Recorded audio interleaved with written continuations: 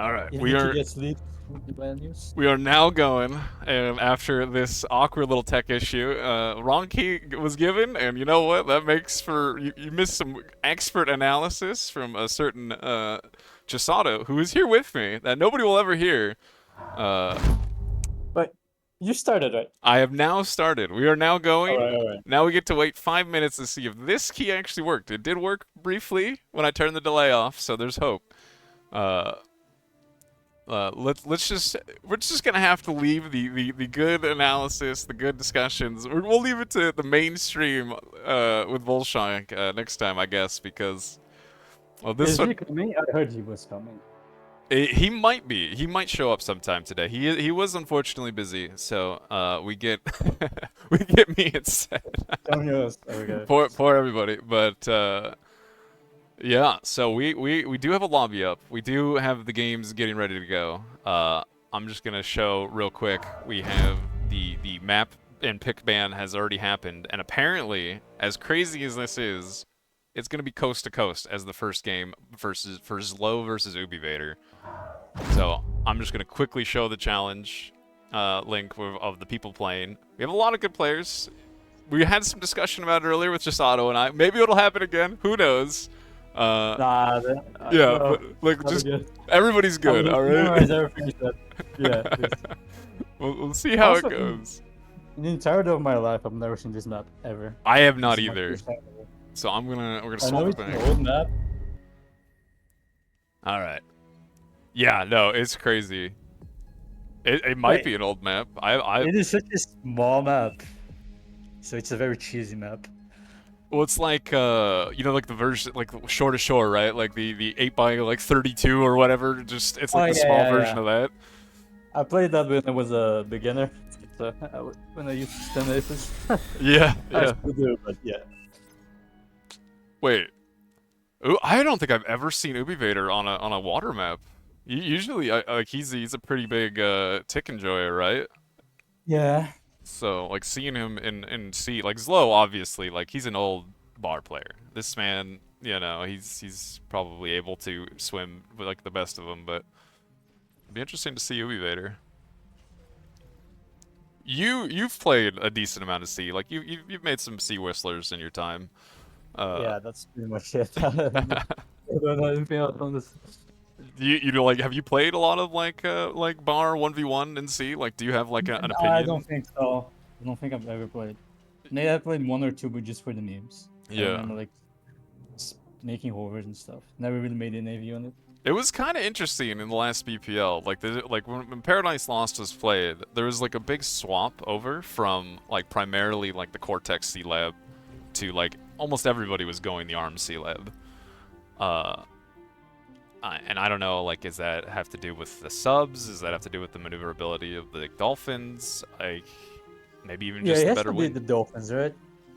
It's a very big map, so Dolphins are gonna excel there because they're fast. They can raid the constructors. And then a map like this. But besides that, I don't really right? know. That's pretty much all I know. Dolphins are good raiders. And in a map like this, there's really not a lot of, like, I don't want to say raiding potential. Yeah. There's nothing much you can do. Like, you cannot really raid anywhere. Yeah.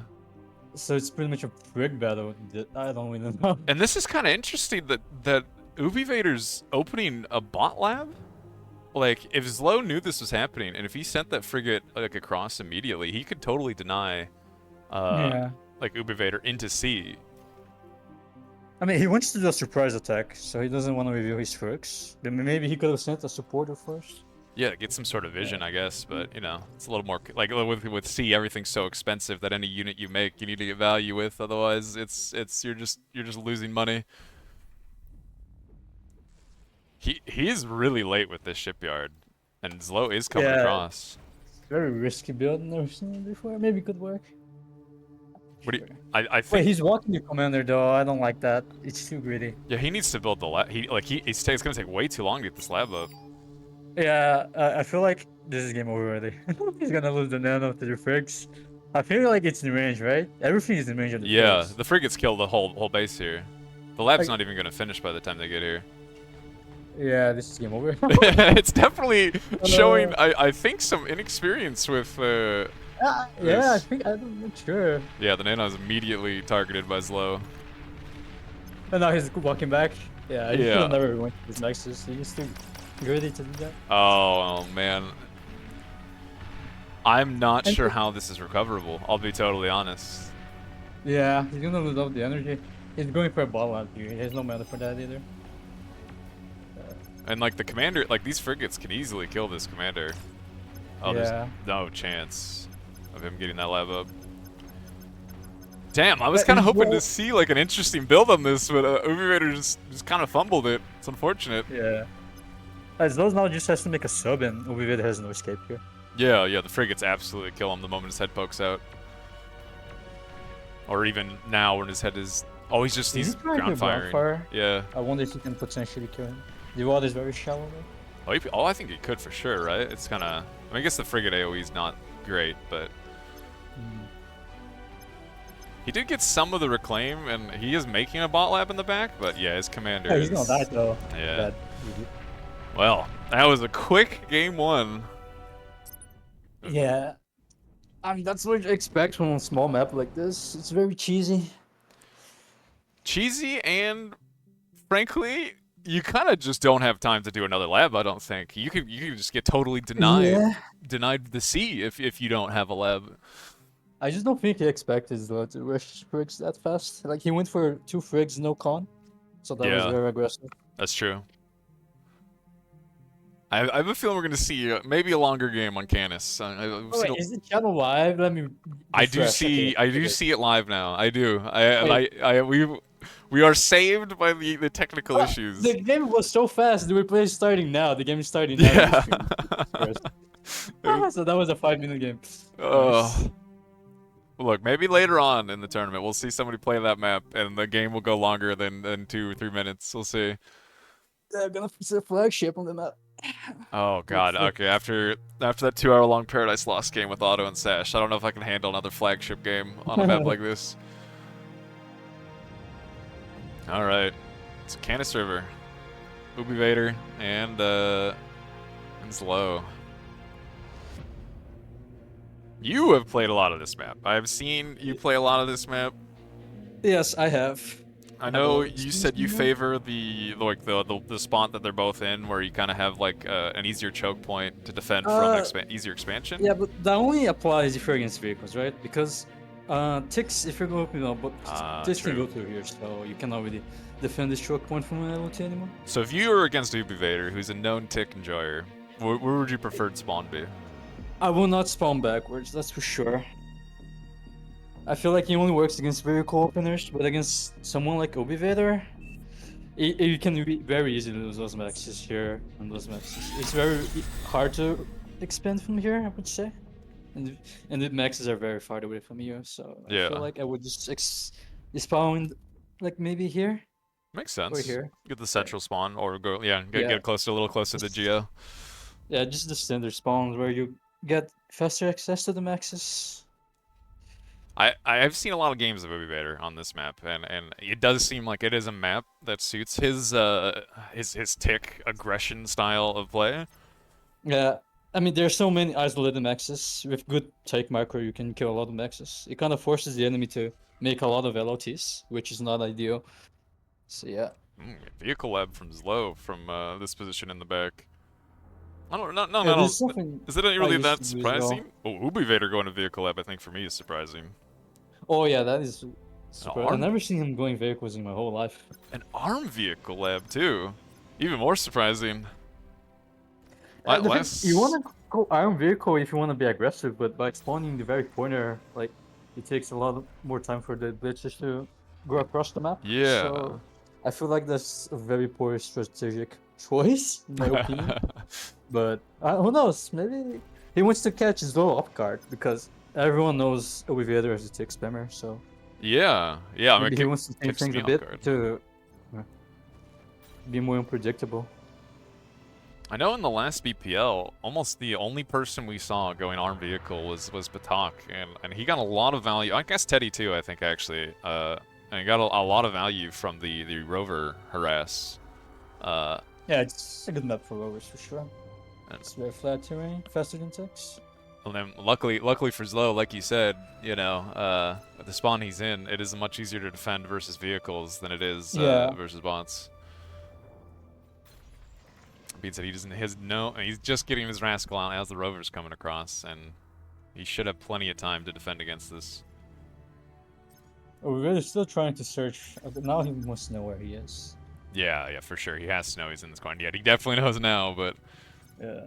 what his response is will be interesting to see. Oh, this is very interesting. Ooh. Oh, he's making walls. I thought it was mines. Yeah, there's Wait, no wait, way you can make... Mine layers can make walls? I didn't know about that. I've never seen anybody make walls out of a mine layer. I'm right there with you. Is that a new change? I don't think that's new. I have never seen it, but I wouldn't be surprised if that existed. I feel like over there just experimenting. He's doing such a weird build. He's stalling very hard making this nano. And the mine layer as well is very expensive to make. That is true. That is true. That is a very expensive unit. It's like, yeah, especially when he's making a nano and he's e-stalling. Yeah, this is actually, he's in a rough economic spot right here. Yeah. He made a lot of wind, and wind is kind of low. Quite unfortunate. Well, he defends that pretty decently. Kind of looks like we're going to see a little more normal build from Zlo with like the traditional, like, you know, build up of incisors and rascals. And funny enough, this wall is I don't even know if I necessarily dislike it. I don't know. Like, how much metal is that in walls? 64? Is that even really that big of a deal? It's not expensive, but the main issue is you're kind of giving away those maxes. Yeah. It's gonna take a while to secure those, and I kind of don't like that at all. Yeah, better off just to push and take the maxes. Is you wanna take all the maxes ASAP. So by closing your maxes like that, I don't really like that. But maybe he wants to play safe because he knows Zlo can be very aggressive sometimes. Yeah, it does seem like a bit of a like high commitment to not pushing in that direction, which, you know, as you said, like giving up on your own mechs is definitely not something you want to do. He just wants to play safe, I guess. Play for the long game, especially because you already lost the game. I assume it's best of 3, right? I believe it is best of 3, yeah. So yeah, he cannot afford to lose another one, so I guess he just wants to play safe after that initial game. Yeah, he can't afford to lose not in 5 minutes again. He's trying to cut the wall. Like, one day he's gonna catch the kill. That's gonna take so long to kill that. Oh man. Well, and there are a few reasons. Zlo's base? Oh, there are some rovers in Zlo's base. I'm surprised he's got in. This is very unlucky for Zlo. They're gonna catch these back maxes. This is why I always make an LOT here. Like now, because he didn't make one, he's gonna be losing 3 maxes, and that's a lot of damage. Maybe the wall tech was actually the secret tech all along, man. I don't know. Yeah, he could have done that with a con, though. He could have, yeah, he could have. The mine layer. I mean, the mine layer could see some use later, but yeah, it is an early expense. Yeah. Oh, he almost actually lost his mine layer while we were looking at that. It almost died to the rascals from Zlo, and in fact, it still might. And this would be a very expensive thing to lose. Oh, he's gonna lose it. Oh, I was low, didn't see. He didn't see it, yeah.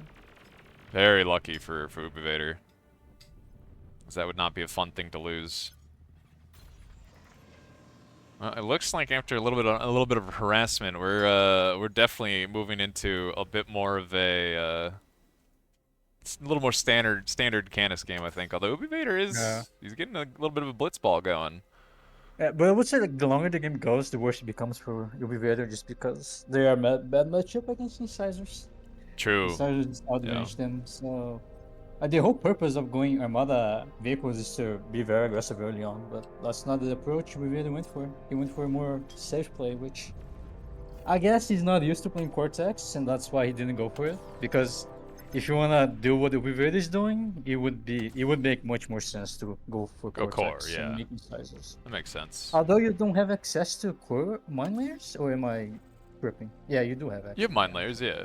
I will notice that Ubivader has energy scale far harder than Zlo. Yeah. He also has like 4 times the build power. That's yeah. He's doing a much better job on the macro side of things. Which, I mean, if you're going to be ARM, I feel like you kind of have to lean into that as well. Like the economic advantage of just having cheaper wins is it's not nothing. Oh, he's going to run these blitz. Not having a rover with these blitzes, I think, is a huge mistake. Yeah. They're just gonna drive right into these incisors, and I mean, all of these should be cleaned up. Yeah, note to self, never attack blindly. Always bring a movie with you. Yeah, unfortunate for these Always risky a little donation with this sort of attack. these incisors And now and these he allows... blitzes have no line of sight. And now that attack allows Slow to counter-attack. And if he ever counter-attacks, there's nothing much Ubiveda can do. That is He a does lot have of some incisors. Janus, but they are too slow. And the map is very big, and incisors can easily spread out and kill every expansion. Yeah, Janus, fuck them yeah, up. they're good on defense, but like you said, like the map is just too big. Like you can't be everywhere, Yeah. and like there's too many valuable like mechs expansions that you could lose to this number of incisors. Yeah. It would make sense if we would mix some stouts in, but going pure Janus is not ideal. Oh, he's starting the mines on the other crossing, and it just the mine layer got cleaned up by those Wraxels. That's the second mine layer he lost as well. Oh, that's painful. Yeah.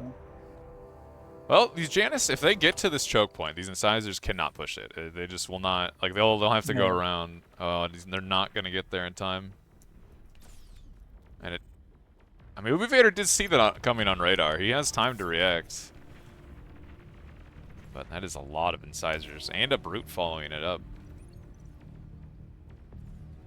I mean, unless he gets some real juicy Janus shots, this is gonna be kind of rough to deal with. Yeah. I mean, Law has to spread these incisors, right?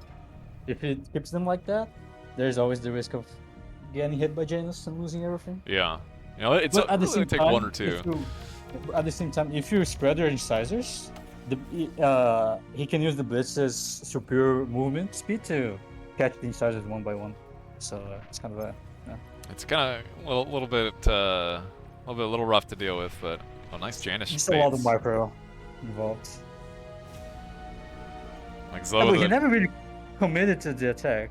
Yeah, it's kind of surprised. I mean, I guess he saw how many units, but still, it's kind of surprised. I guess either way, he was driving into either Janus or Blitzes, and he didn't. I guess he didn't feel comfortable just picking a direction and going. And you know, maybe it's probably a little safer. You know, just going for the little bit longer, a little safer game. Ubivader really likes these mine layers, which I don't necessarily blame him. They like on this map, they seem like they could pretty high impact. Yeah, there's especially strong on this map where there's only 4 accessible lanes you can go across. So it's very easy to close the choke points. Slow is opting for a bomber swap, although this E-stall is not helping not helping these bombers getting created at all. Yeah. I think he could get some pretty good value here as Ubivader is entirely wind spamming, and there's frankly a lot of converters in between his winds and mexes, and does not look like he expects this there swap. Well, it's kind of slowing down a bit. Not really. I guess Zlow's waiting for his bombers to build, and Ubivader I think is just trying to stabilize and make sure he grabs all of his mexes. Continue scaling. He's being a little crazy with his calm here. Yeah, he could die here actually. He does have vision though. And he also can go to the water. Yeah. So And maybe he knows. it's Cortex, right? Like you pounder brute, you can get sniped by it, but it's a little harder, a little less threat than say like arm with multiple Janus. Yeah. Oh, speaking of, the incisors are jumping on these Janus, and they got a good connection, but they should all get cleaned up here. But still, it's not like Ubivader side of the map, so he's gonna secure the reclaim anyways. So it's not kind of necessarily a bad trade Here for come him. the bombers. Yeah, but he sends the air scout too early, so he actually knows the bombers are coming. Yeah, a lot of egg getting dropped, a lot of whistlers getting made. Yeah, he should have probably sent the bombers first, or maybe sent them at the same time. Yeah. By revealing the air scouts. Ooh. Awkward. Weird bomber mic. Yeah. I mean, this is still value at least. If he can keep going and snipe mexes, this is still value. Yeah, if he can kill every max without dying, then absolutely good value. A lot of incisors got caught by the blitzes there. Some managed to get through. Ubivader in the unfortunate situation of trying to shoot down this bomber with whistlers and chase it down with whistlers, which is never where you want to be. Yeah. As it really is just unopposed, killing all of these mexes. And now Zlo has shown that he also has Shuris. I wouldn't be surprised, yeah, if we see an air lab from Ubi Vader. There it is. He definitely cannot let that bomber keep going, or those Shuris. All in all, I don't think those bombers. I mean, it's still going. It got what, 4 mexes, 5 mexes? I'm not sure that was necessarily bad, but he definitely wanted way more than he ended up getting. Yeah, it was not worth it at all, I would say. Yeah. He kind of traded a lot of, like, the expansion and the macro. He was stalling a lot making those bombers. Yeah. And he only got value from one of the bombers. It was unfortunate. And he loses a few maxes, but he can quickly rebuild them. Yeah. Using land cons and air cons and whatever. Now being reduced to just bombing army, which, I mean, I guess he's got a minute or two to get something, not even a minute, probably like 30 seconds left to use these bombers somehow before the fighters get here. He's got to do something with them. Yeah, army value, like, it's still decently even. Like, Ubi Vader's got a bit of an advantage. Macro-wise, I would say he's still, like, solidly ahead of Zlo. Yeah. Yeah, the arm wind advantage is pretty massive here. Well, and frankly, I think his expansion has just been a little bit better than Zlo's. Yeah, I wouldn't say wind was the difference here. It was just pretty much scale difference, I would say. Sorry, It's macro diff. Yeah. Which is, I mean, that's fair. Like Zlo still has a lot of mexes on his side of the map that aren't taken, whereas Ubi Vader's now he's expanding with air cons. Like he's taken every mex on his side of the map. Yeah. It's not nothing. Those mexes, they mean a lot. The bombers got some value, but now they're gonna die. And like those mexes are gonna be rebuilt anyways. Yeah. Ideally, you really want to get some wind here. If he could get some wind connections if he committed for it, but he's deciding just to go for mex snipes. 10 or wins at this point is not really gonna change much. Yeah. Now that he has like a lot of wins and 8 soldiers as well, it's kind of too late. Yeah. It's Unless you can send him like 15 bombers, but I don't think he can afford to do that. he got some mexes, but these bombers are not cheap. It is kind of painful. There's like a bit of a fight on the northern. If Vader just makes a transport and just drops here, he can rebuild those maxes so fast. Yeah, or just air cons, right? Like he has them flying around. Yeah. Like air cons do not have a build power. Yeah, their build power is a little terrible. If we have the micro to know that, very nice. Well, it's is definitely kind of getting away from Zlo here. He hasn't managed to get any value with any of his plays. Like the incisors didn't get anything. Paused. Oh, we got a pause. He didn't get any value with his incisors. Didn't get any value with his air lab. I'm not sure what Zlo can do here to get back into this, but he's pretty solidly down. I think earlier what made the difference was he didn't commit to the incisor attack. He was too afraid Battle to started. donating the metal. Yeah. But I feel like that was a mistake. I feel like with proper micro, he could have dealt a lot of damage with the incisors. But he decided to run away. Like these mind connections. They're too funny. Yeah, he's on firing them. That's kind of nice. Even that's just buying time. Like there's so much value just from these mines. Just from the thought of mines being here is like huge value. Zlo does have a rover watching this mine layer make more mines. And it looks like he will catch it. And not, yeah, he's gonna decide he doesn't want to drive into the mines today. That's for another day.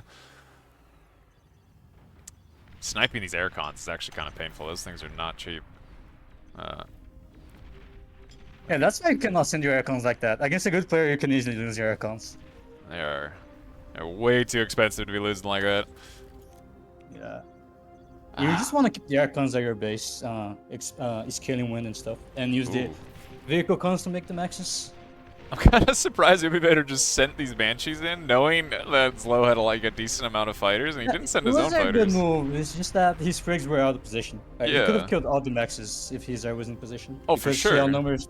Like that's why I was surprised he did it with his fighters like not there, you know, like. Yeah, just a small misplay. It does happen. Oh, he's going a little aggressive here with these tanks, so he is like solidly down in these the tank count on this side, whereas he does have a bit of an advantage, I would say, on the southern crossing.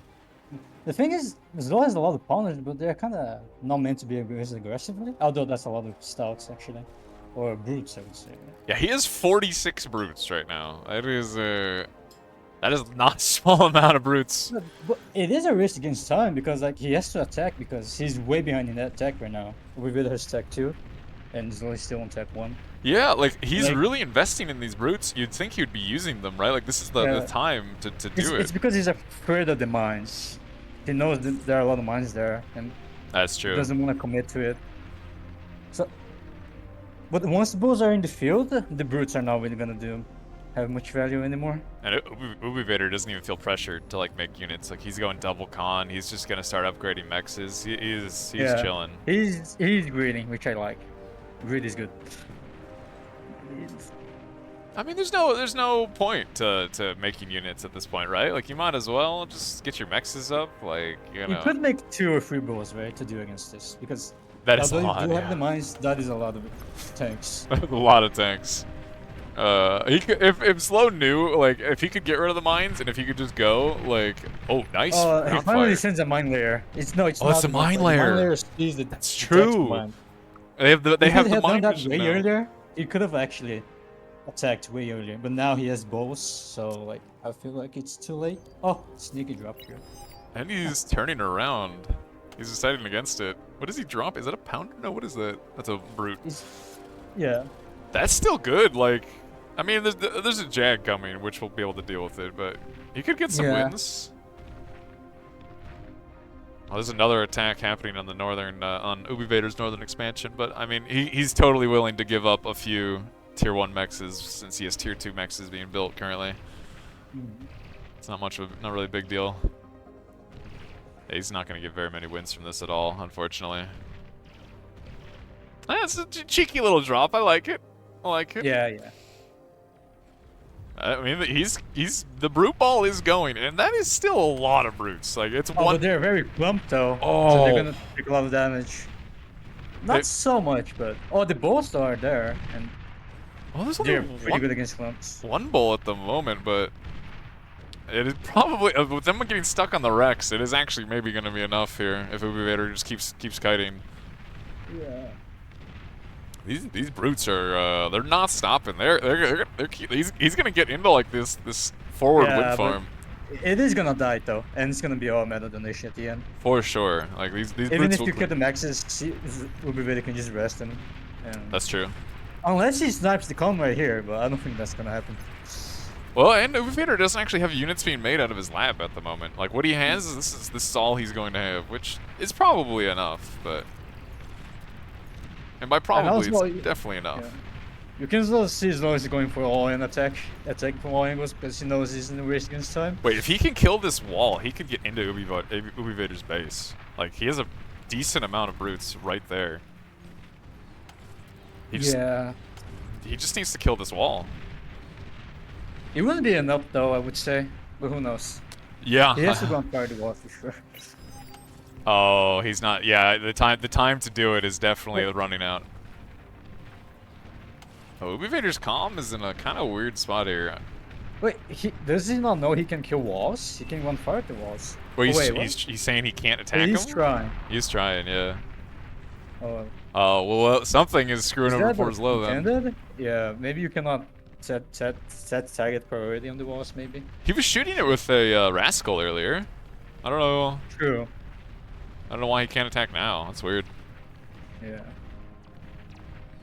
Well, the Shuris are here now, but I mean, there are Whistlers, there are Jags. I think these Shuris aren't gonna be enough of a force difference to offset the tech difference. Yeah. Although there's a raid here, and this raid is very good. He's gonna kill the cons and consoles. That's like the primary target. Yeah, getting the tier 2 cons kind of nice. Yeah. On the consoles, yeah. But the thing, you think this is a good raid, but like, It's a lot of you metal. can, like, Ruby Vader can always just spend like 15 res bots and just res everything with proper macro.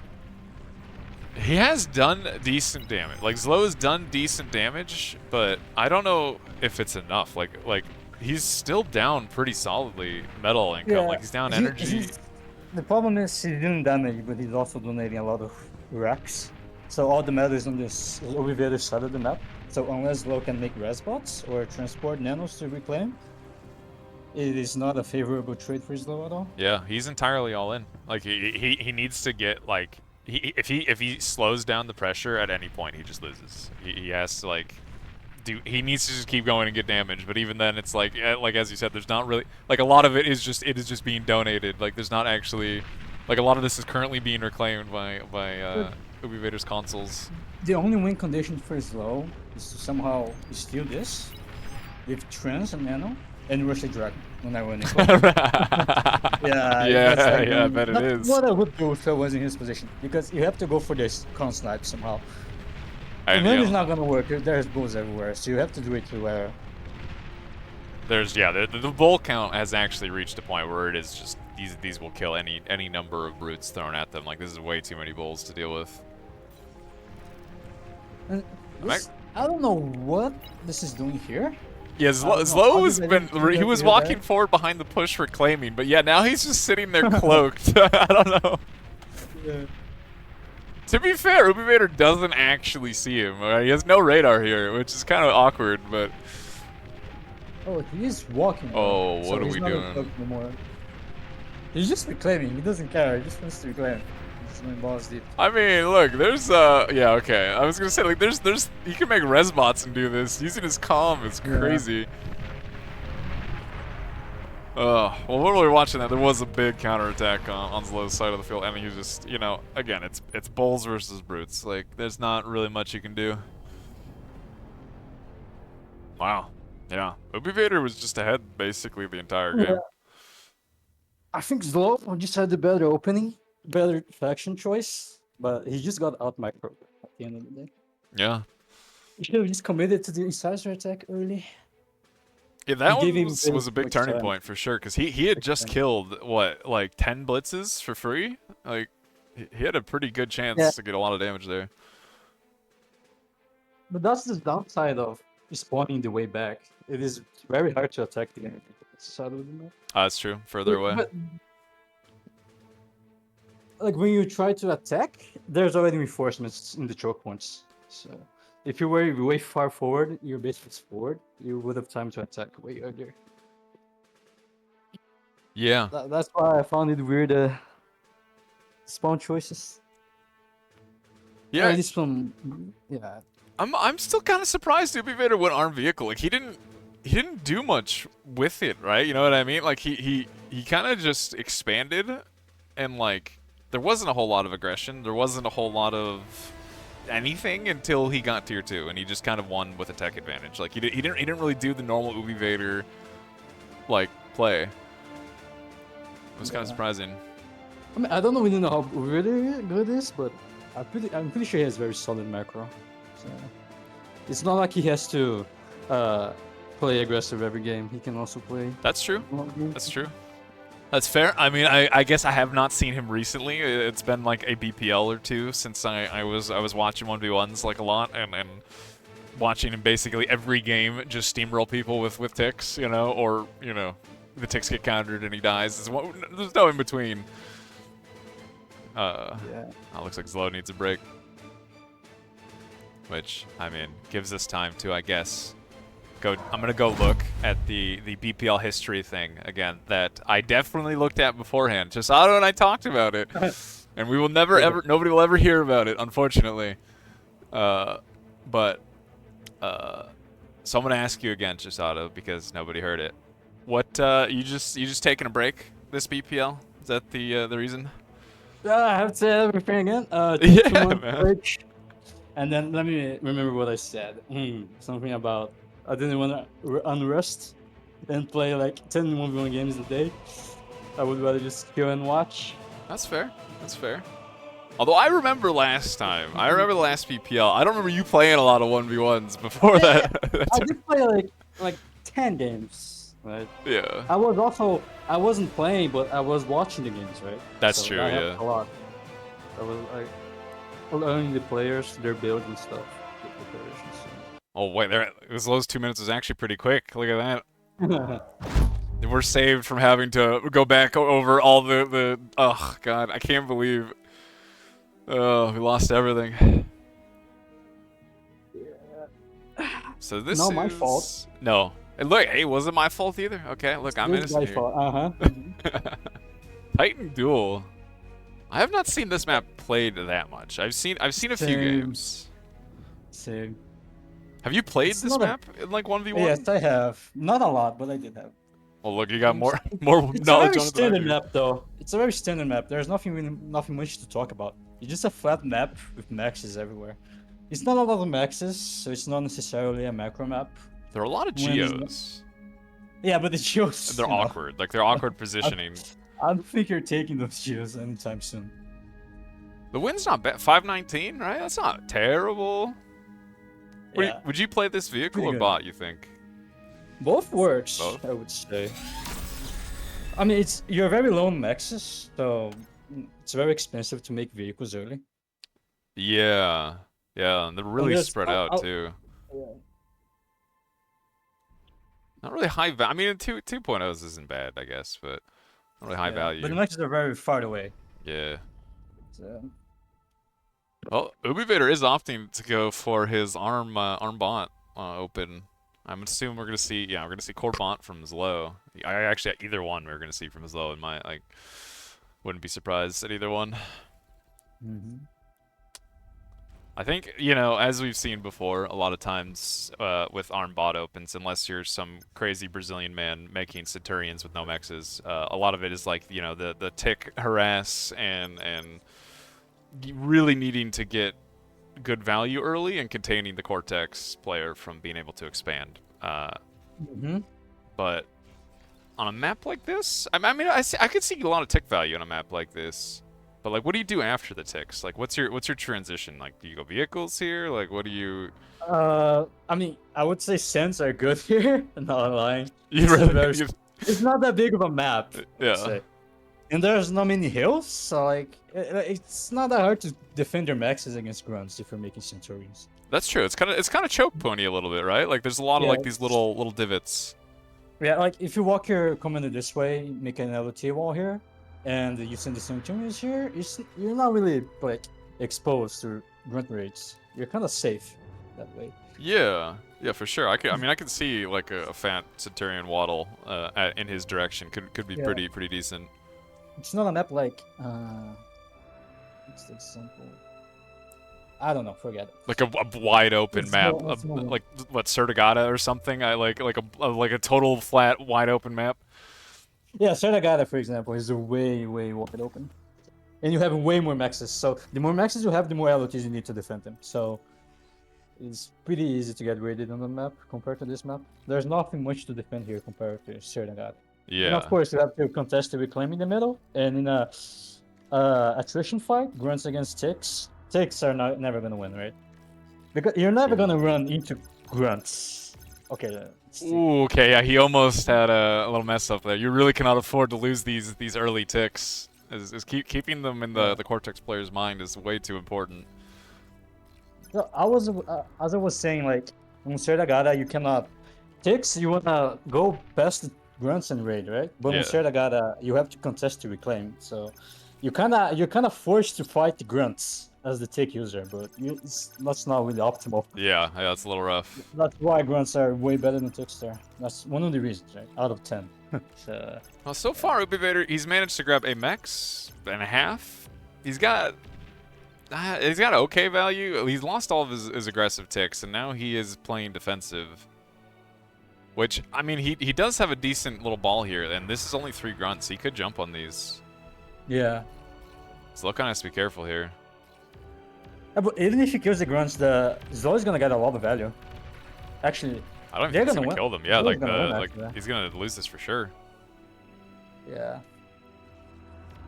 And in fact, I don't like what does Ubivader do? Like Zlo's just making grunts and throwing them at him. I feel like Ubivader's mistake was not walking earlier. He's like spending too much. He cannot afford a Con and a Nano. He's stalling a lot. So I feel like he should have walked earlier and he should have made Centurions already. He's still making pawns, but pawns are bad against grunts. So yeah, it's just a losing battle. The pawn speed change not really doing enough for them to make the matchup a little better. Yeah. He's not really making the right decisions here. So he's staying base and not making sense. He did. He managed to kill a few of the grunts like on the southern push, and he's isolating a few of like the reinforcements. But yeah, he's really struggling to deal with this big ball of grunts. Yeah. Oh, he might actually catch it, or not. Nope. Pawns, Yeah. they just can't close the distance in time, man. There's just not the speed difference is not that much. There's a rest bot there as well. That's true. true. It's going back. Zlow's already here. He's already rezzed a grunt. Like he's already rezzing. Oh, if Ubivader manages to catch this rezzer with these ticks, this would be enormous. Like, he needs that for sure. That was a rezzed tick that Ubivader just killed. It's kind of funny. Don't see that very often. So far, their expansion has been about the same. Like metal income wise, Ubivader's like way down on energy income, which is kind of surprising considering the wind is at max and he's arm. Yeah. I mean I guess he's just not really not really managing to scale as much as he normally does. I am kind of now that you're like you mentioned it does seem like this would be like a good Centurion like situation, and it is kind of awkward. Yeah, that if those were all Centurions instead of pawns, he would have had like 5 by now. And it is very hard to stop percents. And the more percents you have, the harder it is to stop them. Yeah, because in yeah. large numbers, they just kill pretty much anything in front of them. Oh, this pawn raid on the north is like wide open. He didn't see the con. Oh, yeah. But that also allows Zlo to counterattack as well. This is also open. So it's kind of that's true. Trade. And it's ticks defensively. Like this is where a Centurion would maybe be some value because ticks defensively is not going to be a fun time. Not in grunt numbers like this. Yeah. Oh, he might catch these he's gonna catch these rezzers. He doesn't have the energy to fire his LLT. Oh shit. That's real bad. That's sad. Oh my god. And the other expansion is getting caught as the LLT. It's firing a little bit, but yeah. Oh, that's bad. That might be game. Yeah, that was a lot of damage that just happened. And it is not stopping. A Centurion is out, but I think it might be way too late. He's kind of just getting contained now. Like there's a small run by happening on the other side, but like Zlo just made a few LLTs in his base and he's content to chill. It looks like he's gonna clean these grunts up. Like he can res these mexes, but I honestly don't know if Zlo gives him the breathing room to do so. Mm-hmm.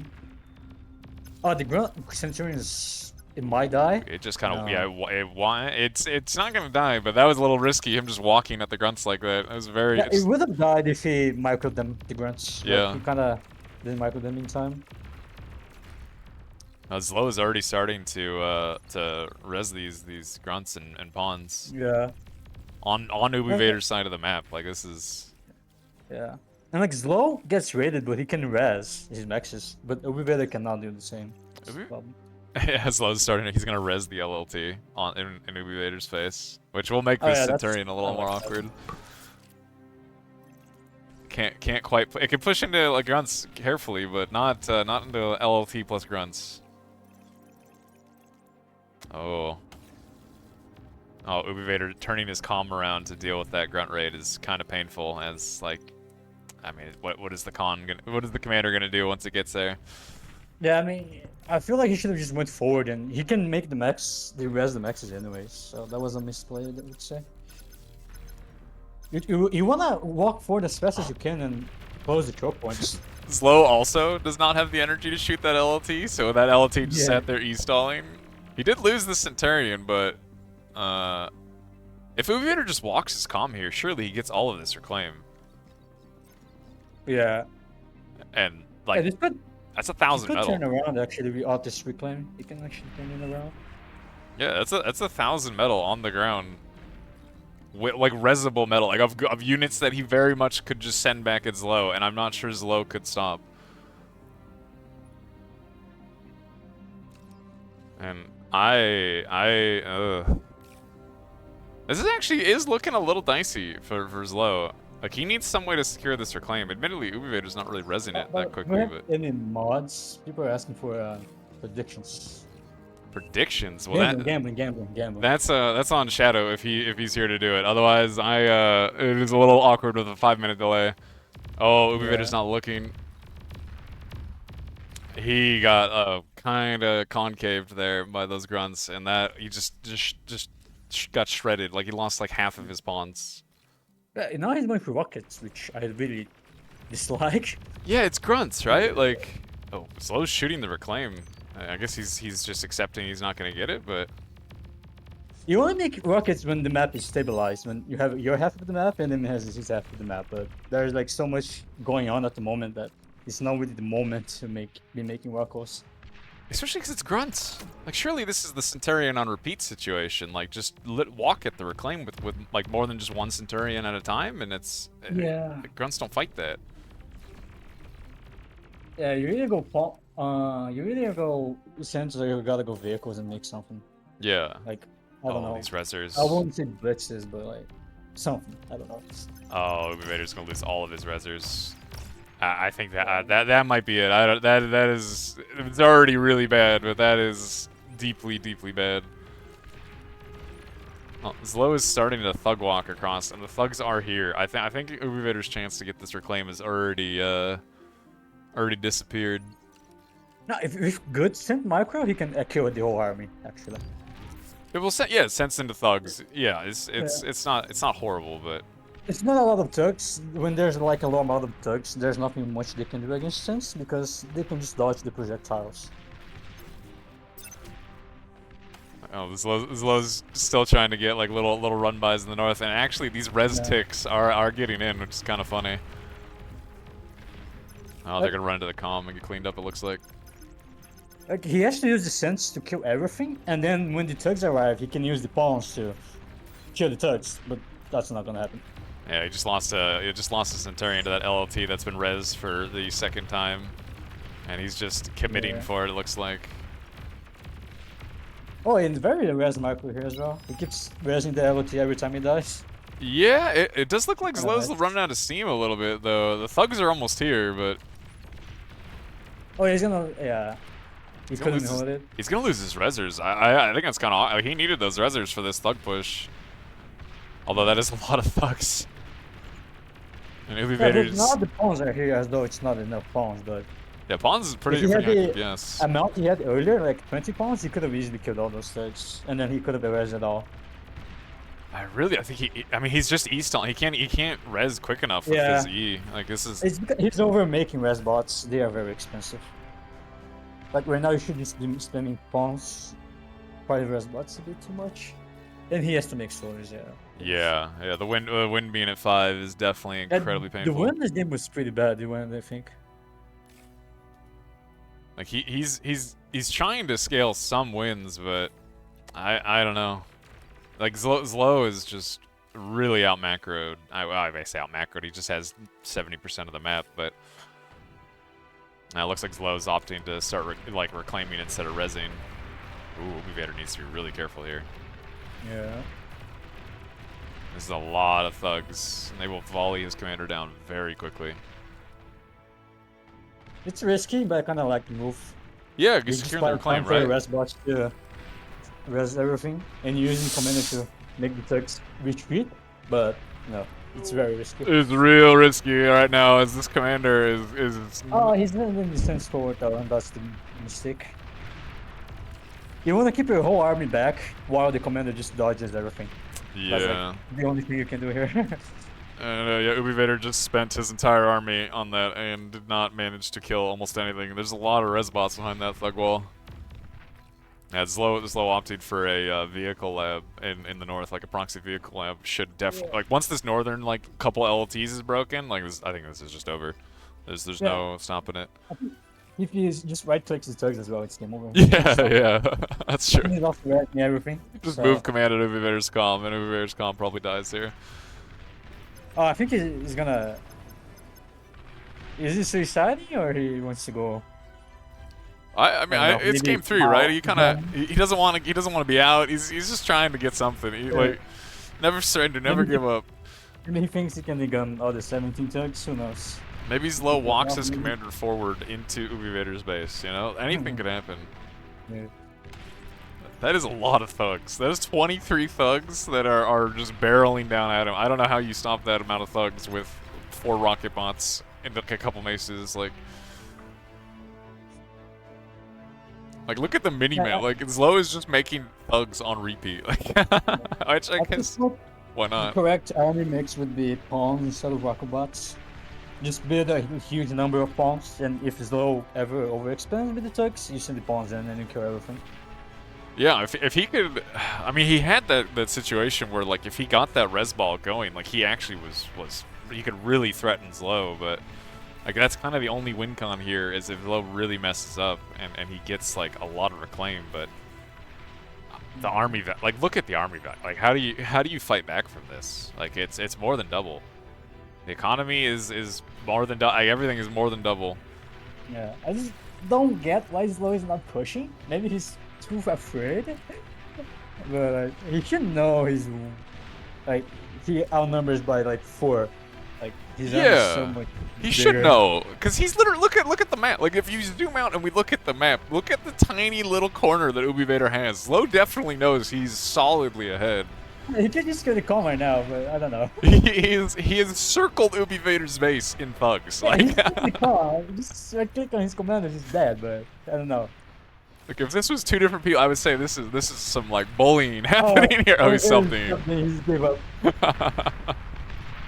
Why is this guy not finishing me? Okay, let me do it for you.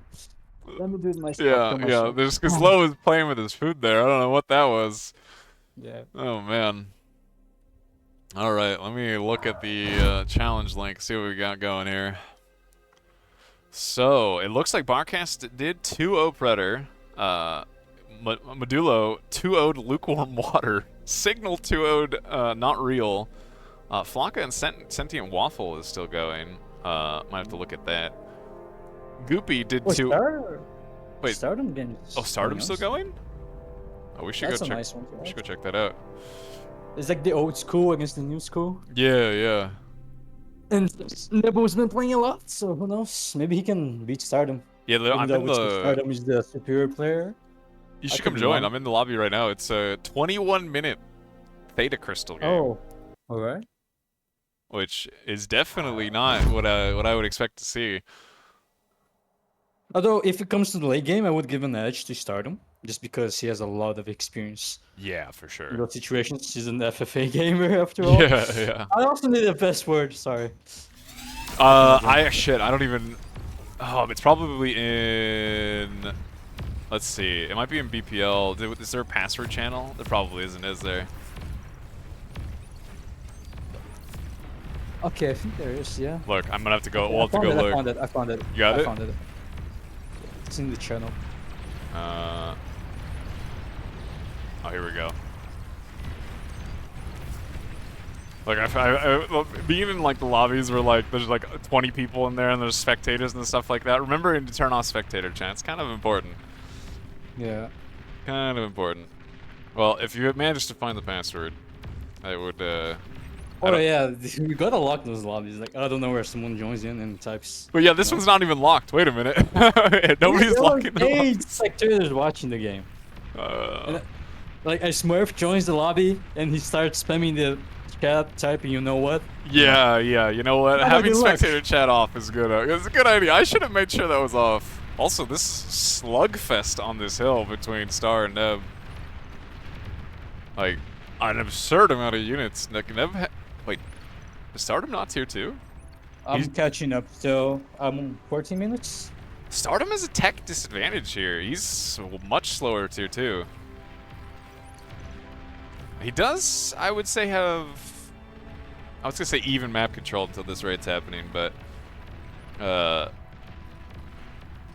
oh man, this actually could be some pretty decent damage here. It's only pawn. I mean, actually, it's grunts versus incisors and brutes. It's not good. Oh, and Shuris will definitely clean that up. Although it looks like Neb has not managed to get many tier 2 mixes yet. Are you caught up now? You get to see this. The Sheldon's tickling away at some thugs.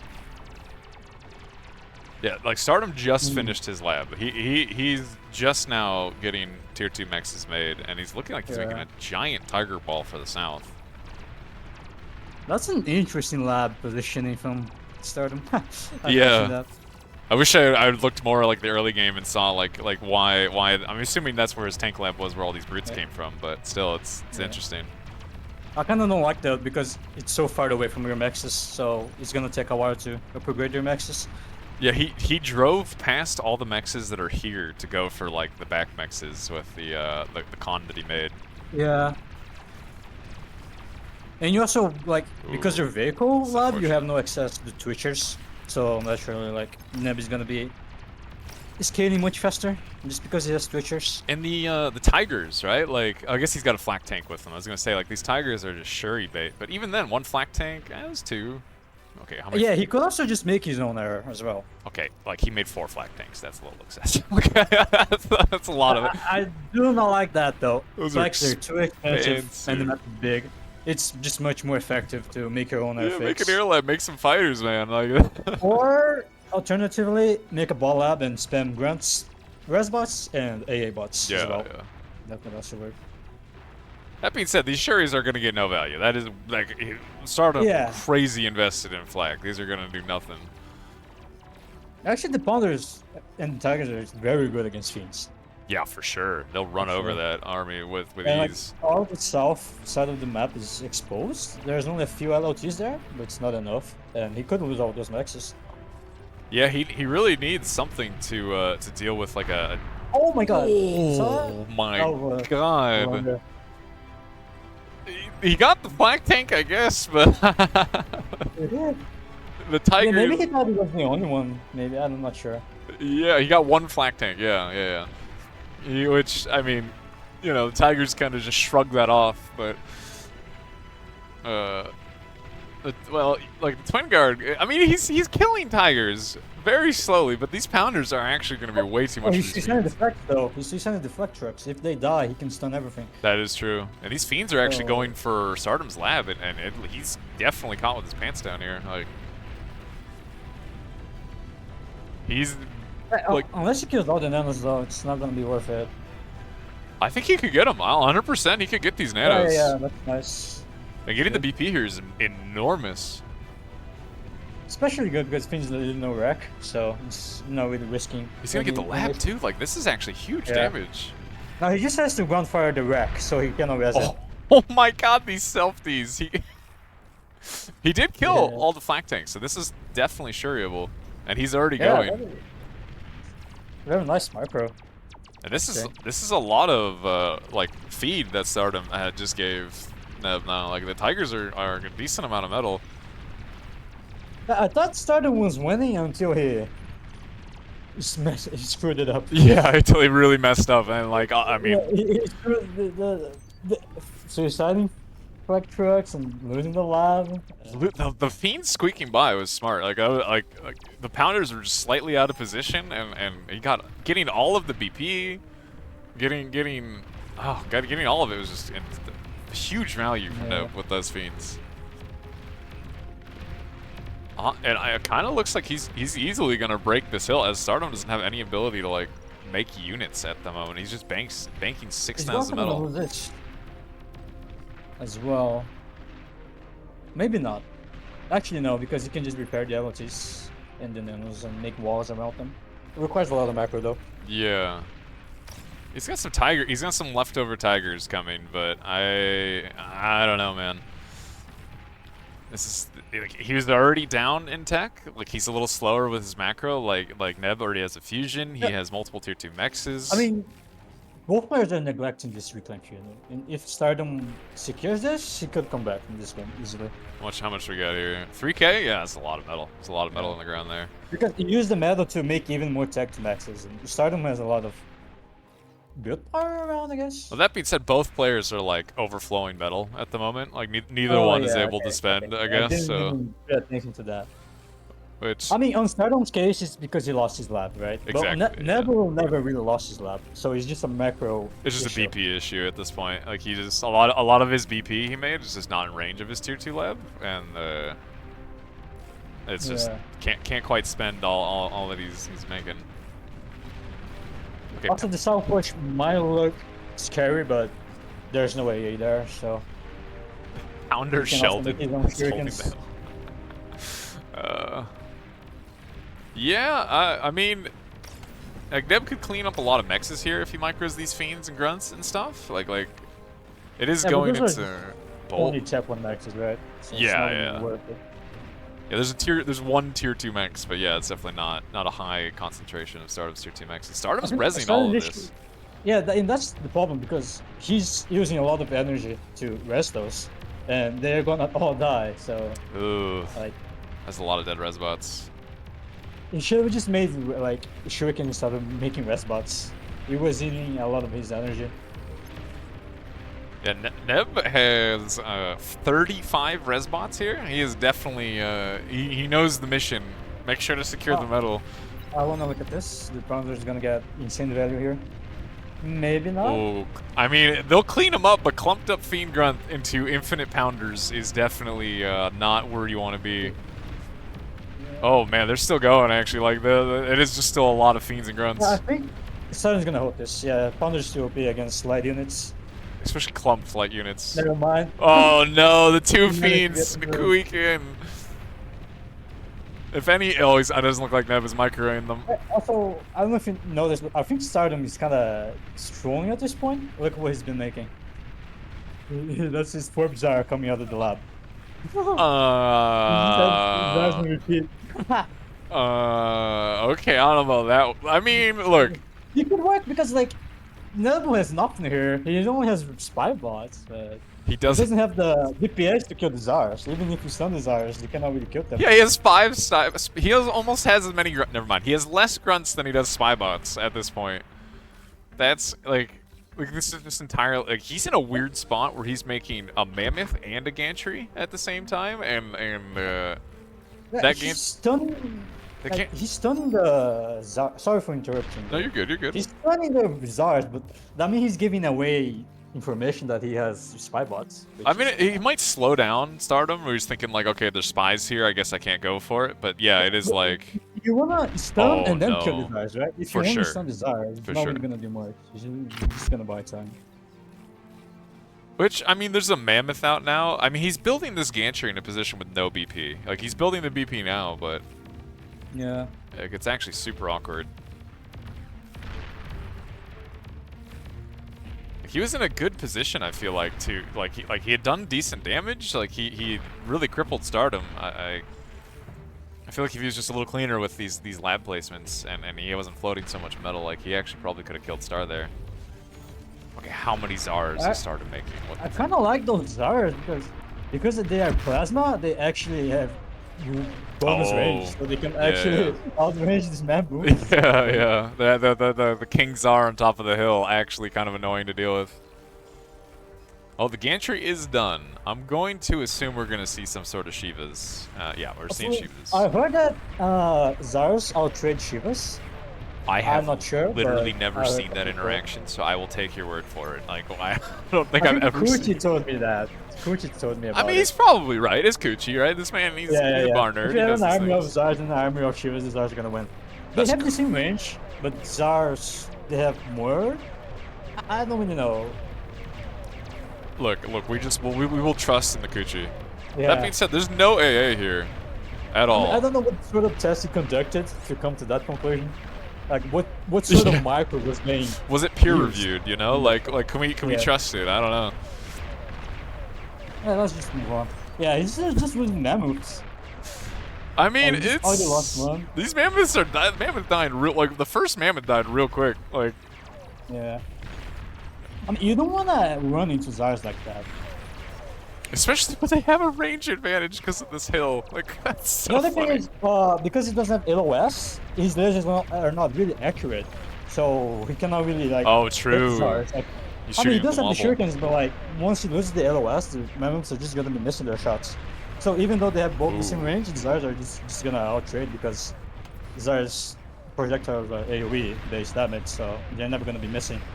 StarDom is opting for some salamanders, which I could get some crazy value here through this spawn. Yeah, pinning those maxes in the back and in the south. Everything's exposed. I also like the rattlesnake. Yeah, Kinda for nice. sure. It secures a lot of, denies a lot of maxes. I mean, these grunts are getting some wins, but like it doesn't really matter that much at this point of the game. Getting the BP would be huge, though. Although, again, most of this BP's out of the range of the lab. That like. Shiva's gonna affinity fire though. Yeah. Yeah, there goes all the BP. Which I mean, it is now Shiva Mammoth versus. Well, it was multiple Zars, and it still kind of is, but the Zar numbers are dwindling. Yeah, but now the Zars are at the upper hand here because they are uphill, so bonus range. Yeah, and Star And the spamming rattlesnakes rattles. are also helping. So like those Shivas are just losing this battle. Another Zar did die, but And yeah. like the thing is, because he's fighting in range of rattlesnakes, Nabu is never gonna be able to rest this. Yeah, I'd really like him Like to this- go through the pond here, right? Like this seems like it- prime Shiva territory. Like go StarDom through. just has to kill the Razbox with the rattlesnake. Oh, the salamander push is happening now, and Oh, yeah. a weird, very slow pounder push, which is not something you see very often, but it is happening. Yeah, the Shivas are really getting out traded up there. Like these Salas are definitely they could kill a lot of these mexes and the tier 2 But you cons. can't really fight into this hill. It's just a losing battle. You're just adding more metal to StarDom to eat, pretty much. 10,000 You metal either on the have ground. to make Shivas to go to the middle or to the south. You can't really For fight sure. this hill anymore.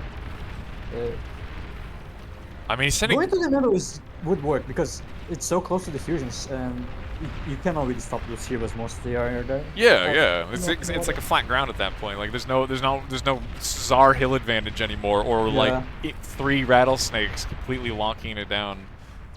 Yeah, so like this is just a lack of experience, I think. Yeah. Like that's about like 10 Shivas you threw away, and they got like absolutely no value. GG. So He's deciding Well- GG, which is unfortunate because he is Yeah, up in economy. Like I think it's what I said earlier. Like Just even though experience. Nebo had an advantage and he was winning the whole game, the StarDom wins just through experience alone.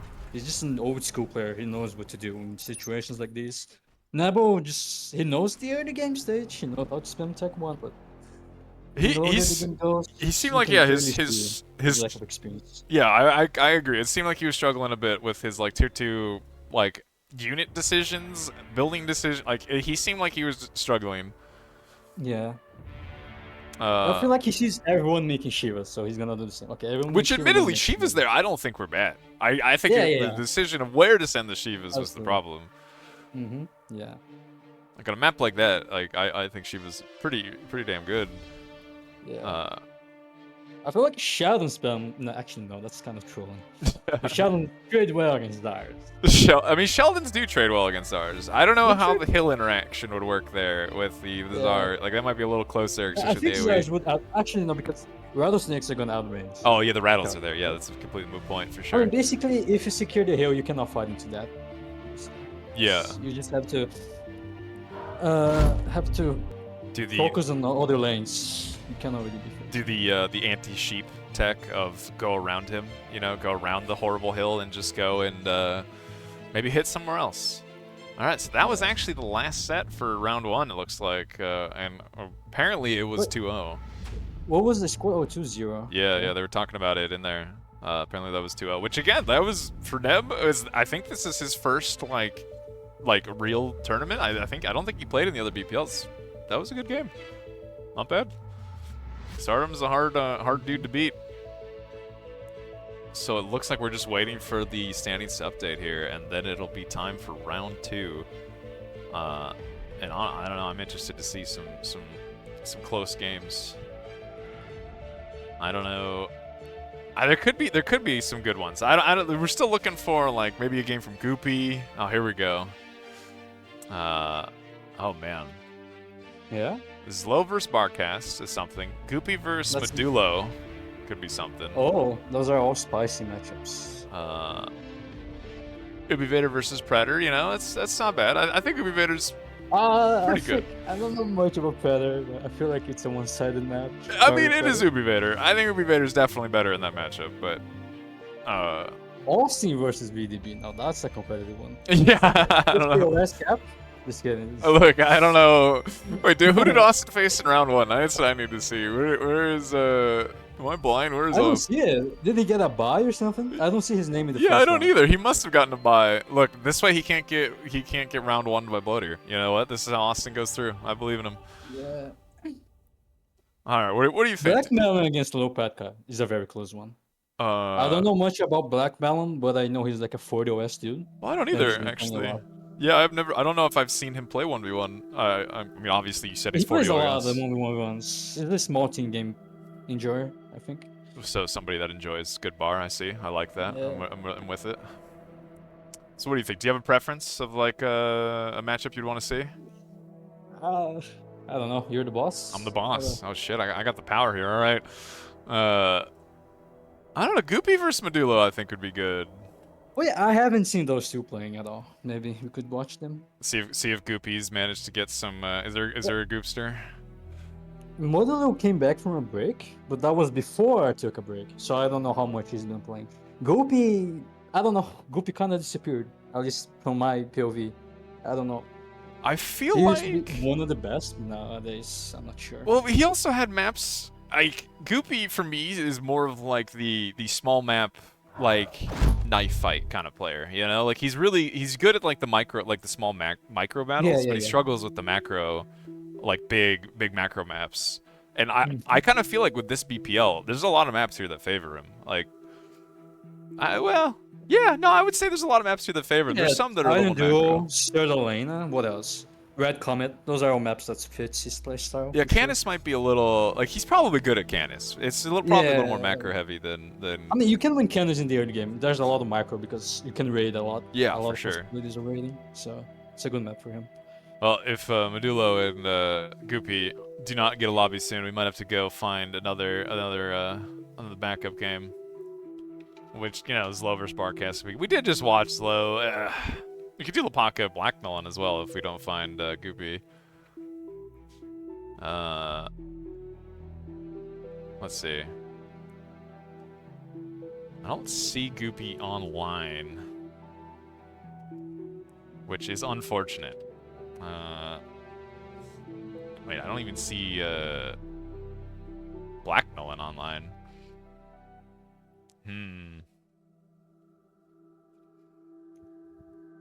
DoMiNo versus Signal. Have you seen Signal play? Like, do you know, is he? No, I have no. I think he's like some 20 OS dude, maybe 30.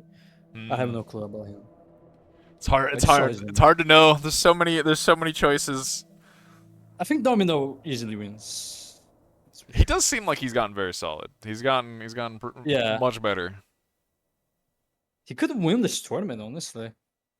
I think he's a very young dude and he's playing a lot, so very easy for him to reach the top ladder. And he's learned from the school of X Factor, which I mean X Factor is consistently good in any tournament he plays. So anyone who's an X Factor student is gonna be a top player, right? Yeah, it's a good man to learn from. Well, I mean, I guess we might have to find a different one. Oh wait, no, Lapaka Blackmelon. There you go. You know what? Are we watching that one? I don't see Goopy even online, so instead of waiting for Goopy to get on, we could probably watch Blackmelon and Lapaka. That sounds good. Yeah. And it looks like they do have an unlocked lobby. Yeah, they gotta lock it. Nobody's doing it, man. Oh man. Just imagine Shoddy joining this lobby and then. Okay. Hey guys, lock. Give me ideas. Actually, I should just. Hey guys, lock the lobby. There you go. I'm gonna tell them to lock the lobby. Oh no. Oh man. All right, look, they're doing maps pick ban. It looks like. I really want to see. I know a lot of like 1v1ers. They don't like playing shallow straight. I think as a spectator, that map's always fun to watch. Yeah, for sure. There's a lot of silly things that can happen on that map. I guess primarily I've seen a lot of fun things from Chef Randy. Okay, on that map, he's a funny guy on Shallow Strait. But oh, looks like okay, they're banning coast to coast. Lepanka bans coast to coast, and Blackmelon's I banning wanted to see the Avalanche. flagship on coast to coast. No, bro. Okay, I'm so over flagships on these maps. Otto and Sash cured me of that. I'm done. I don't want to see it ever again. Never again. Canis River. A lot of people like that map. I think it's just a good 1v1 map. It's Yeah, it is. It's decent macro. Like it's got interesting terrain. Like it's just solid. Yeah, all maps are viable, and it's not really a volatile map because there are a lot of choke points. Yeah. The game is never gonna end at minute 4 unless you just get skill gaps, like right? Like it's not really a huge chance of just dying. All right, so Lepanka did ban Canis River, and Blackmelon is picking Shallow Strait, which I am. You mean picked, not ban. Oh, he picked Canis. True, my bad. You're right. Yeah. Lepanka picked Canis, and Blackmelon picked Shallow. And Lepanka's now banning Sertaleina, which, you know, I'm that map. I don't know. That seems more of like a grunt, spammy kind of map. Maybe not. Not necessarily. I guess there's no reclaim. It's not Sertaleina, right? There's no reclaim. Yeah, you don't have rocks. And wind, I'm not sure. I haven't played that map in ages, but the wind is not as high. I might be wrong, though. I might be wrong. I think in my mind, I always confuse it with Sertaleina, but there's no reclaims, so there's not really like a reason, like a dire need for response. There's also not a lot of maxes. Map is relatively small, which means you can easily make LLTs. And not a lot. You can just make 1 or 2 LLTs and it covers a lot of maxes. Yeah. Which makes grunts way more weaker, I would say, less effective. Yeah, vehicles get a lot more value. Alright, so he banned, Lepanka banned Sertaleina, and now Blackmelon's banning Red Comet. So that leaves what for Titan Duel? I don't even know the pool. I think it's between Theta Crystal and Titan Duel right now?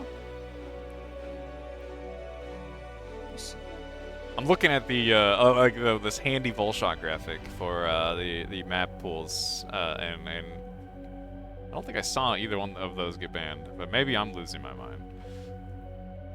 I'll ban Titan Duel. Okay, so it's gonna be Theta Crystal for Game 3. Should we get there? Some big maps. I think Theta Crystal's just a good 1v1 map, right? Like it's just good. Similar to Canis, just a lot of maxes. Yeah.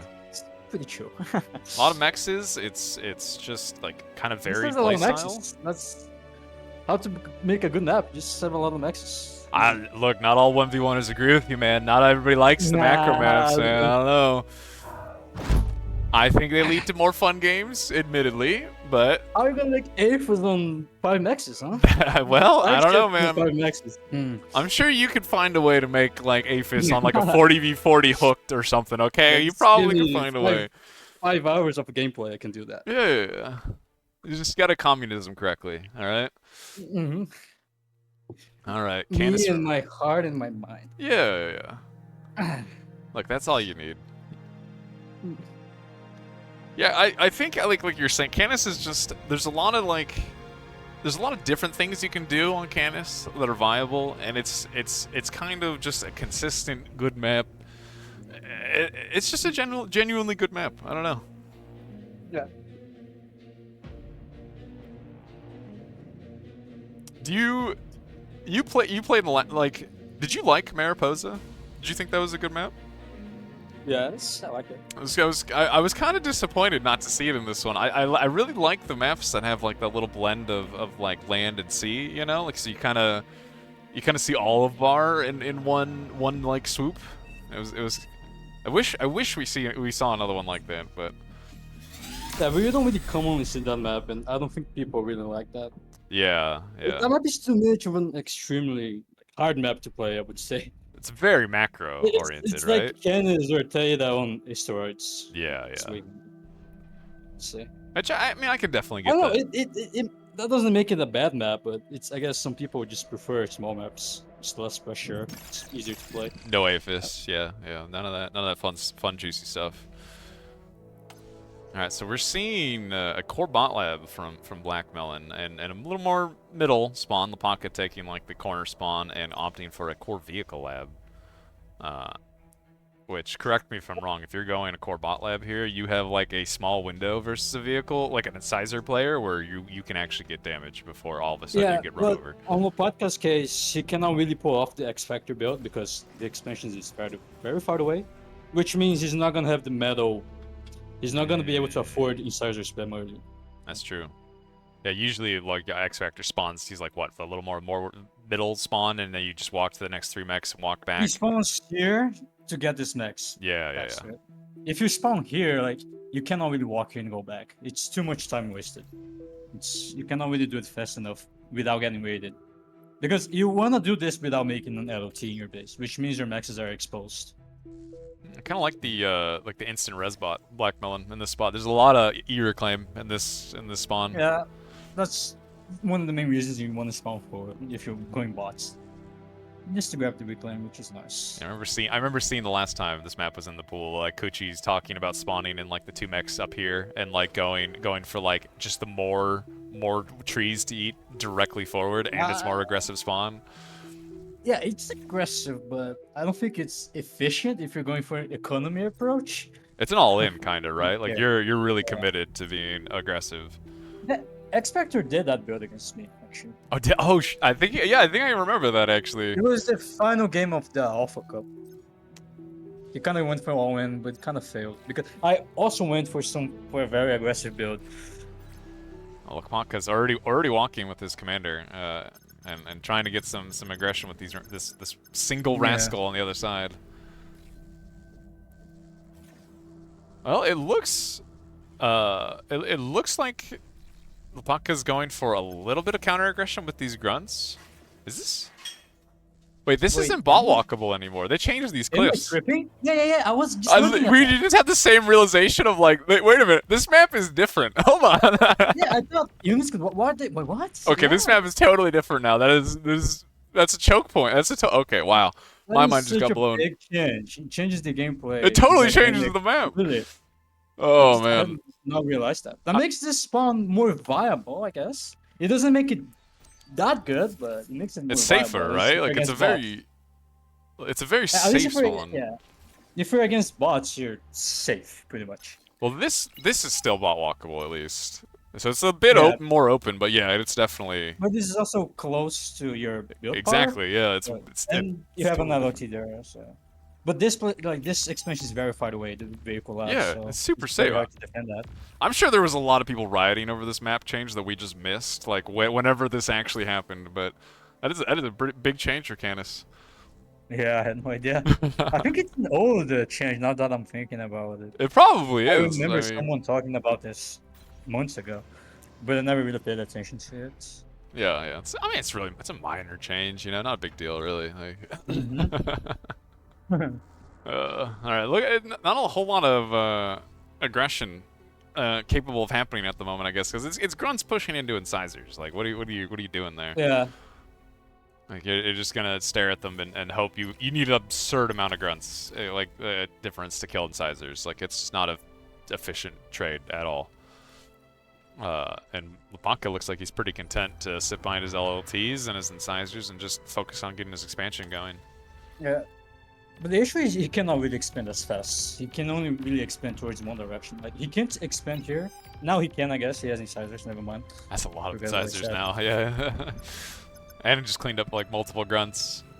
But the thing, when the enemy spawns in the corner, it makes it easier for the guy here to expand faster, just because the You just units are expand so in every far away. direction, right? Like, Yeah.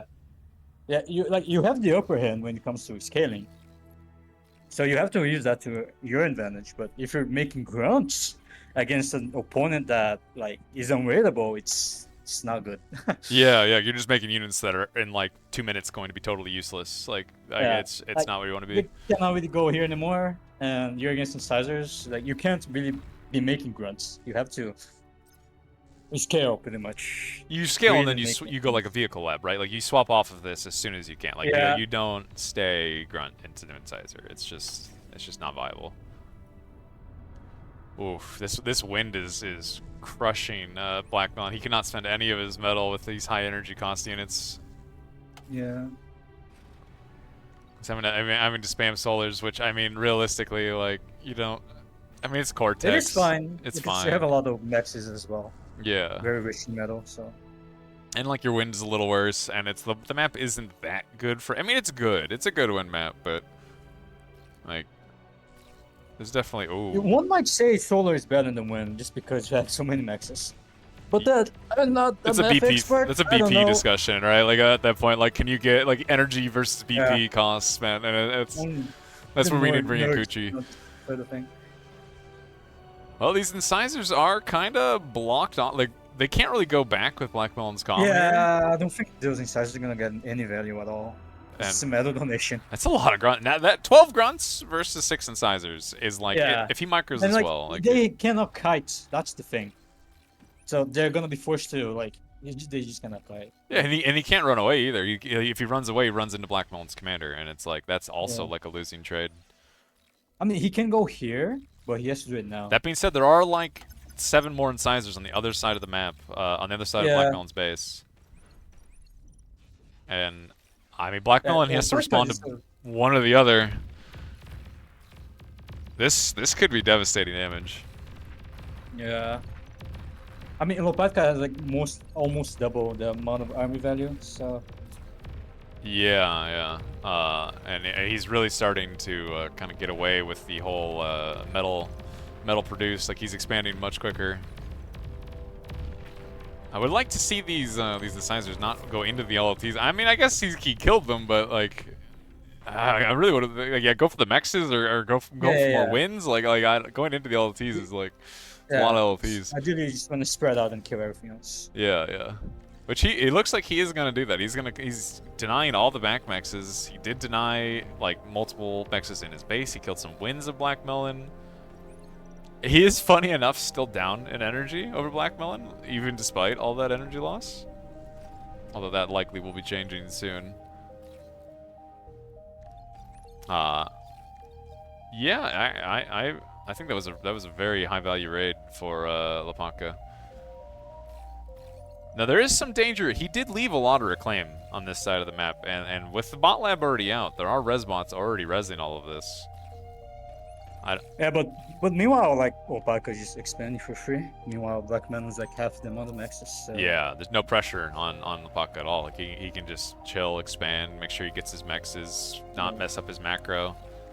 And by the time Blackmelon reses everything, Lopatka is just gonna have like sufficient army to. Oh man, that, so. I don't know if Blackmelon even knows that this mex died next to his lab. This actually hurts. Still untaken. Yeah. It's looking like he's opting for a Blackmelon's opting for an air swap, which I mean that's one way if you're in a disadvantaged position. I feel like that's one way to get value. It makes sense if you were Armada because of Banshees. Oh, you like the mex snipe? Yeah, the maxes are very like spread out, and you don't have build power everywhere. Like if you make Banshees and kill every max, it's a lot bad. Yeah, bombers can do it, but it's much worse, and they're. Bombers do it much slowly, and like it's way more APM intensive. Exactly, yeah. Like you could go for wind, but wind is very easy to rebuild because you can make solars, they're energy free, and you have trees as well to reclaim, etc., etc. And Lopaka's going for the Geo. Like he's about to have that Geo built, and once that's up, he's gonna have probably no more energy issues. Well, it's Canis, it's a lot of mexes, but he's gonna be in a better situation than he was for sure. Yeah. As right now, energy is both of is what both these players are lacking. Well, I mean, there's not that many incisors here, but like it's enough to keep Blackmelon afraid. Like he's kind of contained in his base. Yeah. It's not really much he can't. I mean, he could try and push out and counterattack, but like. I mean, he could be attacking this, for example, right? But this is just APM stall at the moment. Yeah. If this goes here, it kills every single max here. Yeah, for sure. Lopaka is like he's kind of like naked expanding like at the front here. Like, he has LTs in the back, but I mean now there are pounders and brutes driving up. Yeah, and soon Lopatka is gonna have enough maxes to be able to afford a lot of shurikens fast. So Yeah. Lapaka's opting for bot lab and he's going for like immediate AA bots. Did he see that lab, or is this just he's just making AA I don't bots? know. I mean, he knows Blackmelon is doing nothing, right? He's kind of up to something, so maybe he Yeah. predicts that. Yeah, this raid's gonna run right into about what 5-6 LLTs and a pounder. That's not a whole lot of value there, and it definitely is looking like Blackmelon needs to get kind of crazy value from these bombers, but I don't know how he can do that, to be honest. It's four He doesn't even know where bombers. he spawned, does he? I don't think he knows. No, he has no. Oh, Well, he but knows. Theta He is can also guess. forward A as well, so those bombers are not really gonna do much. Oh, he has. He can lot go of- from the side, but the distance is way longer that way. Yeah, he has a lot of forward A. Like he actually is making a lot of net. Like the scout dies He instantly. killed the air scout as well, so he doesn't know where the base is. Yeah, losing that scout is really painful. Already lost a bomber to the Nettles. Not gonna lose the second one. Almost lose a second one with the combo of the A bomb. But there's so much A in base. Yeah. Although that's a bit of overreaction. Yeah, that's a lot. That's a lot Overreaction. of anti-air.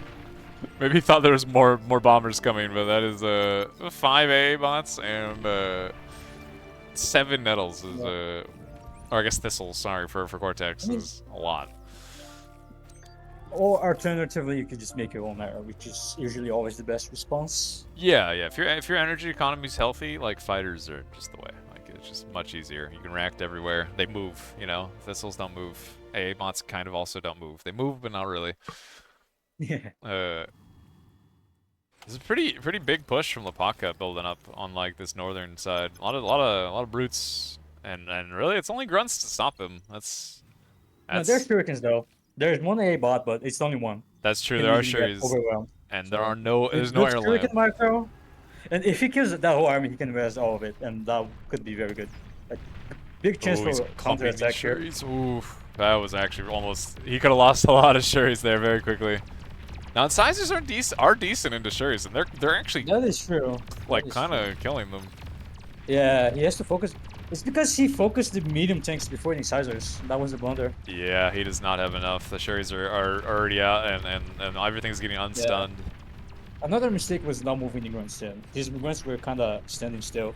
So, yeah. Yeah. Unfortunate this play. A good attempt, and I'm not sure he's gonna have the units to stop this now, as that is just a flood of tanks. Lapanka looks like he's pretty content to just turtle both both southern crossings and just focus entirely on just throwing tanks at this. He's also going Tech 2 right now. Oh yeah, I which see is the 2-2 lab. a good timing. He's. What do you think? Does he go into the base here? Or is it even worth committing with these tanks if you're teching? Yeah, it's kind of risky. He doesn't. Okay, he has a rover, but it is not really worth it at all. Yeah, he killed the You're risking Mexes. a lot of metal donation. He's just drive out, you know? Like he's done decent damage. You could also spread your army and just kill every mex, but that is not easy to pull off. He does have a lot of incisors in this army. In theory, he could spread and go like, you know, grab some X's. But like you said, that's pretty APM intensive. I think he just wants to secure the reclaim and then dip out, which is nice. Yeah, it's about 1,000 metal on the ground here, which, you know, oh, Blackmelon cloak walk in there. That is every step Also, is painful. This is a threat. Could kill everything here. He does not have A8 though, so Yeah, this is could be a metal donation. pretty sureable for sure. Although it does not look like Blackmelon has replaced the Shuris Actually, he I lost didn't earlier. see this army though. Did you see Blackmelon's come in the north? I Oh, like he that. turned. Well, actually, that was a pretty high value D gun. Yeah, that was good. I killed a lot of tanks. He almost got more from that. Like Lapaka was not expecting that. Yeah, but unfortunately, the gun units cannot be rest. So Yeah, They're and kind the of army value difference whatever. is like it was already pretty bad. Now it's just even. So at least there's that. That being said, these I was tanks. kind of skeptical at first about this, but this is gonna get some value actually. Ooh. Maybe not. They're not even gonna Yeah, the Yeah. LLTs, I think, with the few chasing brutes should be enough to clean Yeah. that up. It does look like Blackmelon is going to force Lapaka off of this. He gets some tank reclaim, but Yeah, but not at enough, the I end, it don't doesn't think. matter. Like, Lopatka is on bows and tech to maxes. I mean, tigers. Yeah, Tigers and It's tier just a 2 matter of maxes time before getting it over, I would say. is rough. Throwing rovers in to snipe the mines. There's a couple brutes leaking in Blackmelon's front door, and like, It could go a few maxes. Oh, they're gonna get stunned though. yeah, for sure the Shuris should clean it up. Gonna get the. I'm surprised he's going for the LLT and not the mexes, but Yeah. yeah, still, you know what? You got some value. Keeps Blackmelon on the back foot while he's continuing to tech up behind this. Ooh, baiting Blackmelon into these mines. Did not see the connection. Pretty big mine connections there. Yeah. Oh, maybe mine-friendly fire in a sec? Yeah. Ooh, nope, not quite. Yeah, I mean, at this point, it's turning into a pretty big macro difference. It's gonna be kind of hard for Blackmelon to bring this one back. He's opting for a tier 2 lab himself, but I mean, like half of his mexes are still not taken. I don't know. This is gonna be hard. 40 metal income versus 95 is a steep cliff to overcome. Yeah. Oh, and we're seeing a Zar once again. So many Zars. Is Zar the new meta? I don't know. Maybe Therix's finally getting his wish. I don't know. I've never seen Zar before in 1v1, and I'm seeing him in every game. Wait, you haven't? Have you not seen Therixy play 1v1? This man is a Czar enjoyer. He is a Czar and repeat enjoyer. I've never seen Therixy making Zars ever. What do you mean? That's crazy. Every time I watch him, he just resigns before minute 5. How are you gonna? Okay, if he gets past the resign at minute 5, I've seen this man. I've never seen anybody make more Czars. That's crazy. I've never actually. Poor Therixy getting shit. Nah, I love your Turks. I've never seen him making Zars ever. Look, Therixy, you're gonna have to tell this man. You have to tell him. That is a lot of tigers on this front door of Blackmelon, and like LTs might inconvenience brutes. So they're not gonna even slow down. Tigers do not care. They will drive through this. Now they're not quite as good as bulls at dealing with the big clumped up brutes, but like. They're still pretty good. You could like suicide to kill the AA and then send shurikens in. It could potentially happen. But then he needs his own air lab, right? Which he does not. He did, yeah, he did eat his air. Ooh, okay, so he went tier 2 for the tier 2 con and is deciding to go to tank lab. A good move. Use the metal from the lab to make more mexes. That's the only way you can catch up. It looks like he's doing it instant. Oh, he's putting all the metal into like tier 1 units though. Like he's not even putting it into mexes. Too much build power into units. He needs to use the nanos to make the mexes. He needs like transports and stuff. He needs like 400 more APM than what he probably He has the right idea, but the wrong execution. Well, once this is ours here, I'm honestly not sure. Like, what the brutes just can't fight this anymore. Like tigers, they can annoy, but I don't know. This Czar, as soon as it fires, is gonna just eat these for breakfast. I mean, there's a world where he combs his units and he gets all the dice in the gun. Who knows? This could be money. He doesn't have radar. It's nice, so risky. Yeah. Oh, I mean that's kind of a win con, right? Like if he gets this D-gun, bro, this is he doesn't die though. Crazy. That is the money D-gun actually, not bad at all. I mean, it's still tigers versus brute. It's so many brutes. There's no radar here though. Lapaka does not see. Oh no, he does see the comm. It is just barely in radar range. He doesn't have any. Lapaka does not have any reinforcements coming, and Blackmelon is rezzing all this.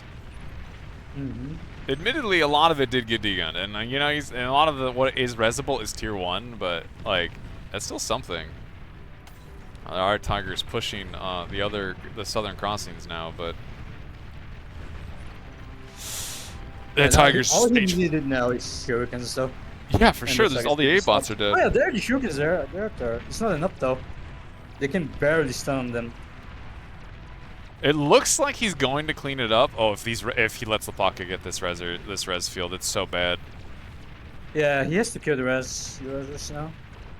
And the Tigers are just not getting shuried. Like there's just not enough here to do it. He's prioritizing the wrong Tigers. He has to prioritize the ones that are sneaking in.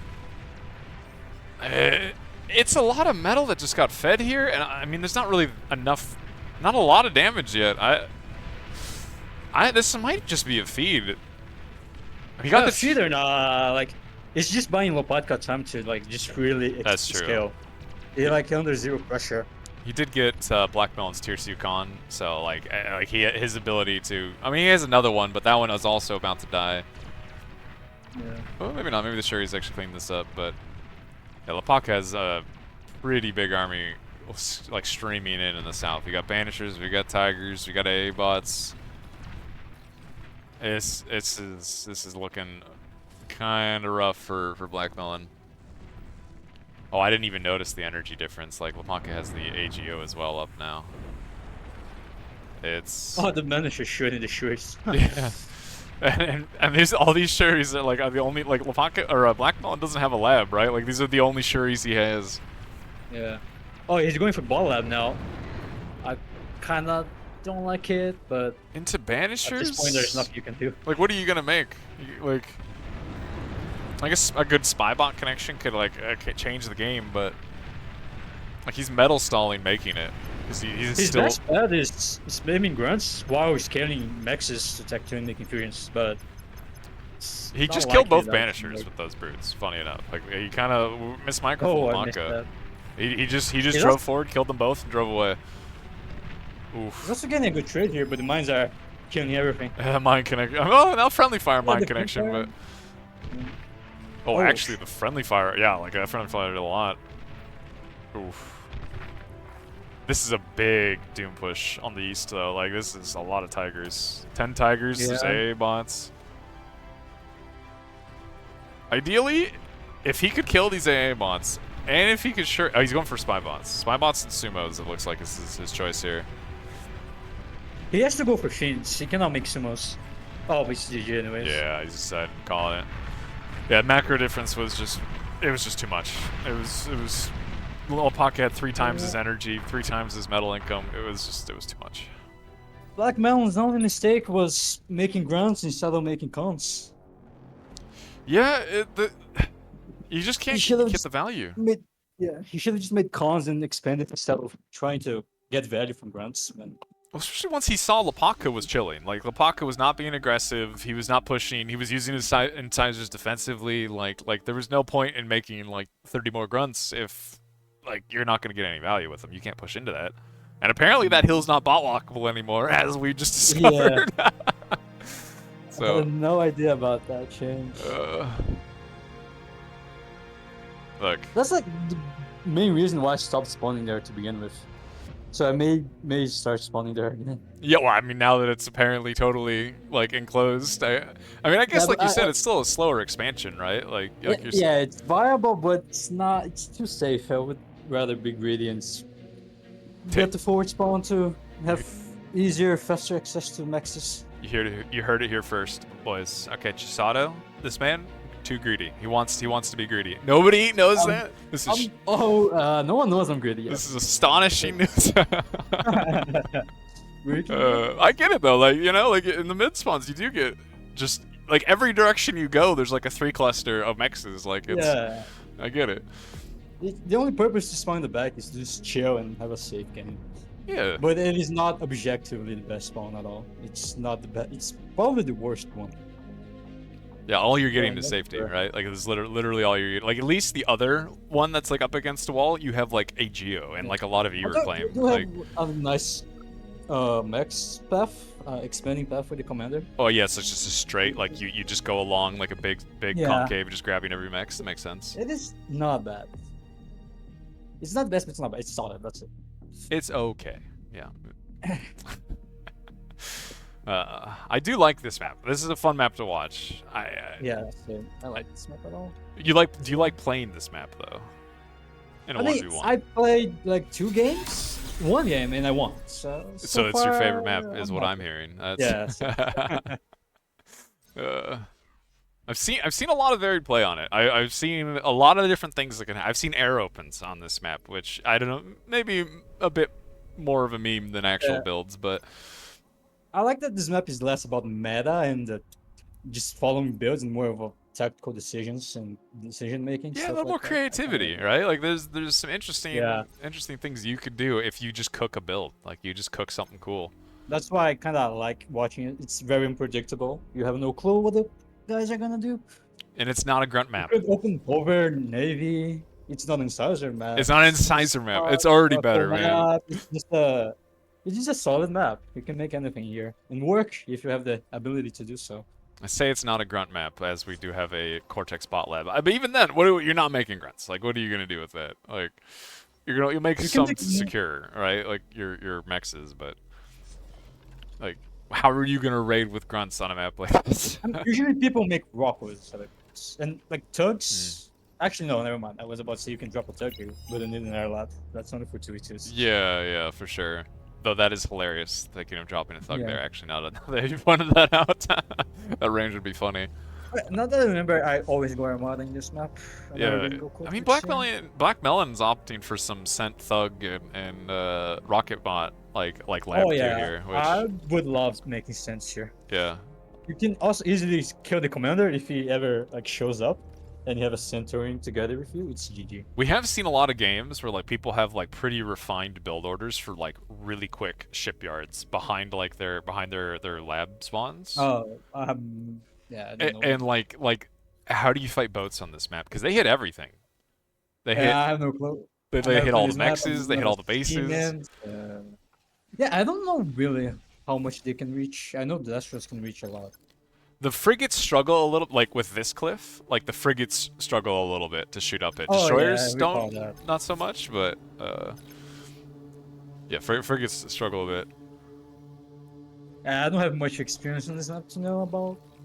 Look, How the good only ships time are? I've ever played this map was 4v4. Okay, like it's What? it's a little different. Where before? Look, Nation Wars, not even once. It was rough. It was a rough map. Fun though, in 1v1 maybe. It could be. We'll have to see. As currently, there's not a whole lot of things happening. As everybody's just kind of trying to secure their mexes, expand. Yeah. Blackmelon is going for the Giga Shard player here. Yeah, the instant Centurion after like, oh, he's walking too. Aggressively walking, like he's going for Lapotka's mexes. Yeah. Now this could be kind of risky. Depending on, I mean, Lapak is opting for even more grunts, which I think is crazy. It should be fine if he makes a raider. You can't really die here unless. Yeah, because the you water's mess it right up really there, hard. right? Like, Like, he's not gonna send grunts to your face. And these- the commander should never catch up to your commander, so you should be safe. yeah, for sure. Oh, And, like the the Centurion Centurion. is gonna secure this, so like Blackmelon can secure that easily. Well, he doesn't send a con there, though. He's not doing that at the moment. Well, and his LLT positioning is also gonna deny Wait, like. he could die here though, if he does not pay attention, because the way they can see those grunts. He should know the grunts are there though. He is gonna get the LLT up, and I feel like the LLT with Commander, as long as he has like. You could degun though the LOT, and then you send the grunts in. Yeah, true. That's true. Lapaka could be really aggressive here. Yeah, you degun the LOTs and he's dead. He's doing it. He's Right. gonna try. It is.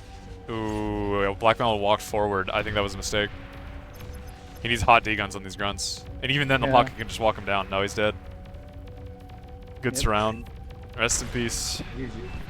Yeah, this downside of this map is that either Yeah. it ends at 30 minutes or it ends at 2 minutes. It really is just, it could just end immediately. Like, it is the downside.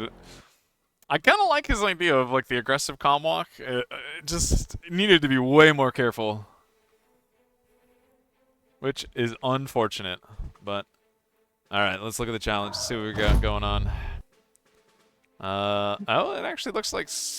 Let's see, did Goopy actually show up? As that supposedly is still Oh my God. going. Austin 120. This is astonishing. Sad. Well, if you can find the password, I don't know if well- that's even possible, but Flocka won 2-0 against Nibble. Not that surprising. I don't know how good Flocka is though, but yeah. Well, Flocka's a super old player. Like I've seen Yeah, this yeah. man. He's an OG player. Yeah, So he must have a lot of experience. for sure. But I would say mechanically Nebel should be superior, but I could be wrong. I don't really know much about those guys. That's true. I don't know. Zlo versus Barcast. I mean, Zlo just I think is just he's just genuinely a very good player. Like Zlo did 2-0. Oh, Zlo won. Okay. Yeah.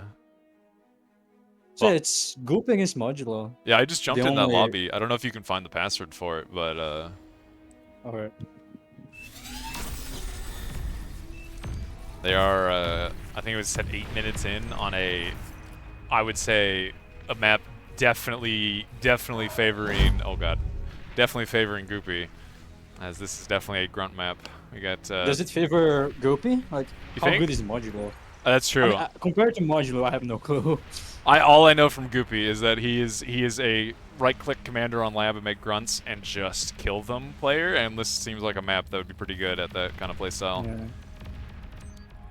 I would see what like strengths Modulo has. Like, I have no clue about his playstyle. That's true. But from what I'm seeing, it's just grunt spam. He's opting for like he's got a tank lab now. He's doing like an air swap, and honestly, Goopy's totally all in on this grunt spam. Like he's got no economy scaling behind this at all. I like the bomber, but I don't. You cannot overcommit to the bombers. Like you don't really, like scale hard in this map, so you're not really gonna have that much wind. So there's no point in making 10 bombers. Yeah, you go like You one make or 2 two, bombers yeah. and you can kill all of the wind clumps, and Goopy is pretty much shut down. Oh, Goopy just And the lost thing- an expanding con in the south as well to this raid. Yeah. Oh my, Goopy's full metal bar. Yeah, Goopy's He's just kinda not spending. struggling to Yeah, because he's stuck on bots for way too long. He has to go vehicles or scale his production, where he doesn't have the energy. Because he made converters instead of storages. He's trying to scale his BP now, but I don't like he really doesn't have that much energy income. Yeah, he's struggling with the energy. Oh, it's because his bar is all the way down. Look at that. Yeah, the converter bar is all the way That is down. a Yeah. big blunder. That's not stuff you should do, especially if you have no energy storage. If the wind ever drops, you're kind of crippled. You're just dead. And you have like very little time to react to that. There's like no time window to react to a wind. Not making an E-store on a wind map is definitely a questionable decision. He's tree sniping. He saw it. He fixed it. Yeah. He's 5 minutes into the future and it. Yeah, Modulo is actually he's going for a lot of bombers. Like Yeah, that's a mistake I would say. Like you make 4 bombers, 3 bombers, you reclaim the lab, and you go back to making units because the more bombers you make, the more behind you're gonna be in land units, and like Goopy's gonna be. Goopy's gonna make grunts is what he's gonna do, and you need bombers not so good at killing grunts. Yeah, I mean, yeah. You want to kill wins though. Yeah, exactly. You want to get But economy. You don't want to. You don't need 5. Only 2 is gonna be enough. And Is it just, he's going for 10. He's lack going of- for 10 bombers. Like that is so many. Yeah, I think it's just some lack of map awareness. Like it doesn't really, not really reading this map. But yeah. I mean, this is Incisor v Grunt, but like that's still Yeah. like really high in like Grunt numbers. Like the Incisors That's are all just the kiting sizes though. though. Yeah, He can kill all of that Grunt army. This kite is killing Groupie here. He's losing. He did not trade well there at all. Oh, Modulo walked his commander back to boost his lab, and all of his BP is repairing him instead of actually yeah. building anything. Yeah, I hate that when Nanos prioritize repairing your commander. I don't know how to fix that. There's or how gotta do. There's definitely somebody somewhere that has a widget to turn it off. I 100%. really get annoyed by that when it happens to me. There should be like an option to like configure that and. Yeah. Look, if anybody's listening, somebody save Chisato, alright? Well, I mean, Modulo did kill a lot of army, but like he did just immediately refeed all of his incisors here. Yeah. And Groupie has Rezzers already ready to go. Exploder survived on 1% HP, so. That was kinda Modulo, bad. he's getting some of the reclaim with his own res bots, but Yeah. he has no army. Like you said, he has a lot of bombers and no army, and like. Let's see what. I mean, he has to kill every single wind. Or he's gonna like, or otherwise he's dead. Like, he could kill all the wins, and he could just fly around killing all the... I mean, they're exploiters, though. Like, they're gonna take so long to bomb those with bombers. Like, it's not even, like... Yeah, you don't have to bomb the maxes, though. What do you think if you have just to kill the wins, it's eat. enough? But, like... You kill the wind and then you just dip out. Surely Goopy sees this amount of bombers, and he just right-clicks on Modulo's base. So, like he has Yeah. huge army value. He's going for the He's going for commander. commander. That's No, not what I expected. Yeah, you can dodge in this game, so like, he's not gonna die here at all. I mean, that being said, Unless Goopy is he- taking a lot of damage. Yeah. Oh, I mean, awkward he's- bomber micro. Yeah. Well, Goopy's he's trying to dance, man. He's struggling a little. Ooh, man. I mean, like, a lot of these bombers are dying. There's a lot of AA bots here now. Goopy just needs to live a little longer. Gonna die. He's not gonna die. Yeah. This is a huge mistake. Did he think he was behind? I guess he was behind. Well, map control No, wise, he he was. definitely is. Like, Goopy has got all of mid. He He's was denying north. behind until he suicided his insiders. I am shocked he went for comm there. Actually, that's crazy. Yeah, I think he thought he was behind. That's why he went for that. But I don't think he was behind. No, look at the graph. He was not behind. Yeah. There's metal produced. Metal produced. Like, at the end, he was behind because Goopy did have more map control, but I don't think he was behind either. I think if he actually used those bombers as like economic damage, I think Goopy maybe just died there. He just overinvested in bombers. For sure. Like, Well, I mean, I guess we understand why he reason- did, right? He's going for the comm snipe, but like, Yeah, initially I thought when he was making bombers, it was to kill his economy, but no, I was wrong. He made 10 bombers to kill the commander. That makes sense now. I guess I should ask. No, No. I was gonna ask, like, was that their first game? Like, yeah. Okay. Okay, so that was second game, 1-1. All right. What was the first map? But now we finished. What? they're doing games in between bands. Oh my god. Yeah. I mean, are you not? I don't think it matters though, does it? No, it shouldn't matter. It's just a funny way to do it. Yeah. So Red Comet was the first one. Interesting. And Modulo beat Goopy on Red Comet, which, I mean, again, that surprised me. that seems like a Goopy map. Comment is one of exactly. And it's an old map too, so you know Goopy he's played that map like a It's a lot. very old map, and Goop is a BA player. He must have played that map thousands of times. Oh god, But Modulo is also a BA player. Yeah. So We actually didn't know that about Modulo. Yeah, he's a BA player. Oh damn, that makes sense. He came to bar like last year, and he started like getting OF pretty fast. Yeah. I've seen him in a few BPLs now, like, and he always seems like solid. Like, he seems good. And then he said he was a BA player, so he's not new or anything. He's just Well, hopefully we see a little closer game on this map, as well, the last one we saw was a little rough. I think we could probably guess what Goopy is going to be doing here, as this man does seem to like his specific build that he always goes. Which Goopy once told me he doesn't like vehicles because it's boring and OP. really? that was only for That's funny. CCR though, not for the other maps. I think it was only for CCR. Well, yes. Okay, CCR. That kind of. I might be mistaken though. It was like ages ago when he told me that. I mean, that wouldn't surprise me. All right, like, the man seems to like making grunts, which like they're fun to use. I kind of get it. Sizers kind of boring to use, man. I don't know. They're like it's just so slow. It's like microing boats, man. I don't know.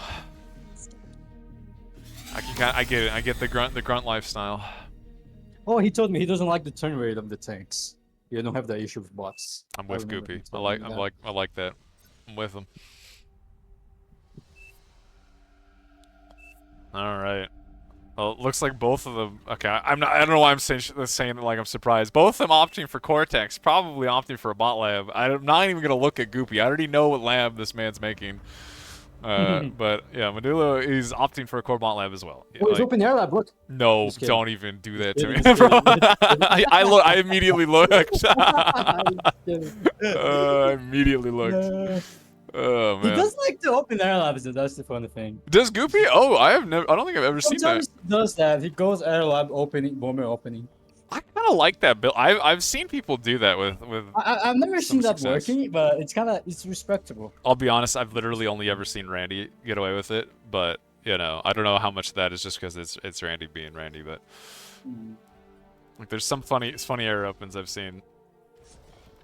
Wait, I heard Randy was going for Armada opens. Yeah, never he got likes to his see it. Banshee open.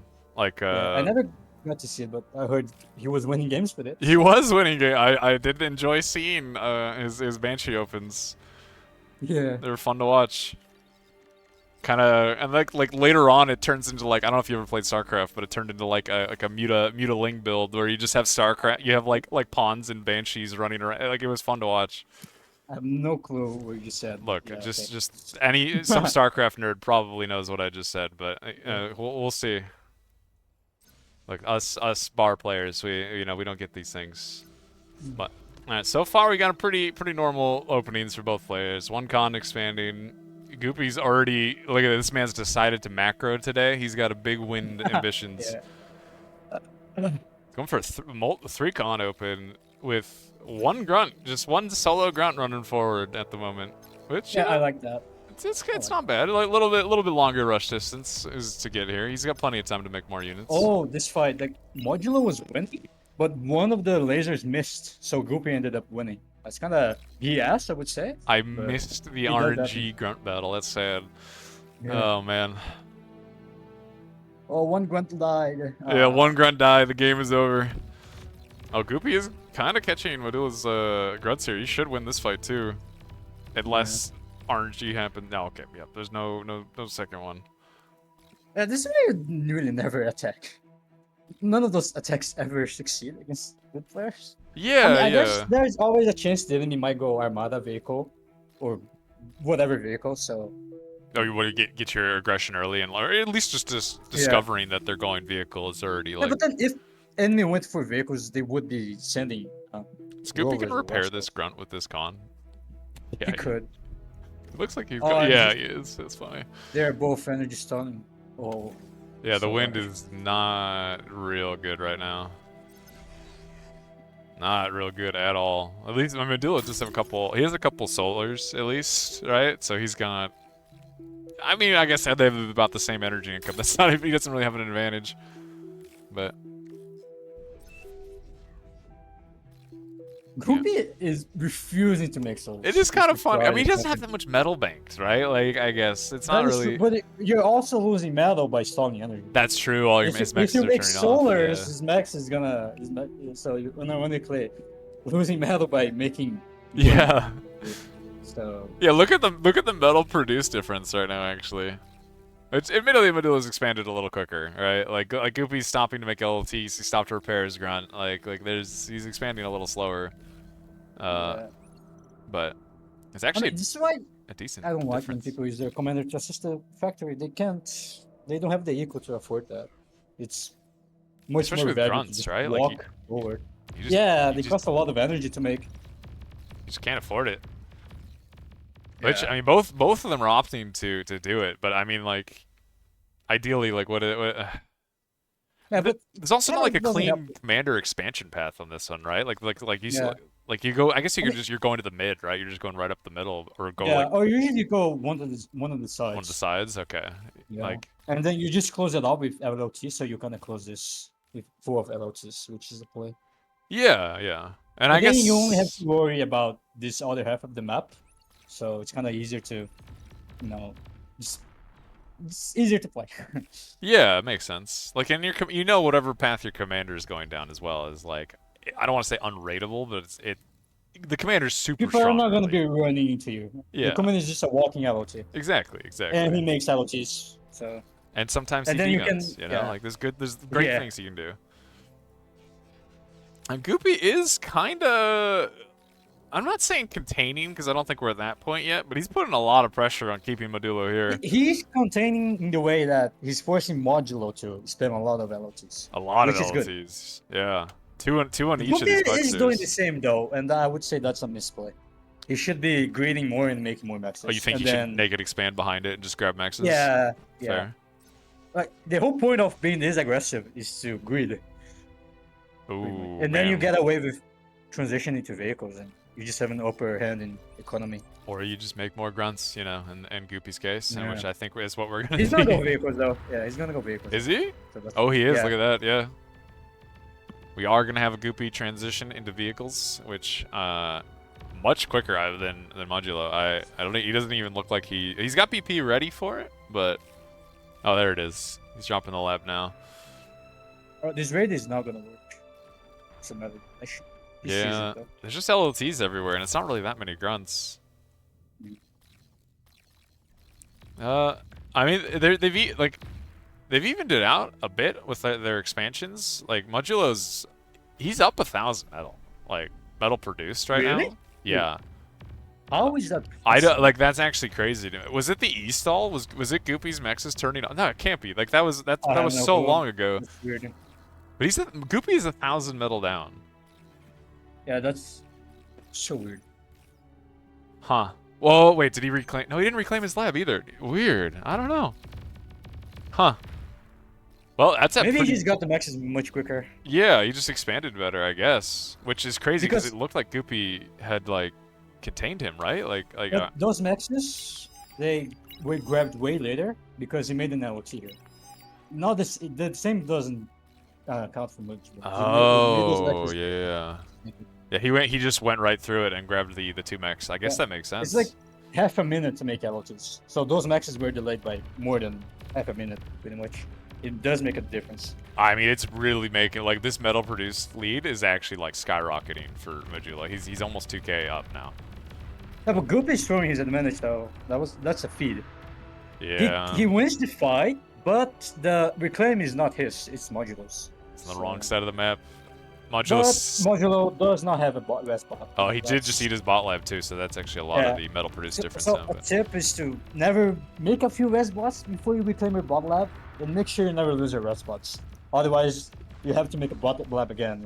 And you don't want to do that. Yeah, Goopy's committing to that. Like he killed the LLT, but there's another Yeah. LLT behind it, and like He doesn't want to give away the reclaim field, but he has his Just- reser here, eating it.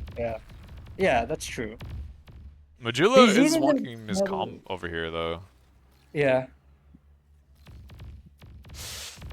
Ah, man, I feel like this is still kind of turning into a feed. Like, especially with the commander Yeah. here. Like, it's not looking great. Yeah, Modulo now has more map control, it has more build power as well. Oh, Goopy never reclaimed his bot lab. He only has No. modulo in his base. Yeah. Yeah, he doesn't have a lot of BP on his tank lab either. Like, he's actually banking metal. Yeah. Oh, he's gonna make a forward lab. I like it, but he has to reclaim his bot lab in the base. For bot lab, like, is he gonna? Is this like for thugs? Like, I'm assuming, or Yeah, like, it has to be for thugs. That's an old school thing. Make a forward lab and make spend yeah, thugs. or- 3 thugs, I 1 don't res know. bot on repeat. Yeah, okay. I mean, like, into incisors, brutes, pounders. Okay, this is Oh yeah. Goopy's feat. in a He weird runs spot everything. here, but the D guns. He should be fine. Yeah, this is a feed. Yeah, Or not. Yeah, it's not a feed actually. it can go around. Like, yeah, he shouldn't lose these here. I mean, especially since it's incisors into brutes. You know, it's like they're gonna take forever to kill. Okay, well, the brute is kind of getting chunked down. It's a lot of incisors, but Yeah, I was about to Goop is a big enjoyer of Tug Resbot push. So.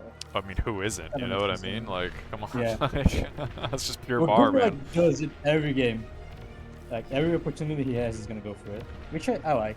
It's Yeah. also very micro intensive. It's a very fun style. It is very fun, and it's like in this position, like you're right outside of his base. You have resers. They're a tank player. They don't. If you trade well here, like you could just kill the other guy if you played this well. Modulo's getting like a kind of a crazy surround here though. Goopy's in a weird Oh, yeah. spot. Goopy can't stop this though. Goopy can lose everything. It's a lot of brutes, and they're just gonna go past and go right for his base. Yeah. Although he has no rover, so he can't really see. Well, So he it knows makes where sense Goopy's to- calm is though. Okay. Like he doesn't have to worry about that. I mean, I guess like what are you He afraid of doesn't see running Goopy's into? army though. He has no radar to see. That's true. Never mind, he does have radar, but he can't see everything. So it's too risky to commit. I mean, that's kind of the weird downside here for Goopy of like Thug. Like, ideally, maybe he makes some like pounders to like hold this choke or something. But like, since he does still have that tank lab in the back, I guess you can't probably make thugs and pounders. But he needs more than incisors to stop these brutes. Like thugs are not gonna keep up with this. I mean, incisor overwhelming to brutes is not that bad. I guess this is a lot of incisors. Yeah. That's not a small amount of incisors. And the thug numbers are, I mean, they're getting up in count here. Like, pounders are okay if the thugs are mismicroed, but like thugs outrange pounders. Like, I don't know. Another raid attempt, but this is a double exploiter. Like, this is easily going to slow this down, and Goopy can just res that immediately. Yeah.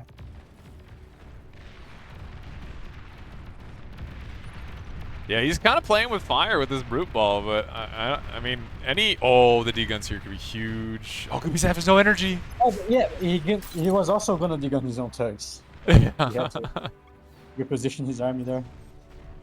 He got a couple brutes with that D-gun. I think he did end up getting a few of his own thugs. Goopy also sort of stopped scaling, and he's not really making Oh, any yeah, look at the energy difference.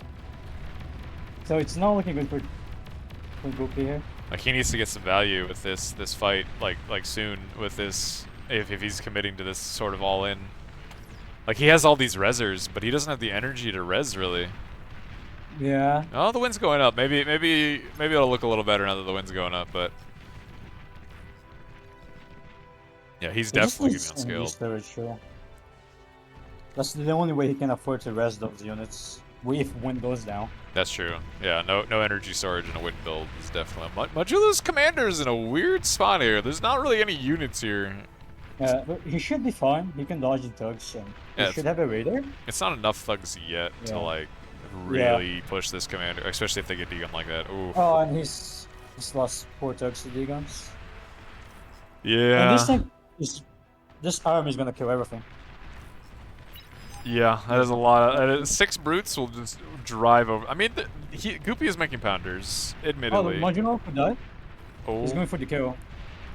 I mean, there's one little con turret just repairing here, and so many thugs just got D-gunned. Yeah, that should be game. Yeah, he's trying to all in this, but it definitely does not look like. Oh, Modulo's walking forward. Oh, maybe he could kill him? Nah. Yeah, it looks like he's right. Goopy's run out of steam. And he's not boosting his Thug Lab anymore. Yeah, the tank's in his wind farm. He had to go for that snipe, and that was kind of it. Alright. Well, kind of. I liked the build from Goopy, but he definitely seemed to just fell behind in macro again. He just couldn't. I would say 2 key moments was the install, making too many outs, I would say. Otherwise, he would have been in a winning position. 100%. Yeah, I could see if he naked expanded behind that like he had a solid contain on Modulo. If he naked expanded behind that, I guess. Like he could have boomed off of it, but I mean, once again, like you still need like good macro, like you need good e-scaling behind that to like spend the metal advantage you're making, and that metal advantage Modulo had early was huge. Like I don't know where that came from, but it was huge. Yeah, he just took maxes earlier. It's not that Modulo was ahead; Goopy was just way too behind at maxes. Yeah. Okay. Yeah. What I said made no sense. Hey, look, I got it, all right? Like, I'm pretty sure we understood. Oh, man. So it looks like Wraxel versus Karateka is the last set we're waiting on. 11 minutes in on a Canis game. I'm going to go join and see what we're waiting. Is it passworded? Oh, it's not. It does not look like it, as there are quite a lot of people. Yeah. No, man. Public lobby? Streaming on the official channel? Look, I turned off spectator chat, alright? We're totally saved. Okay. Like, Volshock specifically added me and said, hey, idiot, turn this off. He didn't say that, but it was implied, okay? The idiot was implied, and I did turn it off. This spawn from Wraxel, what? He did the Coochie, or I guess the X Factor, like really forward, Oh. like the tree reclaim spot. Because he has not reclaimed like Yeah. any of these trees, so I guess it was just for aggression. It's kind of it's a funny idea, like, this is a lot of reclaim. Wait, this name. Is he a Fef player? Oh, he doesn't have a lot of chevrons, so he's a new bar player. I recognize his name from Fef, if I'm not mistaken. Karateka. Well, Look, we'll see if any FAF players in chat will know 5 minutes from now.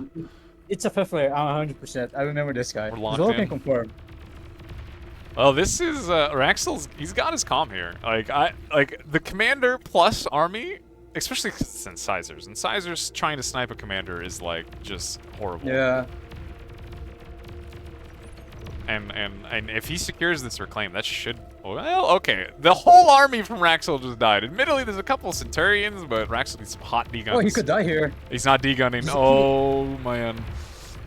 Oh, but he's not spreading his army. Yeah, that was a rough. So like he loves the incisors lined up for those D-guns. And now I think any kill potential just went out the window. Like that is. Yeah. There's only a few incisors left and only half health Wraxell. Yeah, maybe 2/3.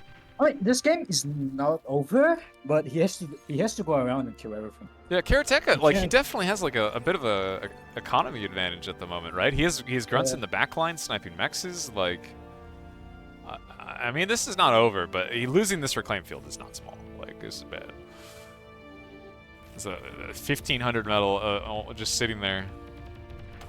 Wraxell does end up losing that expanding con in the back, and he should lose all the mexes. Like, he probably could have killed the LLT there too. Yeah, he could have. Oh, this is turning into a scary res army. Admittedly, I was gonna say it's bots into tanks, but they're pawns into incisors, and pawns are like. Wraxell needs a raider forward. Wraxell's opting for an air lab, and he's just going right into fighters. Not even trying for bombers, banshees, any of that. He's just going for I fighters. kinda like that idea. There's always the chance of enemy going shurikens, and your army has no AA. Yeah, you're especially against your core. You're against a core player. Like that is very and common. You could also use your own commander, but then it's a 1v1 game. It's too risky. I mean, there's brutes popping up now. Wraxell really needs some like better units to fight it. I mean, it's Pawn's DPS are so high that they can still trade into this, but it's kind of still a lot. He could make it like a forward vehicle lab and make gens. That would be the play here. Oh, for sure, yeah. And then he's clumped up Oh, inside. but He he's has no getting E. overrun now. He has no energy to D-gun. Oh, but he's not moving in. He was using an attack move. Oh man. It kind of just turned into another feed. The wall of LLTs with the res bots behind. Wraxell really needs some energy. Or like making air at this point when he just does not like he doesn't have the energy to D-gun. Like this is so risky. Yeah. Like he's repairing his commander, but I don't know, man. I almost think he should just. I mean, he can't even reclaim the metal and run. He's a full metal bar. He has no energy. I mean, Karateka has no vision. He's commander. He also has no raider. Oh yeah. Oh, this is a classic new player. He doesn't have a radar anywhere on the map. Literally nowhere. Oh, the LLTs. Yeah. Yeah.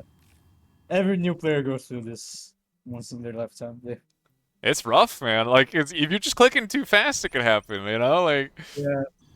You just gotta spread your LLTs. You just. Eventually, he's gonna learn about the spread build, the grid build. It is useful. Wraxell has no units coming here, by the way. This is crazy to me that he's still here. Like. Yeah, I like that he's going for gunships, but Karateka has his own airquakes now, so he does outnumber them. Yeah, so he could the fix. Yeah, but he's just sending the gunships in without the fighters. They're just all gonna. They should just all die here. Yeah, he now notices it, but it's too late. Yeah, they're all gonna die. Hey, one gunship still lives. Maybe no, it's gonna die.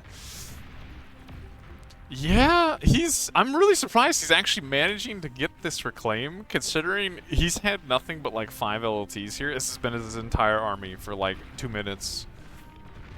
And I guess maybe it's a little bit of an experience from Karateka of like not knowing how to break him out of this, maybe. Yeah, he could have made a few Wolverines. Like Yeah, 3 or 4 would yeah. have been very valuable to kill the Elotis. Even just like a brute army like would do that. Like Incisor Grunt is not the not the play. Blue Army is risky though against a commander. That's because of true. the guns. It's D-gun bait. At this point, what you could do is just drop a nano here and use the range to reclaim. Oh yeah, That's for the sure. most you could do. But then the AA kills the nano, so you have to make a nano forward with the commander or something. But that's a lot of my IPM. Yeah. I kind of like your like idea of like just go around this. Like if you're not gonna get the reclaim anyway, and it looks like he's not even contesting it. Just go around it. Too much tunnel vision, I guess. Yeah, just kind of ignoring the rest of the map. Same for the red bird. Like blue is not going around and killing anything. Yeah. What? Yeah, just tunnel visioning on the reclaim field. Everybody sees the 2000 reclaim field and their eyes are lighting up with how much metal's here. Like the thing is, Wraxell's full metal bar. He can't even spend he can't spend the metal he currently has, and he's all this resin is deleting his energy. Oh, he's going for a Mada Solar as well.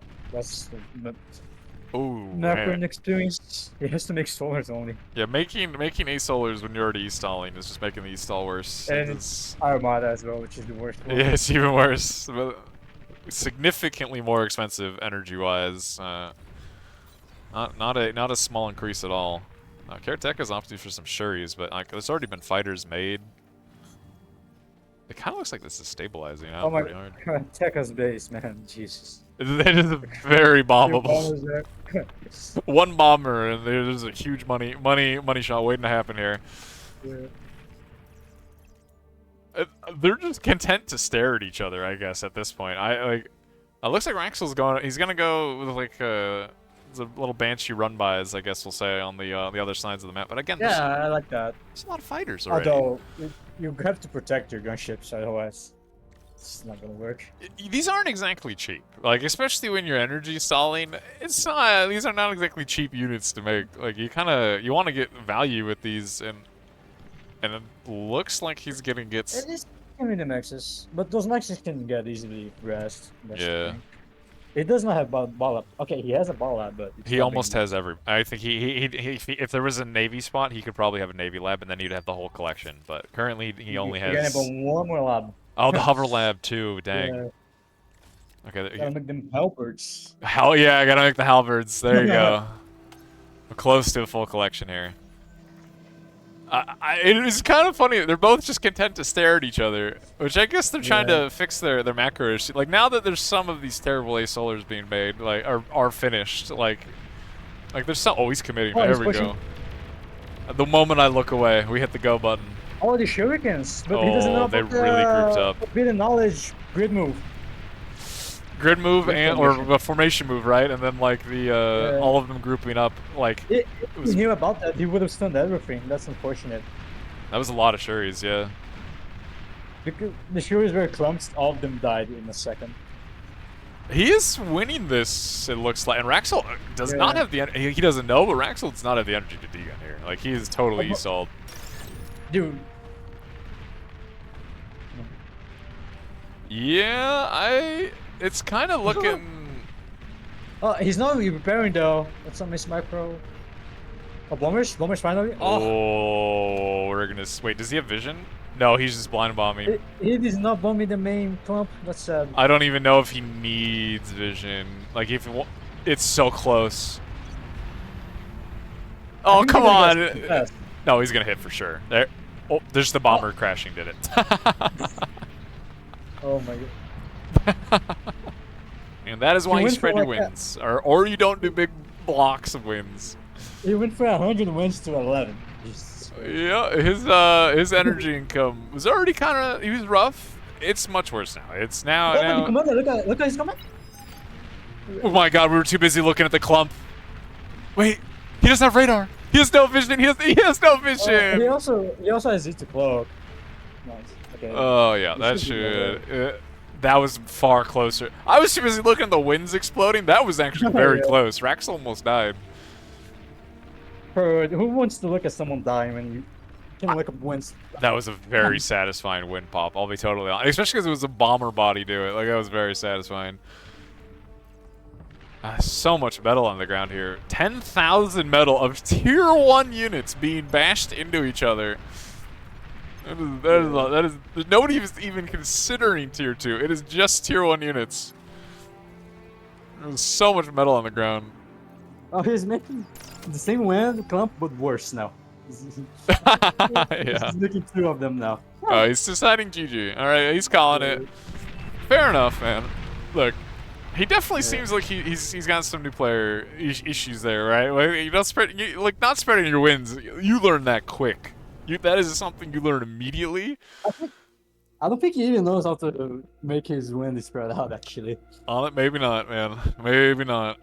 I'm gonna ask if that was the first game. Wait, that can't be the first game, surely. Like, they're the last set. That has to be the last. I guess I should ask what was the score, but... Oh, wait, no, it looks like that was, it's updated on challenge, so that was the last game. Wraxell 2-1, Karateka. Signal 2-1 to DoMiNo. I think is, again, neither Chisato or I knew Signal, so that is a bit of a, like, upset on our predictions, I guess. Modulo with a 2-1 on Goopy, not bad. Ubivader and Pretor. Ubivader 2-1 to Pretor. Pretor got a game off Ubivader, also not bad. Oh. Neb versus Flocka, 2-1. A lot of 2-1s. I like this. That's competitive, man. This is good stuff. 2-1 Flocka. StarDom versus Sentient Waffle. We got a 2-0. Zlo, Barcast, another 2-0. I don't even know how to say this man's name. YYFABAB. I don't. What does that mean? Is 2-0 to Admiral.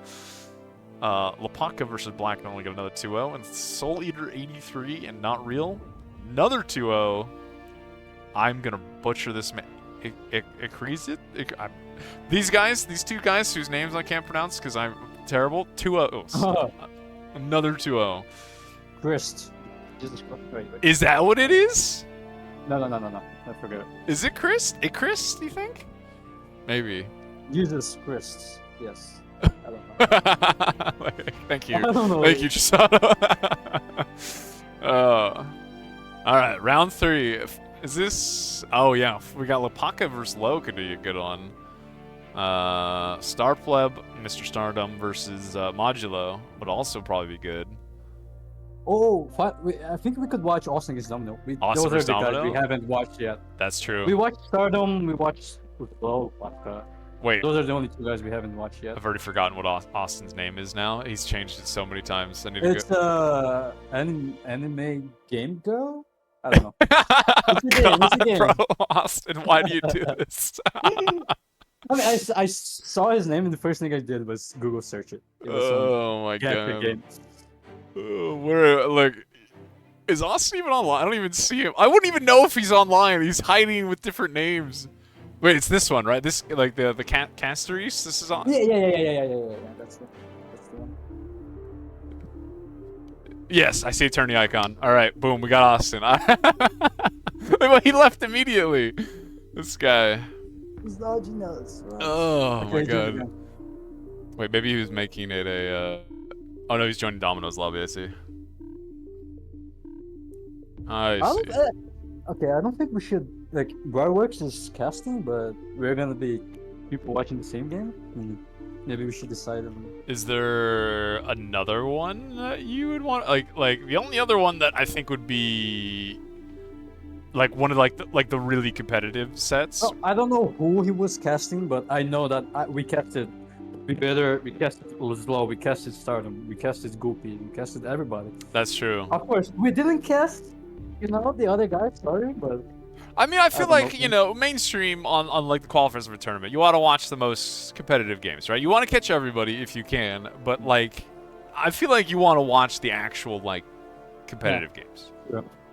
I mean, there are a lot of competitive games. I mean, the thing is, I don't know who Briarworks watched. That's true. But, And actually, you know what? From what we can see in this tournament, there have been a lot of competitive games. It's his channel. He watches wherever he wants. Actually, no, it's not his channel. Actually, yes, I think he's on the YouTube, the official YouTube, right? Like, look. Maybe is it really that bad? Oh, God, we're just finding some excuse to watch Austin. Is that crazy? It's fine, but let's just watch it. I mean, we could do another one if you feel like you know we gotta. No, I want to watch this. Yeah, there we go. Chisato said it. We can all blame Chisato. There you go. I've never seen those guys playing in 1v1 before. I know they're good, but I've never seen them in action. I have only ever played 1v1 versus Austin. I have never seen any 1v1s. So Austin has banned Avalanche. DoMiNo banned Canis. Austin then banned Theta. Responded with a ban of Isidis. And Austin's picked Shallow. And then DoMiNo picked Coast to Coast. Okay. You can see the pattern here is DoMiNo's opting to ban big maps, and Austin's banning the small ones. Which I could... Never mind. Except for Red Comet, that's a small one. That's, yeah, but I mean, I could see, like, Austin, he's a good macro player. Like, he's just, I mean, he's good at everything. No, like, that's not saying, but he's a very good macro player. Yeah, that's his strong. He has a lot of strong points, but being a macro player is definitely his strongest point. For sure. I would say. All right. I just am happy we get to see Shallow straight again. You know what? I'm just happy. I like this map. Hopefully it doesn't end in 2 minutes. Yeah. I'm really hoping like Austin goes all the way through. It'd be nice to see him against like some of like the old guard, I guess. And see how he does. Not that of course I don't want, you know, DoMiNo to go through, but look. I want to see DoMiNo actually. It would be fun to see both. It would be fun to see like the student of X Factor and or you know, there's just Austin who's just genuinely good. It'd be fun to see both. I mean, it's been kind of nice seeing that, and like having watched basically all the BPLs or like even participated in them. It's kind of nice seeing like a lot of like the newer players like join in and actually like start being competitive. It's pretty fun to watch. Yeah. I mean, to be fair, all those new players are all X Factor students. Or you got new players that are like, well, they never played bar, but they played 10 years of FAF, or like, Yeah. you know, it's very there's some asterisks on the new players, but still. Yeah. Oh, Austin with the fun spawn, I like it. Yeah. I really don't know how good this spawn is. But I don't know if it's good, but I like it. Let him cook, I guess. Yeah, exactly. So he's opting for arm in this spawn, which is kind of surprising to me because it's not like you're gonna go ticks, right? I'm like heavily confident ticks can't cross this water. Yeah, but I mean the main point of Armada. Wait, what's the main point of Armada here? Actually, I have no clue. Yeah, like what is your benefit? Like you can't get ticks. Ascent push better would be waffles, but that's it. But you have the worst navy. I guess you do have the better wind, but that's really not. Yeah, I don't. The reason why you want to go Armada over. Especially on this map, right? It's not like this is a big wind scaling map. Like it could be if the game goes 40 minutes, but I mean, like it doesn't make a small difference, but still. Yeah. DoMiNo is opting for a tank lab from this spot, like an armed tank lab, which you know. Like, I don't like. You don't think we're gonna see like what, like a Janice all in here? Like I know X Factor at a certain point was a big fan of that. I don't think Janice ever works here. I don't think so. This is not a map where you make Janice. Okay, Austin's build queue is kind of funny. He's just raw making 6 cons, no units. Like yeah, there's not much aggression in this map, so it just makes sense to expand to every max. You see DoMiNo's build queue?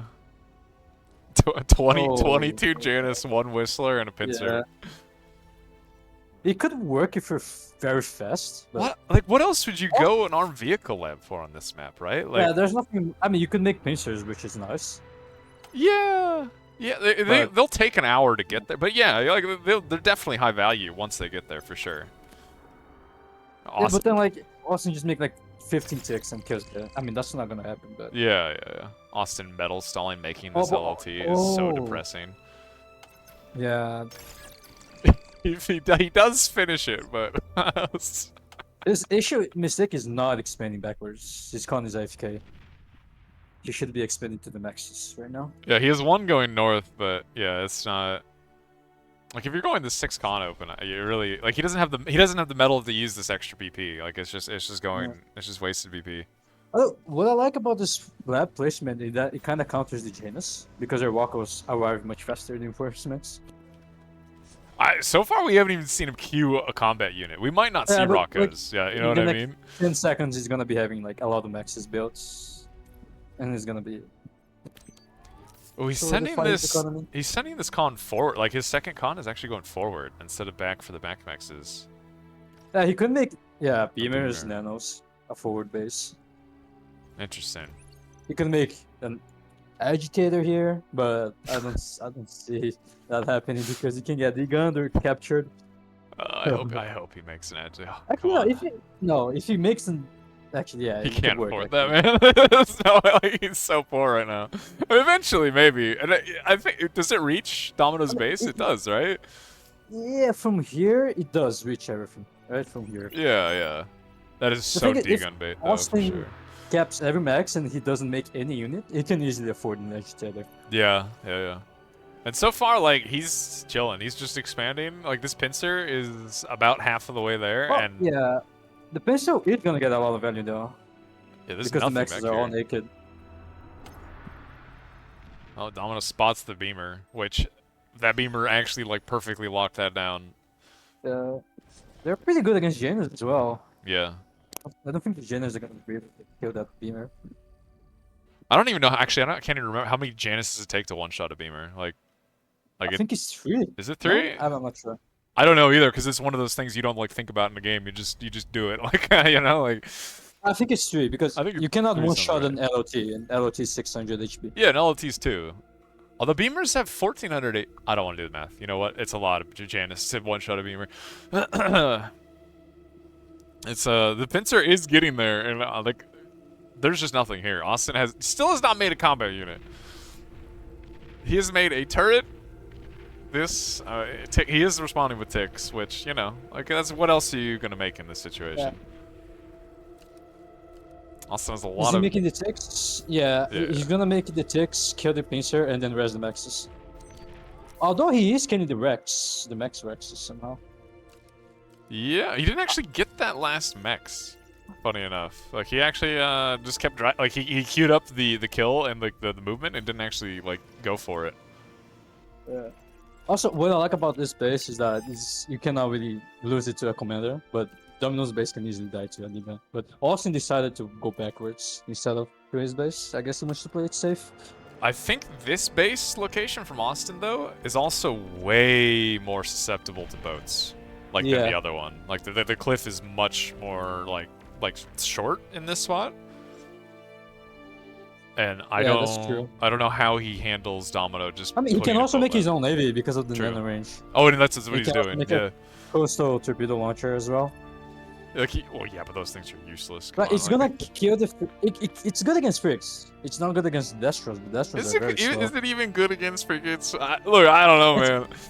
The frig is never gonna kill the coastal torpedo. One frigate won't, but you know, I don't know. I do like this nano placement. Here's the Comwalk though, and that's gonna get a lot of value. Actually, I mean, what does Austin have to? Like, how is he gonna stop it? Actually, yes. If Austin makes a sub, and a Destro, I don't know. DoMiNo is dead. He's going right into multiple destroyers, which even then might be like DoMiNo could just die. That's a good arrow though. I don't know who drew that, but DoMiNo cannot die if he goes that way. I forgot about that. Well, let's say he goes that way. His commander, I guess, is still like in no man's land. The water is cut off. The moment one destroyer is built, DoMiNo can't go back in the water. Yeah, and he's just in Austin's side of the map. If DoMiNo knows that he's in a pinch, he can make a heavy transport and get out of there in the future. And he is making an air lab, and he's queued up 22 Banshees. I like that. I like it a lot. Yeah, it's good. I do think he's in a situation where he's not in a small amount of danger. Like, this is a very bad situation for DoMiNo. Oh, but he might die here. I don't know. He has to keep dodging and running away to get out of the range. I think the path he's taking to like go deeper inland is probably his only hope. Like, he definitely can't cross the inland. Oh, if Austin he's dead, you think? No, Austin's gonna degun. He's gonna get a degun. Oh my! That's a It was huge stuck. mistake. It was stuck, unfortunate. Yeah. And the I Banshees feel are like coming. he would have died if it didn't get stuck. I mean, there's another destroyer here. Like, DoMiNo's still in danger. Yeah. Like, this danger is still here. Yes, but now the thing is, DoMiNo can escape here because the bunches are clearing the LOTs. Interesting. Yeah, this is all of a sudden, this is a very interesting situation. Also, I'm looking at the minimap, and I'm seeing a certain red commander walking towards DoMiNo's base. Yeah. Which would be kind of funny. In about 2 minutes, we'll check back in on it, see where Austin's going. So, if I was Austin, I would make like 4 each storages so I can cloak and walk in range of LOTs. Although that's risky as well. Especially with like this commander is in his base at the moment. Like DoMiNo is kind of getting contained here. Oh, he's gonna get trapped now though. I think he's gonna die. Yeah, the destroyer could easily shoot up this like more shallow cliff, like on the south. DoMiNo's in trouble. He has to spend a billion APM just to dodge now. And he's like he was cloaked while doing it for a little bit there, and like that's a lot of energy spent. I mean, he's got an E-store, but I can see a ward where he micros for the rest of the game, dodges while plays the game normally. But yeah, yeah, bro. I don't know if many people have that APM. That's a lot of investment. Whoa. His Banshees are like attacking Austin. They're like hovering around Austin's combat. Wait, he so might weird. skip though. He might skip. The transport is coming. There is only one AA boat, and it is in the wrong position. Wait, DoMiNo actually I think is totally chilling here. Oh, Austin cannot go onto the base because gunships are there That's true. to stop him. That Maybe he could transport. kill the transport with the Destros? I'm not sure. I don't know if that actually works. Okay, yeah. Yeah, DoMiNo's out. As slow as that is, he is out. And honestly, he denied, what, 6 mexes from Austin for a long time. And the Banshees are still killing mexes, actually. This is not a small amount of damage he's done.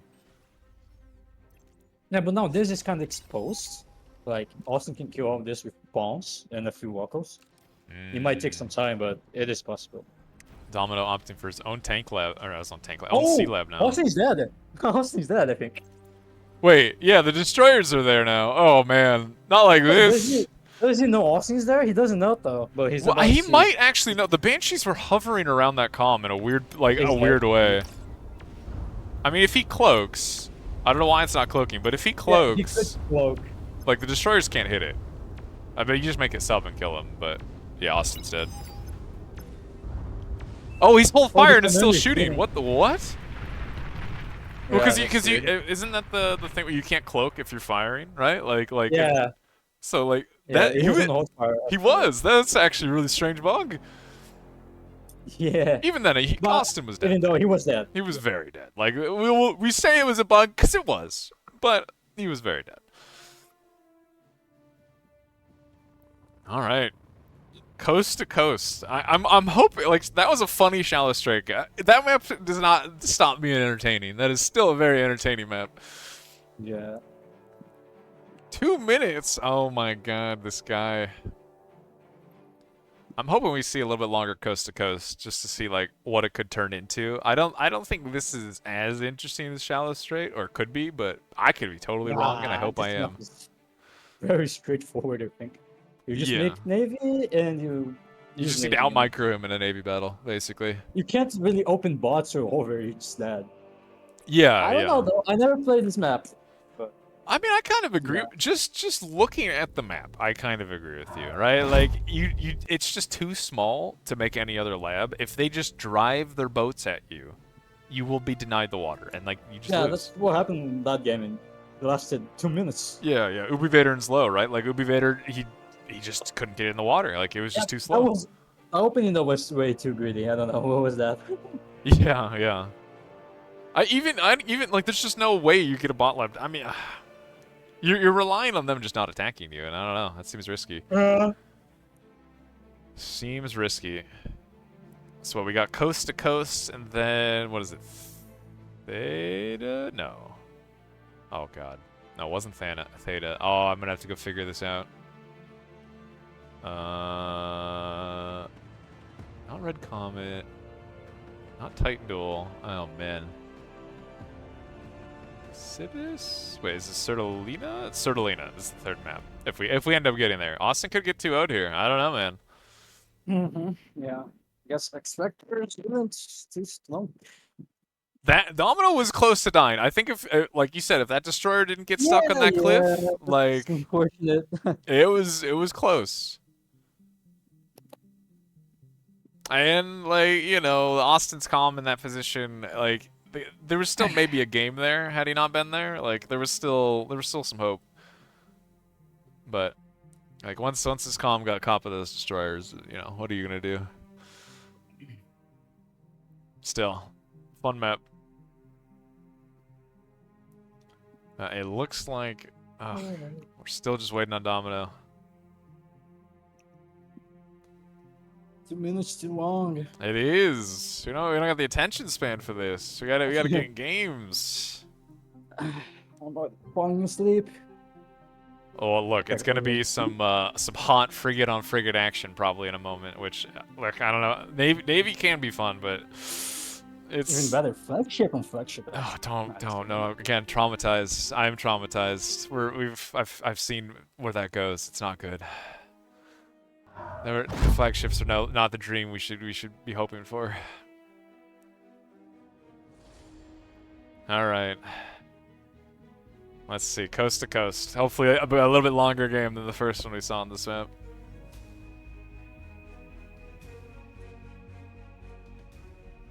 There's a lot of I say there's a lot. There's like 2 distinct like spawn positions here. I wonder, is it worth spawning on land versus like the naval spot? Like, I guess if you're spawning on land for the winds, right? The wind is crazy good here. I don't know why the title's terrible. Never mind. Land spawn's definitely better. What am I saying? Like, no, you don't really want to be making 16 title when you have 520 win available to you. Welcome back. Oh my god, look at that. You're back just in time for an actual game. I woke up from a nap. A very quick power nap? Yeah, that's good. That's good. It's definitely it's gonna be interesting because this is straight up just who micros their navy better, and well, outside of weird build decisions, this is just can you drive your boats in circles better than the other guy? I feel like if it's like a normal navy battle, Austin should have the edge here just because he has Cortex. So I don't know. And I mean, Austin does have like sea experience. Like I've seen this man swim quite a lot. Yeah. Like the only reason you go Armada is for dolphins, but this is not a dolphin map. There's nothing to raid here. Is there no case you don't think for the armed subs raid advantage over the core sub? No, like I don't think Armada subs. Armada subs work on big maps because the maxes are very far away. And Armada subs are fast, but those maxes are very close to your much base. easier to defend this map for sure. Like you make a core sub and the arm sub dies, and it's just a metal donation. For sure. Yeah. So like I don't really see a news for dolphins here. Oh, and DoMiNo's going to bot lab. Oh no, What? not again. Yeah, that's weird. We've seen where this leads. I mean, I can understand the thought process behind it. Like I cannot. Well, you know what he's thinking, right? He's going cons to go take the land mexes, and like you're gonna go a late sea lab, but it's like if you think about that a little bit, that late sea lab is too late. Like it is just too much. You cannot get back into the water, and you lose all the sea maxes. Like you gain 4 land maxes, but you lose everything in the water. Exactly. And yeah, sure, the land mexes are going to be super awkward to get, but you can just make a land lab later. Like, you know what I mean? Like, you don't, or walk your column for, like, oh, okay, you don't want to do that, but. Yeah, he's also going rest spot, but like wind is better than rest spot in this map. So. Yeah, like sure, there's trees there, but yeah, it's a 520 wind map. Power. I mean, all of it is just going to slow him down. Like. You're kind of losing tempo going rest spot because you don't require energy to produce navy. And he's making. Oh, I guess he wants to reclaim. Okay, never mind. I'm kind of dumb. Even then, I think this. I actually, you know what? If Austin hesitates, this might not be too slow. Especially because unlike Ubivator, he's using his commander to build the lab instead of just a con turret, and like he's not walking with his commander. I mean, if Austin attacks with 2 frigs, I don't think DoMiNo can do anything about that. Yeah. He probably won't have. But You won't have time to make units. Yeah, you're two is probably too many. I mean, the Austin is metal stalling pretty struggling hard. though. Yeah. Like he overmade E maybe. I feel like Austin has to make a converter to not lose tempo here. I'm not sure about the math. That feels so terrible Okay. to have to do that, but yeah, like what Yeah. else is he gonna do? Just overflow all of this energy, I guess. I mean, right? would you rather walk and make the max, or you just want to make the converter first? Yeah, Right? And only the math nerds would know. yeah. Okay, but if he's not attacking, then the whole purpose of this build is like. Yeah, I think DoMiNo will be like solidly ahead, right? Like he'll be making wins while Austin won't be. Like he'll have Like, all the land if mixes. he attacked now, or attacked 10 seconds ago, it was game. But now he's kind of wet. He's not even attacking. Yeah, the hesitation no- here actually I think is really bad for Austin. But then like we can see everything, so it's Exactly. easier for us. That's why I've always been a proponent. Like opening like supporter. You know what? Just go get vision. If you see the dude's not in land, you can you just know if you see he's on the sea, you can just go kill him. Like The it's just supporter can also kill this, if I'm not mistaken, right? I don't know if the supporter maybe can- that one's maybe a little far. Now that being said, DoMiNo is metal stalling pretty hard right now. Yeah, it's gonna be GG. His commander not being there, I think, like the commander could fight both like all this navy by It's itself. the exact same situation. DoMiNo walks to make the maxes, and then the lab dies. Ooh, he's targeting the frigate. Actually, it's to the lab. It's risky. Oh, and he's not even gonna kill it. Wait, this is actually maybe a The throw. frig is gonna finish. Yeah, that's not even. That's a destroyer, isn't it? Wait. Yeah. Wait, Yeah. how about the Dasher's taking damage? Oh, the lab. Oh my Fangs god. is raging. Those fucking Fangs out of frustration, dude. I can feel that. That He's mashing his destroyer was at buttons as we like. speak. I mean, okay, he's rebuilding the lab, but I mean, at this point, yeah, Austin's already has a sub coming across. Is he shooting the wreck? Oh no, okay. That's unfortunate. That is so unlucky. But then It was Dasher close. was already on 10% HP. It was not really gonna make much of a difference. Oh, I didn't even see that. Yeah, that would. Yeah, because the frig AoE. Yeah. So both the lab and the units out of it. Inside of it takes damage. mean, so. I don't think there's any world in this lab actually finishes here. Like there's two frigates and an orca coming across, and Yeah. like the orca will force DoMiNo out of this. Oh, his head's poking out of the water. He just took so much damage. Like the orca alone with good micro can kill this commander or force him out of the water, which would be even bigger. It's not over though, because he has the build power. You can like outproduce him in frigs. He does have a He's gonna much have to healthier economy for sure. Like he's the land mexes, and Austin I hasn't think this taken might- the sea mexes yet. I think this is not GG at all. Actually, it might be GG for Austin. It depends on the sub micro. Ooh, if he loses the sub to the, oh, I mean he got both mexes, but still he's gonna lose this. Oh, he almost dodged that's- it. That is 400 metal. Yeah, that's really bad. But you lose the maxes, but you gave away 400 metal rack. Yeah, he needed to Pretty dodge much, that last torpedo shot, but you know that's a little rough. Austin This does might have be his destroyer out now, but like I mean DoMiNo should have his soon as well. He's Okay, taking. this might. This is close. This is much closer than I thought it would be. Austin's expanding Yeah. the C-Mexes now.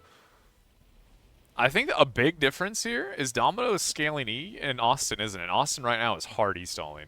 Oh yeah. That's true. And Theta's are kind of. Okay, they're not bad, but They're not great. Like 16 title is like, you know, it's. Big Wind is much better in his armada as well. I mean, But he Austin. does have the worst nave tech. Yeah. And he's making title. I mean, what else is he gonna make? He has to make titles. He has no other choice here, really. Like he can walk his commander back and be a wind farm, but I don't know if you really want to necessarily do that. I mean, if he can keep DoMiNo somewhat contained here, and if he gets all the C-Mexes, that's a pretty big metal advantage. He just really needs to figure out his E economy.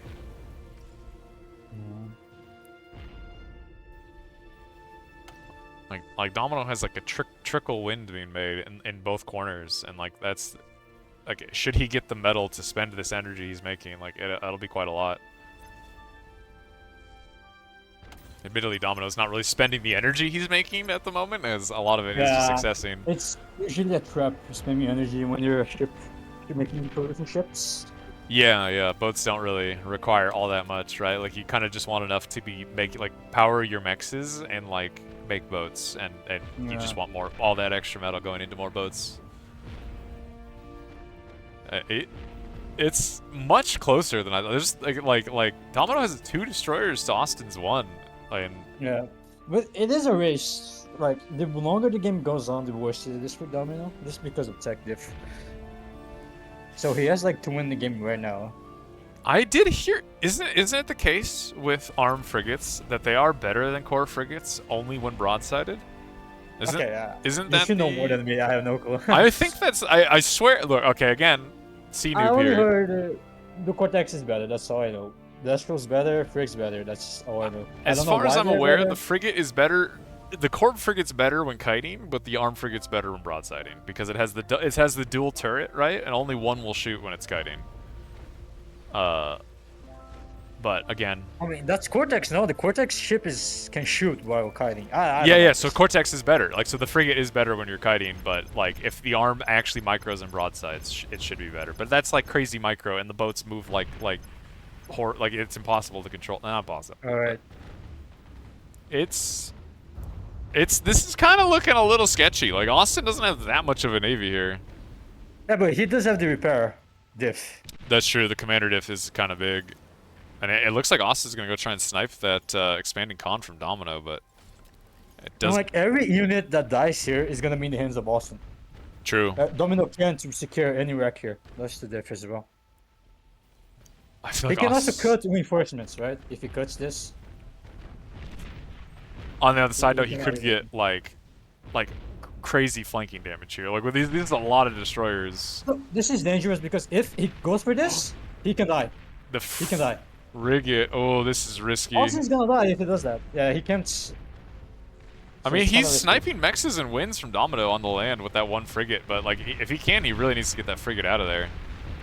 Oh, if Austin kills the destroyers here, he gets all of this. He wins this. He needs to kill the destroyer. Oh, yeah. He's chilling. He gets all the reclaim too. I think he wins. He's him. There's another destroyer coming, but I mean, Austin should easily be able to kill that and save his commander. Unless he's not paying attention. I think you're right. I think I think that's it. Austin has a full metal bar. He just cannot spend it. He has no energy or BP.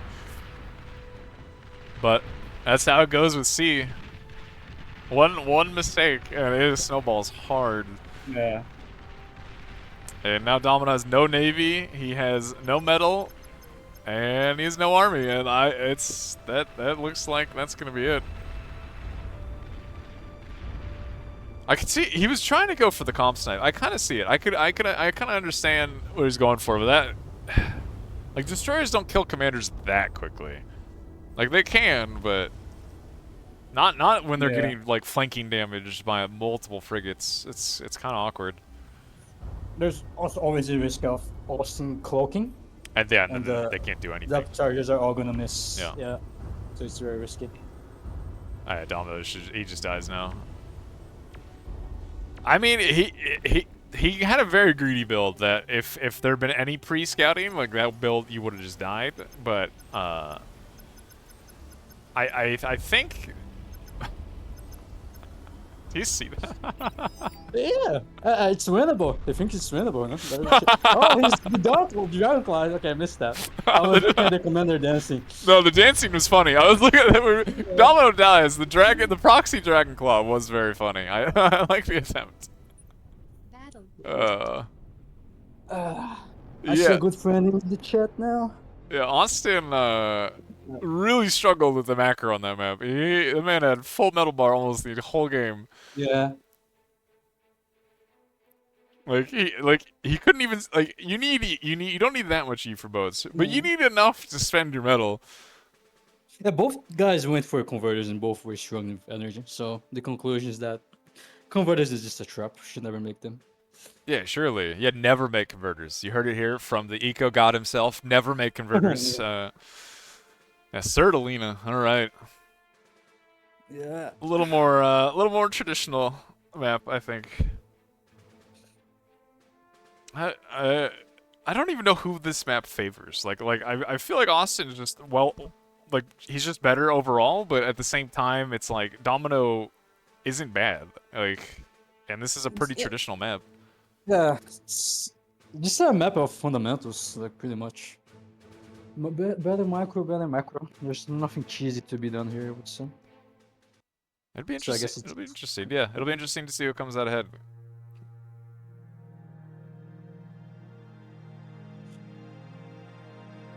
I'm just hoping we Okay. Oh, go ahead.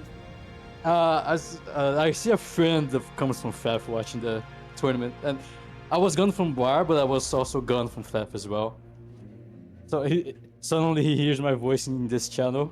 I don't know where he must be. Wait, have you been confused as playing FAF too? Have you been No, cheating on the? no, I was not. I was not. That's why. I have Uh-huh. been gone from FAF for months. Look. I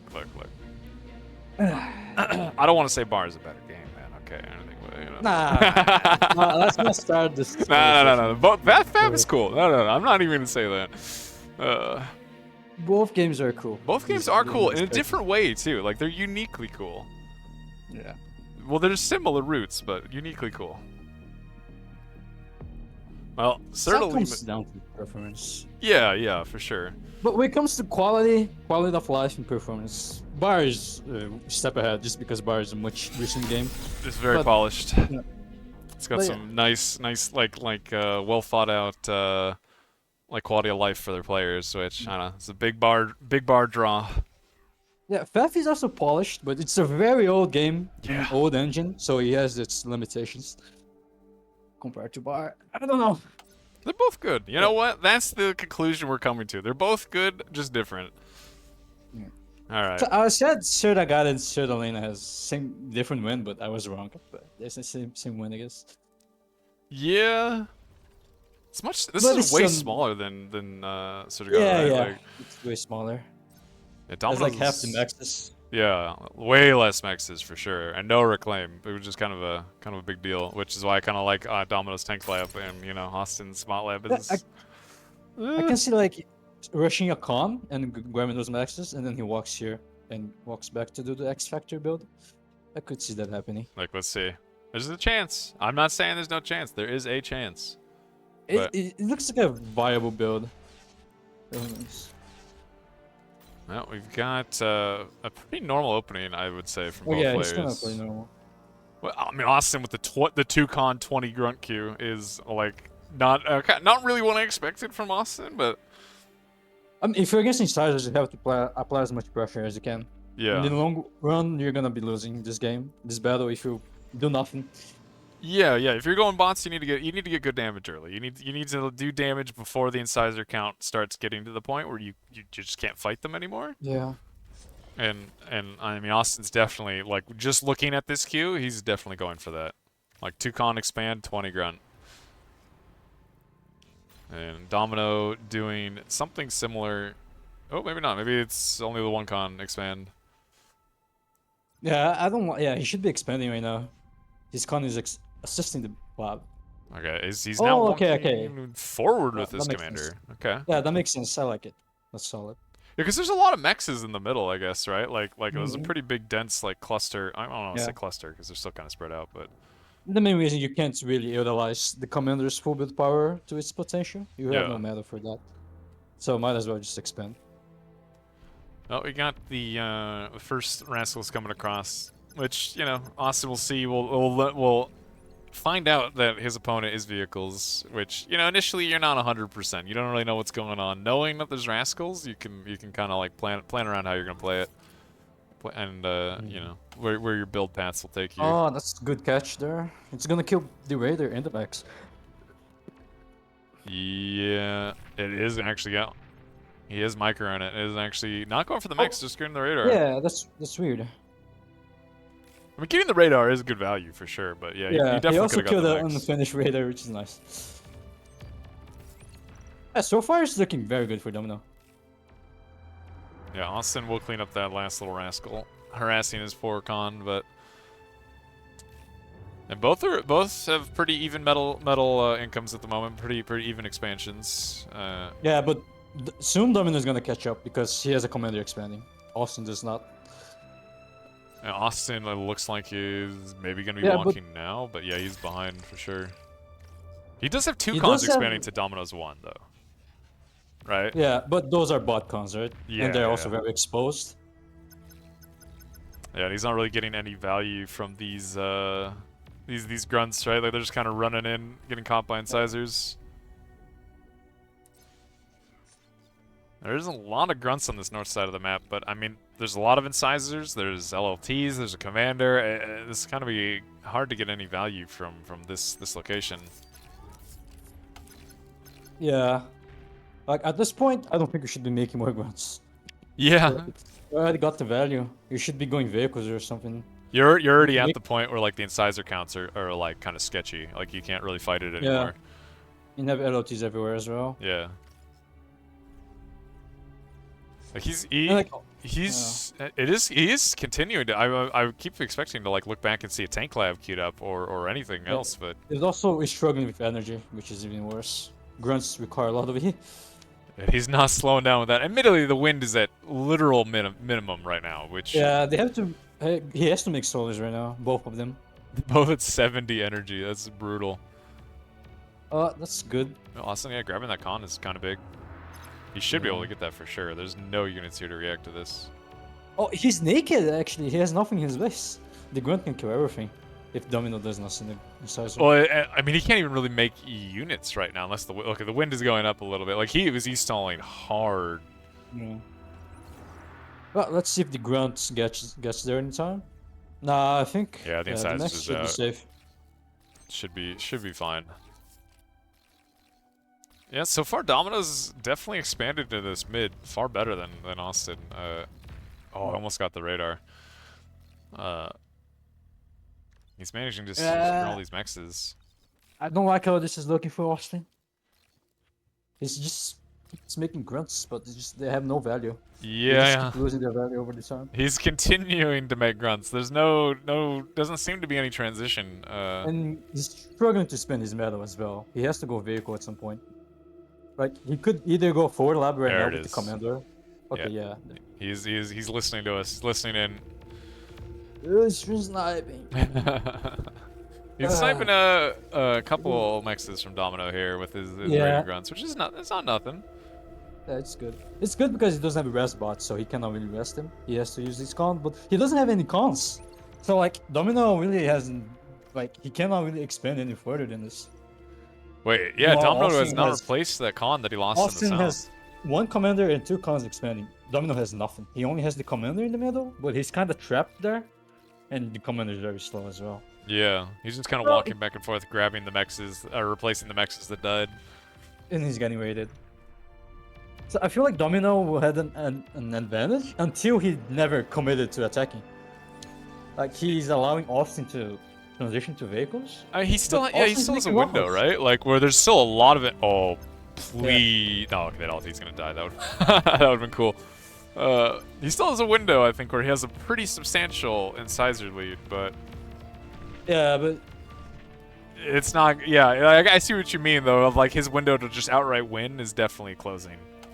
yeah, he's also kind of overreacting against this grunt. Right? He's sending air. Oh, he's all his sending items just everything to back. that. Yeah, This that's actually not it ideal. looks Yeah. like a hotkey, like a control group, like he just control grouped everything back, which is Oh unfortunate. yeah, that looks like that. Look at When you look at the. He just Nice. auto grouped him back. Like, look at this. This is all exposed. You should be sending tanks there. He's Instead of gonna sending catch all all the these army grunts for sure. Yeah, Like they're dead. That's good. That is good. The double mechs. Huh. You can fix that with spreading your mexes. I'm just saying. That's a thing Yeah. that you can do. Spread everything pretty much. Wind, Yep. next, LOTs. Pretty much for everything. Yeah, he caught all those grunts, but like you said, he doesn't have resers to get the reclaims, so it's kind of like Yeah. it's just the You can send a reclaims con sitting there, right? This con can go here, make the max, and then go there. Yeah, yeah. It kind of Austin's- feels weird drawing those arrows because there are 7 spectators. They all have to see my drawing. Look, that's okay. You know what? Did they One guy matter? was complaining about it earlier. You kind of felt bad. No, it's fine. Maybe my arrows look ugly. I'm sorry. Just make prettier arrows. I mean, Austin, he's getting another raid here. This is probably a feed, but I mean, he's getting the radar on the mechs. Yeah, it is a feed. I think sure. there's value from getting the radar, but like the commander's right there. You can just rebuild it anytime he wants, as long as he recognizes that it's dead. Like Austin is walking his commander at this reclaim field in the north, and there's a lot of like making sure to secure this is going to be pretty important for like the coming game, as Austin already has a metal advantage, and he has a bot lab. Like he never replaced this bot lab, so he's now making res bots to res and reclaim all of this stuff on the map. This is looking kind of bad for DoMiNo. It's kind of flip flopped a little bit. Yeah. Yeah, I will say DoMiNo has a healthier energy economy at the moment, as Austin doesn't have an e-store and is not really keeping up with his energy requirements. Yeah. Whereas DoMiNo is far better off energy wise. I still have counter like incisor counterattack in the middle if he can get away with doing this without losing all of the incisors, like spread out and snipe some X's. And there's not a lot here to stop him. Yeah, this is all these mexes are naked. Like there's one exploiter in the back, but these are all naked mexes. And yeah. this is actually good damage. Although he has res bots and can rebuild the mexes. He has cons nearby. Yeah, except all these mexes somehow got overkilled. Okay. Like, yeah. like, you know what I mean? Like it didn't leave a single wreck. There, you got one wreck. You got an exploiter wreck. And I mean that's what 4 mexes and an exploiter. I mean the exploiter is resable, but yeah, he's actually still going. He's gonna get more mexes. Yeah, but he does have a vehicle con, and the mexes are very close. So Yeah, it's not like hard to rebuild them. And Austin has managed to move this to about 1,000 metal lead with the reclaim and a little bit better expansion, I would say. Yeah. There's a lot of brutes. A lot of brutes from DoMiNo, though. Austin's still mainly an incisor army. Yeah, DoMiNo just needs a raider at the bottom. He doesn't know that Austin has nothing there, at least for now. Yeah, no vision at the moment. Radar coverage only in the north is a little rough. Oh, now, yeah, okay, now the unit's caught up. This army might get caught. Yeah, like brutes are okay into incisors, but like this is a lot of incisors. Oh, he just might die here. Oh yeah. I mean, it's mostly incisors, right? Like, there should be no... Like, it's a lot of incisors, but DoMiNo should easily be able to degun. No, he's going to go for the base, which is even better. Yeah. Yeah, that's the safer play, for sure. Yeah, if he gets on top of these wins, like yeah. DoMiNo just dies. DoMiNo is doing the same as we speak, but he doesn't have enough It does numbers. look like Austin... Yeah, Austin's reacted to that. Well, look at the minimap. Like Austin's reacted to this and cleaning this up, whereas DoMiNo is killing it. Like, DoMiNo's dying. He lost all his BP. The pounder shot is shooting into the winds, killing winds. Like the lab dies, and that is DoMiNo's entire base dead. Yep. He's getting all the cons. He's oh man. Austin, he just waited. He waited, built up the incisor numbers, and found a hole to just run into. And DoMiNo's trying to rebuild his lab, it looks like, to play this out, but yeah, there's no way of coming back from this. He has 75 energy. He has barely more energy than he started the game with at this point. Like it's a bad situation to be in. Whereas Austin, he has his base, which I guess is all we can say. This man has one man has a base, one doesn't. That's kind of a big deal.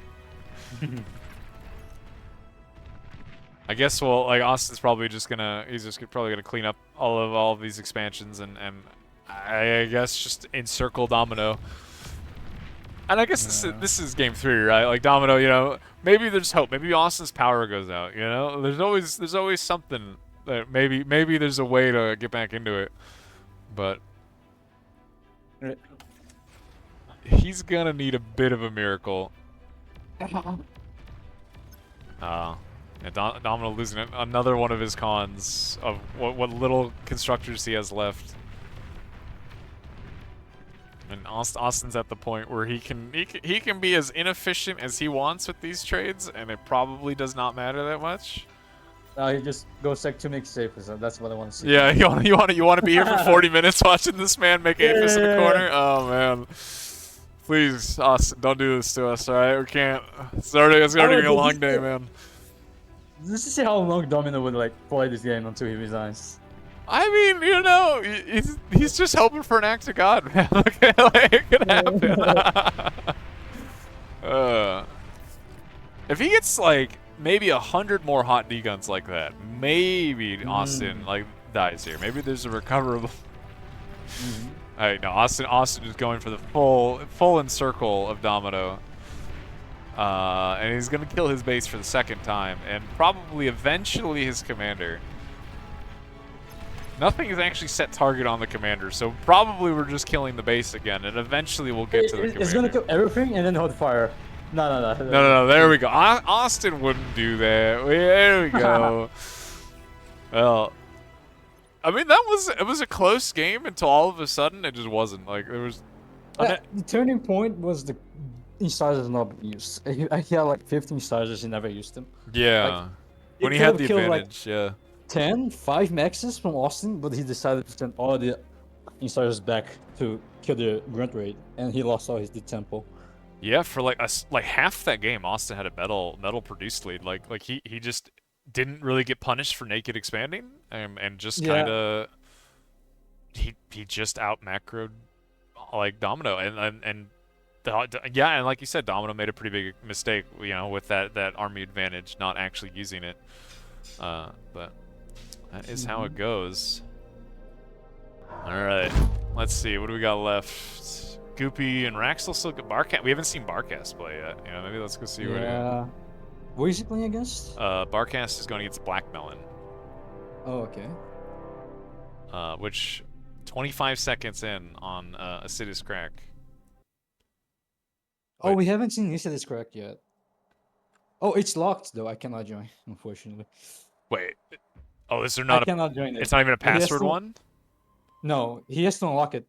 I mean, I guess they haven't started it. I could ask. Yeah. Oh God.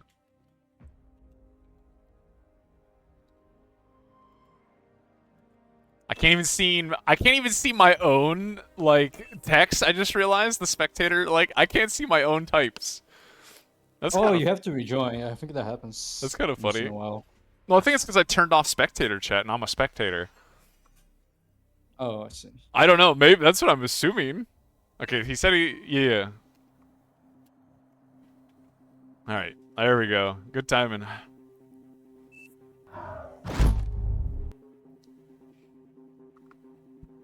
This is a map we've seen quite a lot in 1v1. I feel like, and a lot of like just general 1v1 play, and I feel like I've seen it in multiple tournaments too. Like, yeah, it's a pretty interesting map. Oh, we can see the traditional infamous X Factor build here. He has to be. Wait, who? Barcast? Oh, with the 2 mech. Yeah. I mean, I've never seen anyone doing his build in this map, but maybe he can pull it off. I mean, it's got the 3 mechs cluster right there, right? Like yeah. If I'm looking at the spawn, he has to be it. Yeah, he has to be. Which kind of makes sense, right? Like Barcast, you know, he plays a lot with X Factor and the other boys like quite often, right? Like it makes sense that he would pick up some of those builds. Okay. You could also be experimenting if this build works in this map, because I've never seen his build being done in this map before. So yeah. Well, it'll be interesting to see in about, what is it, like 7 minutes? So we'll see I can't remember the exact timing of like when the incisor wave is supposed to hit, but I'm you're not a student of the X Factor? Come on, man. I've never done it either. I mean, I tried it once. I failed miserably. I've seen it enough times that I should know the timing, I feel like, but I just cannot remember the actual timing. But the build is already off, because you'll never make an LOT in this build. So maybe he wants to play it safe. Yeah, I'm surprised because he's made he does know he should be better than his opponent, so he doesn't want to risk it, I guess. I'm so surprised at the LOT there, right? His like outside of like some tick harass, like what are you afraid of there? Like your commander's You're afraid right of there. the enemy rushing ticks rovers. I Because guess. this build is very susceptible to rover, so But he's making his own rovers instantly, right? Like he yeah. should, in theory, be able Yeah, to that's defend why you against don't it. need to make an LT. You make your Yeah, own rovers. you just make rovers. Yeah, you just chill. I'm surprised at that LT. Okay, I don't think this is X Spectre build at all. It's just a different build. Yeah, he's walking for the high ground 2 mexes instead of the 3 mex. Yeah. Which, I mean, I guess it's a shorter distance, but like he's also making an LLT up there, which, I mean, I guess you're against bots. It's more of a risk, Yeah. but yeah, he's expanding back to the 3 mex, so like it's definitely not an X. It's definitely not that build. No. It's his own home cooked brew. Well, we've seen this matchup a few times today of the core bot into core vehicle, and we know what this at this point we know what this is gonna turns into. You know, like there's a time limit on the bot player to get some damage done and do something, and so far a lot of people today have struggled with that time limit. It'll be interesting to see if we see something different here. Oh. A few grunts going across the map. A lot of rovers, or I guess it's rascals in response from Marcas, but kind of really needs more incisor count to deal with this. Opting to leave his commander in base as BP to to boost these tanks, while Blackmelon is already walking forward with a nano in his base. I like that he keeps his command in the base. The max clusters are so close and you're using vehicle cons. You're kind of scaling your metal pretty fast. The BP will be pretty good, as he has actually already taken like quite a lot of mexes. Actually, I guess Blackmelon has as well. Like they're actually like neck and neck in mex acquisition, but yeah, Barkas is queuing up a lot of incisors. Yeah. Which I don't know why I'm saying that like that's surprising. This is how you built this lab. But he's defending well so far. Like, the grunts have not managed to get any sort of aggression. He's defending. He should be aggressive because grunts cannot catch up to rovers. So I kind of don't. I dislike this approach from Barkas. I do feel like, yeah, if you're gonna make, what is this? How many rascals is this? 11 rascals. Like the point of these is to be aggressive. Like you can't defend grunts with rascals really. Like he's using them for vision, but you're having your own radar. And like grunts. Usually, the grunt user is not making LOTs. He's trying to greed as much as he can, at least from top level players. So you have to abuse that by sending your rovers. You cannot really keep them in your base. They're not getting any value. Yeah, I wouldn't. I feel like you wouldn't make this many if you're going to be defensive, right? Like it's a strange decision making with that. Like, and by not attacking, you're kind of allowing your enemy to expand for free without any pressure. And you also allow your enemy to send all the grunts to attack. Yeah, look at the metal income difference actually. Like Barkas is pretty solidly behind. Yeah. With the commander expansion, with all the the three botcon expand in the back, like Barkas is actually behind here. Yeah, and like Blackmelon, like 60% of his maxes are naked. The rovers can easily kill all of them, but yeah, he's being too passive here. Don't like that at all. And now, like with time, he's just gonna be making LOTs everywhere, and soon the rovers are not gonna really be able to sneak in through. Yeah, I actually feel like with the grunt open here, like he's getting the damage he needs to get done, which is just stopping Barkas from pushing out. Which I don't know how much of that is on Barkas and how much of that is on Blackmelon, but like. You use the incisor to defend, and then you use the scouts. You use the scouts to attack, and then you attack. Like Barkas' this decision making is actually hurting him quite a lot here. You see, because Blackmelon he doesn't even need to aggress with these grunts. He just needs to keep the threat here. He can see where Barkas base is. He knows that he has an expansion advantage at the moment, and he is just expanding. Oh, a move. Oh, the grunts are actually going. I mean, it is risky. I would rather let the grunts stay there. Because the incisors can't do anything. Your enemy, you're forcing your enemy to keep their incisors at bay there forever. Oh, this is a good push if he kills the con, but he does not. Yeah. So that is not good. Just ended up leaving a few wrecks in the ground. Should have killed the con. That was not worth it at all, unfortunately. He's going back to his plateau. This is a weirdly passive situation all of a sudden. Yeah. Like, I Blackmelon's like banking the a lot of idea, metal. but like you don't have to send all your grunts there. Like at least half of them you can like, keep at your base to defend yourself. Or It's pressure not like like the other side of the map. Barcast is Or... never. It's not like Barcast is ever gonna be able to kill your grunts anyway, so you don't have to like build a huge army there. We have to be seeing some sort of transition soon. Like he's banking a lot of metal. Like he doesn't really have the energy. Like this is usually when the players are like, okay, let's go tanks and dump our metal. Like you should either be going vehicles or there even it air. is. Okay, no. Well, probably yeah. I mean, his energy is still a little rough, I think, right? Well, especially with the wind doing this. Oh god. I mean, it should be fine when he makes incisors. They're very cheap. Exactly. Energy for metal. I don't know. Yeah, all the tanks generally just a little more energy cheap when you're in this situation. Like, Bots are just too expensive and it's very little build power requirement to make bots as well. So it's very easy for your energy to deplete when you're making bots on so many nanos. Oh, and wind is on the lowest. Yeah, this is terrible. Like Blackmelon's about to He's making an E store while this is happening too. So this E stall is killing him. He's making solars everywhere, so that's good. Yeah, like he's not really overflowing yet. Like he's managing to stall this out. Hopefully until the wind goes back up, but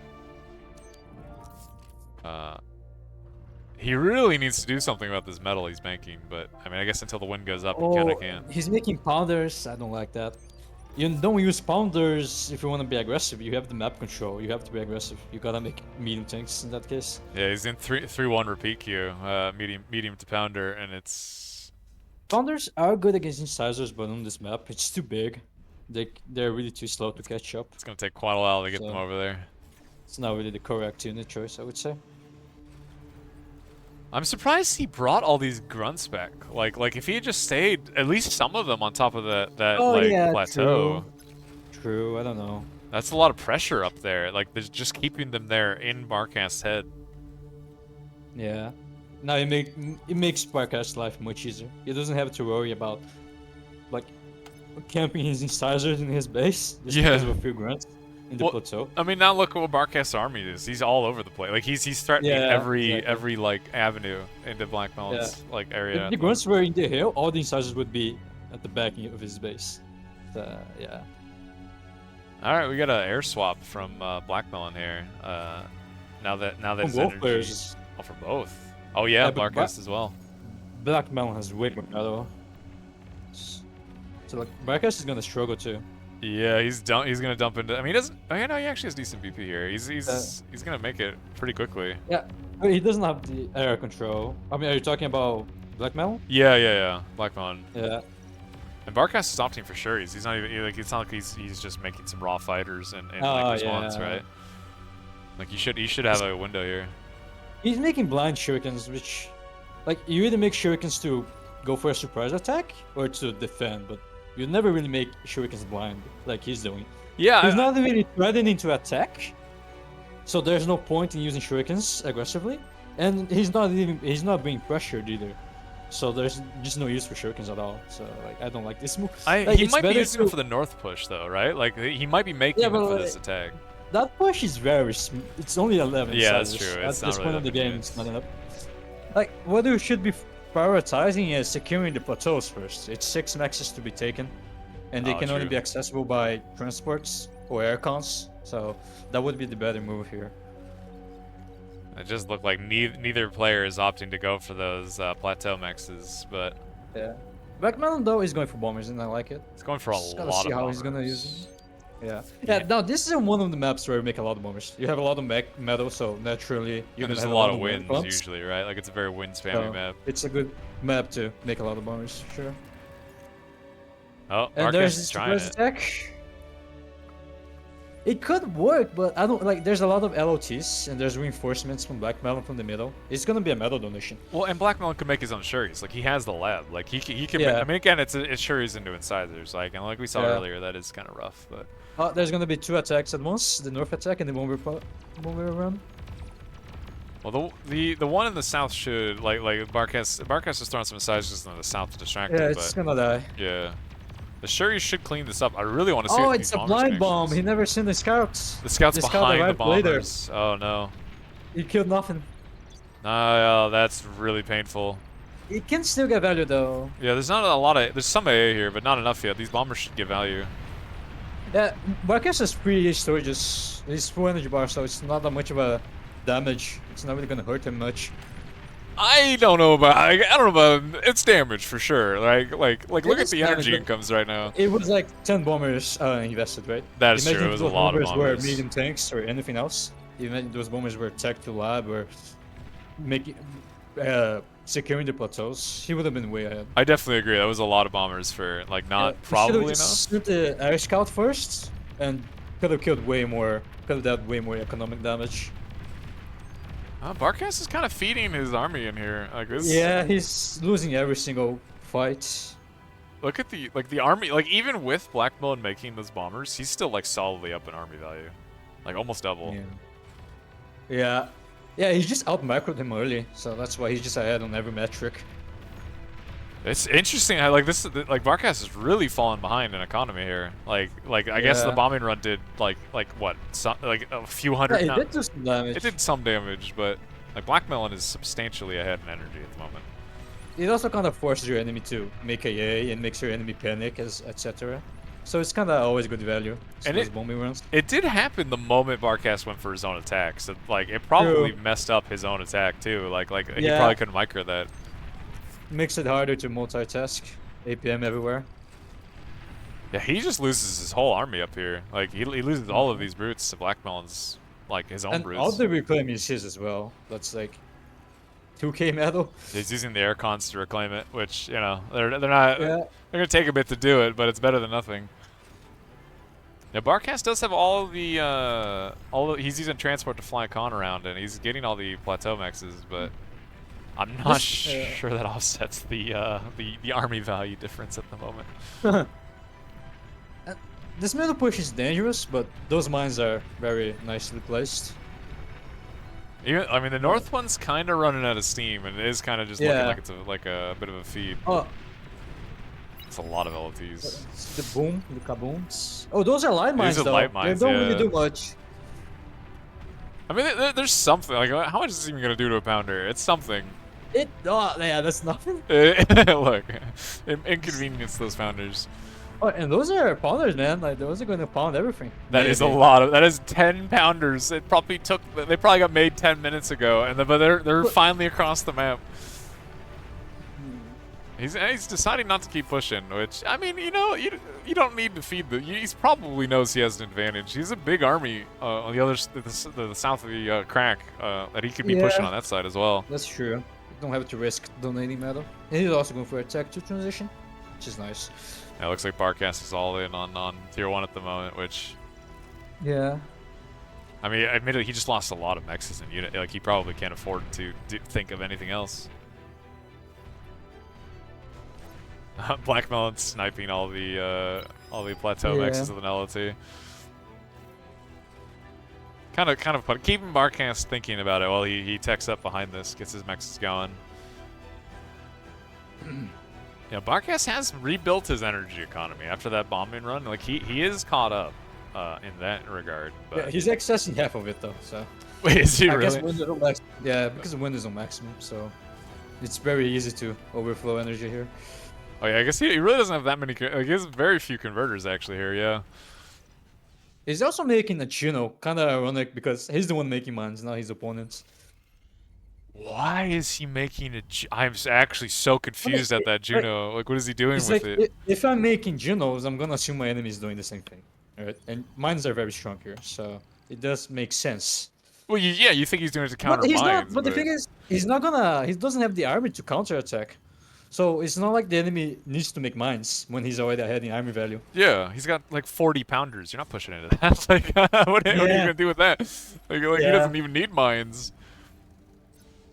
It looks like we're definitely a little more stable position here. Although Blackmelon is hitting the Tiger production button now that he has some tier 2 mexes and not a whole lot of BP with these cons. Like he's getting his base mexes up quick, but he really needs to get some BP with those cons. Also, Blackmelon was way ahead, but if Barkas out macros Blackmelon, he can easily catch up here. That's true. Like this is the big moment with the tier 2 economy Yeah, that's boom. why you have to like micro your nanos to cap the maxes ASAP. That's a lot of APM. Well, to as do we're, that. as we're looking, like Blackmelon is not really getting Yeah, BP he's on his just tier 2 cons, right? Like using a con. That's the problem with going vehicle lab, is that you have to actually transport nanos instead of just making twitchers, which is the easy, lazy way. But lazy way is bot always lab better. is bad on this map because you just don't have good units. That's why what I like to do is sometimes go tech to bot, make twitchers, cons, and then reclaim the lab from to go double vehicle Go lab vehicle, yeah, or makes tech to sense. I can lab. see it. That would be like the ideal choice here. And Blackmelon had bot cons. Like he had them from his first lab. I mean, the option was there. Yeah, in theory, I think Nano Micro is better than Twitcher, but the amount of APM requirements It's a is like lot, three yeah, a lot times, more APM for four sure. times bigger. So Especially when you got way more things going on. Like you, yeah, not a lot of people have that APM. You know what I mean? Like in this case, they're kind of both chilling, but generally, yeah, you cannot really afford to be microing everything at once. It's too much. it definitely looks like this is turning into more of a relaxed. Like nobody's being aggressive, and it looks like it's just gonna come down to a macro war almost. Yeah, I kind of like those games. I do, you Finally. know. I prefer those games over 2-minute games. I agree. I very much so agree. Blackmelon Oh, deciding to stop trusting in this wind that has been kind of Yeah. bad, and he's already making a fusion, as is Barcast, actually. This is probably the reason why he's stalling energy. Making converters with nanos. It's a lot of energy that you're spending Oh, there. yeah. Oh, Although, but wind is going up again. the so moment now the they're wind chilling. goes up, he's fine. Like, the wind on this map is crazy. Oof. How many tigers is that? He has 10 tigers, but that is not a small amount of tiger investment. Yeah. He can like raid the side expansions. Like this is raidable. And he's doing it. Like the move key, he Oh, is nice already queued drop up. here. Also in the bottom corner, very nice drop. Oh, we got a little cheeky transport drops. Yeah. The roots, I like it. Get a lot of value. Yeah, there's a lot of wins up here, and the mexes, of course. But like You could potentially like pick the tank with the transport Barkas, but I'm not sure that's gonna happen. this is kind of a big run by. These are tigers, and tigers are not Yeah. gonna stop. But then shurikens, right? They always exist. Well, And like, so I so this push mean, could theoretically be a feed if he makes yeah, it. that's true. If Barcast does pop out, he doesn't have a lot of BP on his air lab though. If we look Yeah. at it, like there's not a lot of nanos in range of this. He can't actually like pop out the Shuris that quick. He could reclaim that lab and make another new one. But Yeah, that make it doesn't have in the his space. BP. Yeah. He doesn't have the space for that though. He can, but he might block the vehicle labs. I feel like he's gotten his value here. Like he's killed a lot of mexes. He lost some brutes, but like you know, whatever, the brutes. So he's not. I don't think he's lost any tigers in that wreck field. I mean, that's like what 6 maxes, but 1K meta donation. He I don't killed what is this? This is 7 mexes. He killed like 20 wins. I don't know, man. And some of those, Yeah, most of I those mean, tanks that that's died, I fine. think were actually If you get him with a Barcasts. single tiger, should be fine. Yeah, it's good. Oh god, the mines on the other hand. Whew. Oh, big fight in the north. A lot of little brute on brute action, but the Shuris here will definitely be a pretty big. Yeah, but Blackmelon has double the fix. Yeah, So a lot of he's fighters. able to clear it out. And there's tigers behind it too. Like Yeah. I would say there's also pounders behind it, but by the time they get there, the fight will be over. Yeah. But the tigers alone will be enough of a difference maker here. No, the finishing touch is dropping a nano there and reclaiming everything. Or just make a rest bot, but that's way more expensive. But Oh, I hear it Banisher's is the firing. easy way.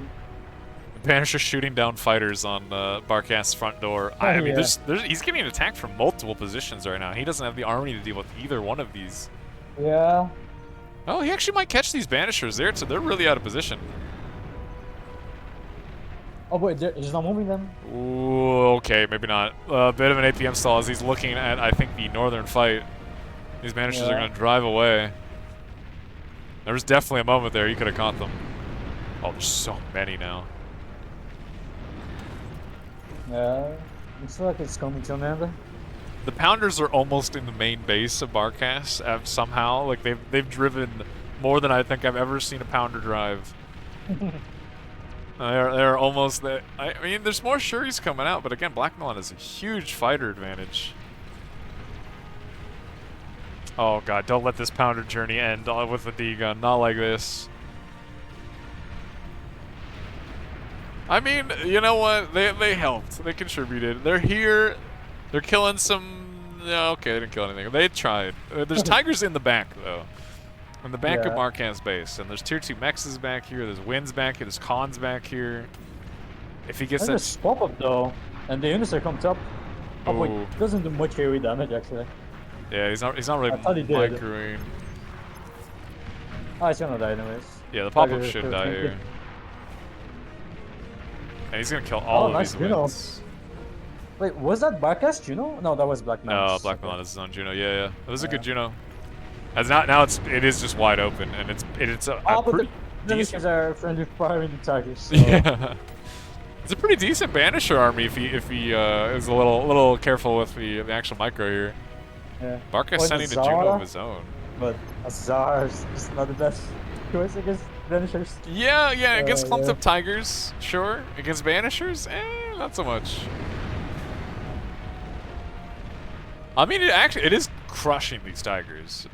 And you know what? If he kills the Tigers, Barcast can just pump Tigers at the Banishers. But then you can also just run away from the Zara while the Banishers kill the Zara, right? Yeah, exactly.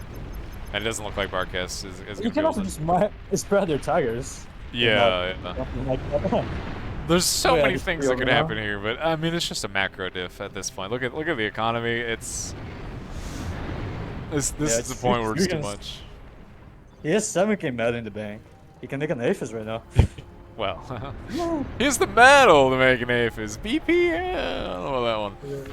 Oh, not if we want to be here for 50 minutes, maybe, but. Yeah, these Zars are popping out and immediately getting banished. Like they're getting one shot by these banishers. Yeah, Barcast calls it. Yeah. Wow. Kind of a macro. I don't want to just say just macro diff because there was like decision making from Barcast that was a little weird early, like with like the Wraxels like not taking advantage of like the tank versus bot like. All in all, it was kind of a weird game, and it literally just turned into a macro diff. Yeah. All right, what we got left? I think this was the last set. I believe that was game 3. Was it? I think they said it was game. Yeah, that's the third game. Yeah. Okay. Yeah, Blackmelon 2-1 to Barcast. Wow, look how many 2-1s there are. Actually, a crazy amount of 2-1s.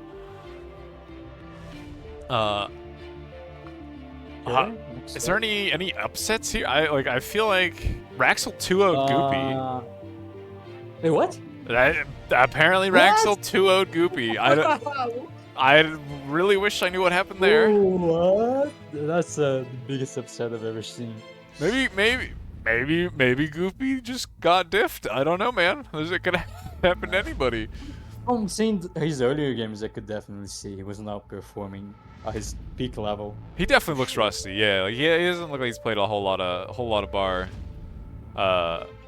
So we've got a lot of 2-1s here, like Slow 2-1 Lapaka, Pretor 2-0 Not Real, Lukewarm Water 2-0 VDB, Alt F4 2-0'd. I'm not gonna even try. Sarpleb 2-0'd or StarDom 2-0'd Modulo.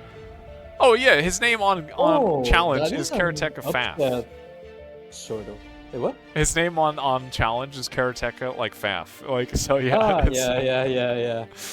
But you I think do recognize that name. You think it was an upset between StarDom and Modulo? I think that could have gone either way. I thought it was gonna be closer, like 2-1. Yeah. It was kind of a surprise, I guess. But besides those two guys, 4 guys, there's not much of an upset there. Yeah, most of this, I mean, Blackmelon Barcast, I think like that could have gone either way. So like a 2-1, it's a close set. That's good to see. I would say Blackmelon's against Barcast is an upset, but I don't really know much of the Blackmelon. Yeah, So. Barcast I think consistently is just a pretty good 1v1er, so that is a bit of an upset, right? Like that is a bit of a surprise to see for sure. On the next set, I already see, yeah, that one. You want to see Zlo versus Austin? Is that what hit you? Because that's what I saw. That looks, yeah, that has to be the only competitive match here.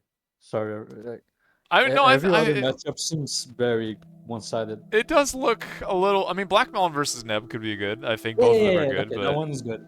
But we did watch Blackmelon just now.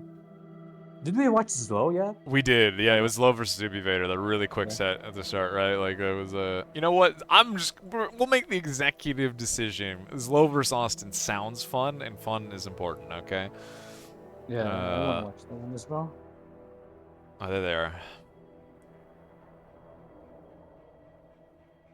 And an unlocked lobby, of course, as one does. Of course.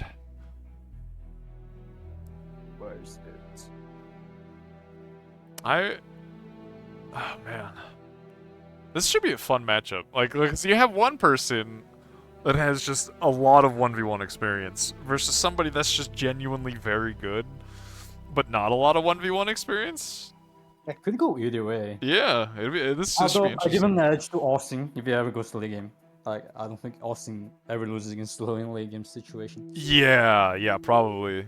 Austin definitely seems really solid in a late game macro situation. Zlo's macro as well is not one of his strongest points at all. No, for sure. It's his weakest. So, yeah. Look, I don't know Zlo as much as you do, but I definitely, from what I have seen, he's definitely more of a kill them in the tier 1 like micro stage versus a macro player. Zlo reminds me of Ragnar. I can't ever tell what they're gonna do. Very unorthodox players. Mm-hmm.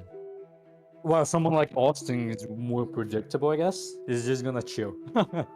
yeah. You don't see Austin doing a whole lot of like high aggro rushes all that often, I guess, right? Like, I think he's probably very capable of it, but I have not seen him do it very often. In the competitive game, for sure. Even though both have way different play styles, distinctive.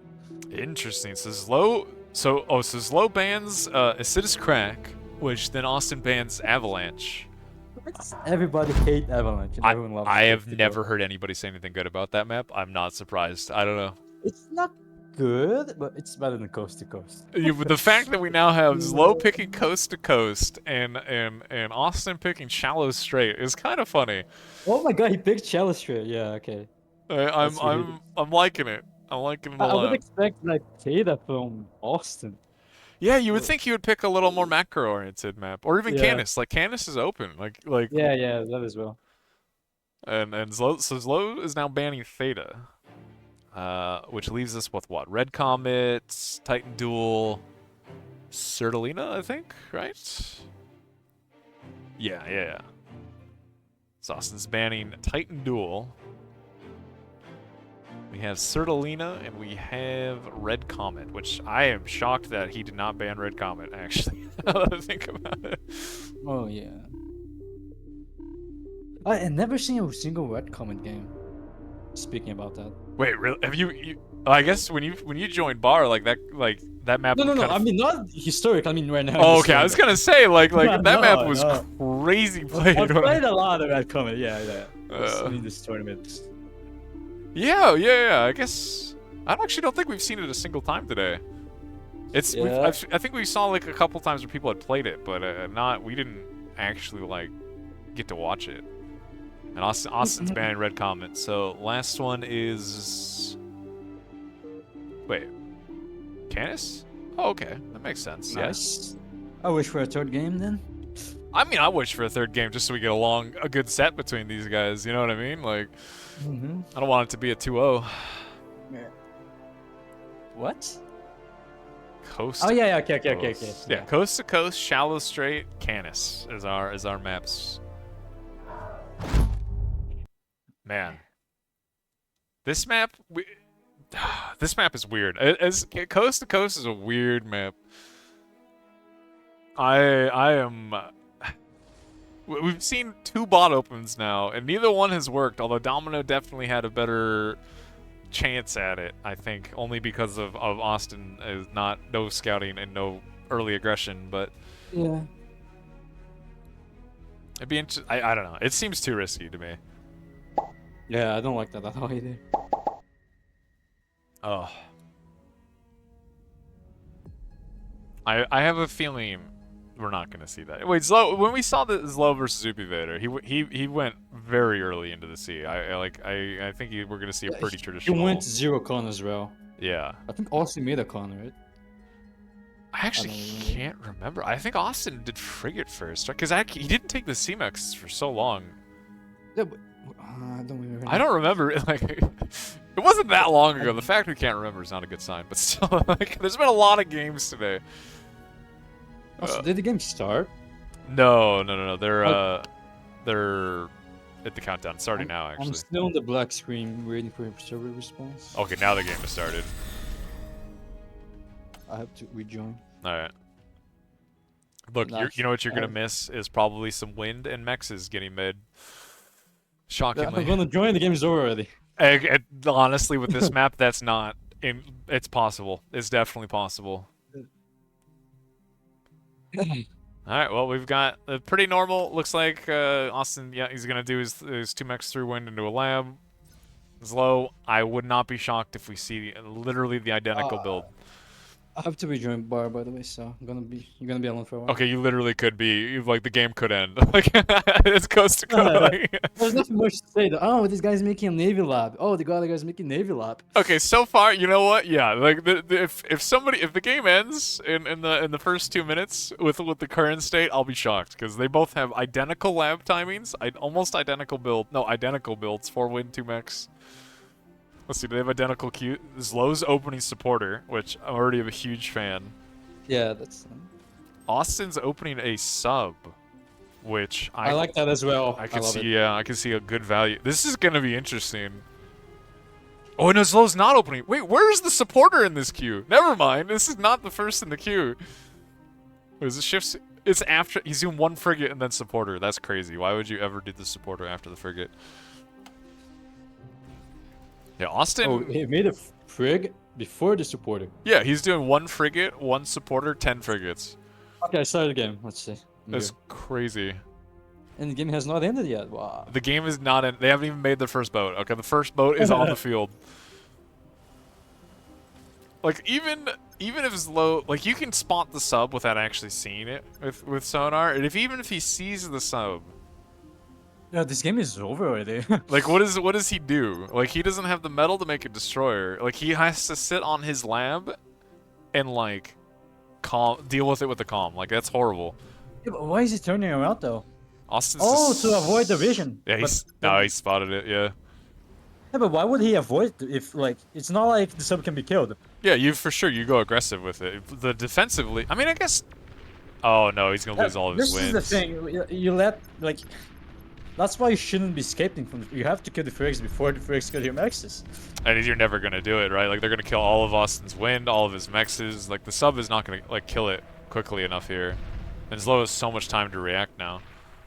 The calm might kill? Oh, I think the frigate's even going to get out. This is brutal. That is bad. That might actually just outright be game. Yeah. Yeah, Zlo's just going to drop 2 urchins. One of his mechs cluster, one in his lab, and now all of a sudden, like, the sub can technically beat these, but it's, like, super micro-intensive, and honestly, like, yeah, Zlo's already opting for his own sub. Yeah. Austin has 0 wind. He has nothing. That was a lot of How is he gonna... He cannot build anything. He has no wind at all. He has no wind, he has no metal income. Like, he has 3 cannot income. make solars. This is over. He's... Like, he can't make... He literally can't make anything. Like, he can't make mexes because he has no energy, and he can barely make energy because he has no energy. He has to cancel the Whistler. That's the only thing he can do. He can make sea whistlers. Oh, no. He's gonna kill this frigate, but I honestly don't know if it matters. Like Zlo's gonna get the reclaim, like if he gets it's really good... buying him some time, though. But the sub-micro here is gonna be crucial. Like, absolutely crucial sub-micro here. And if Austin's just running away, that might actually just be... Austin's putting too much attention on his navy. He just has to fall back and then fix his macro. I mean, the sub fight here, I think, is actually like the game. Oh, he's winning though. Hugely winning. Actually, just Okay. hard out micro's low. OP? That's actually super important. He needed that win. Yeah. He does have urchins though, so those subs can't do much, honestly. No, but now I he guess- doesn't even have to worry about the sub himself, right? He has naked mexes. Like he doesn't. He that sub was a huge threat from Zlo. I feel like the fact that the sub is no longer there. Oh, but there's another sub though. Let's see. Yeah. Now Zlo all of a sudden has to make a second sub. Oh, Austin's gonna snipe the converter. And the converter explosion hit the sub. Wow, this is some crazy. Oh, he's gonna lose the other one. Yeah. That converter explosion hitting the sub actually just immediately won that fight for him. Wow. Is Austin a god C player? Like, what am I seeing? This is insane. Yeah, that was insane. Good micro. Like it was over until he pulled off a. He just out microed it. He microed his way back Yeah. into this game. That was crazy. That was actually crazy to see. I mean, now like this urchin's gonna get whittled down by the Sea Whistler. Like, I mean, it's gonna take an hour to kill that. I don't know what I'm saying. So Low is kind of he's getting contained, and like Austin's not that behind in energy anymore. Like he's catching up. Yeah. And But like Zoe has like no like build power to make wind. Austin can make wind meanwhile. yeah, like we said, like you don't need that much energy to make boats. You just need enough to spend. Oh, surely Austin does not Yeah. get away with this a third time. I mean, this sub has veterancy now. So This is crazy. Oh no, he missed. Okay, he messed up now. Wait, the sub missed. but he can just run away.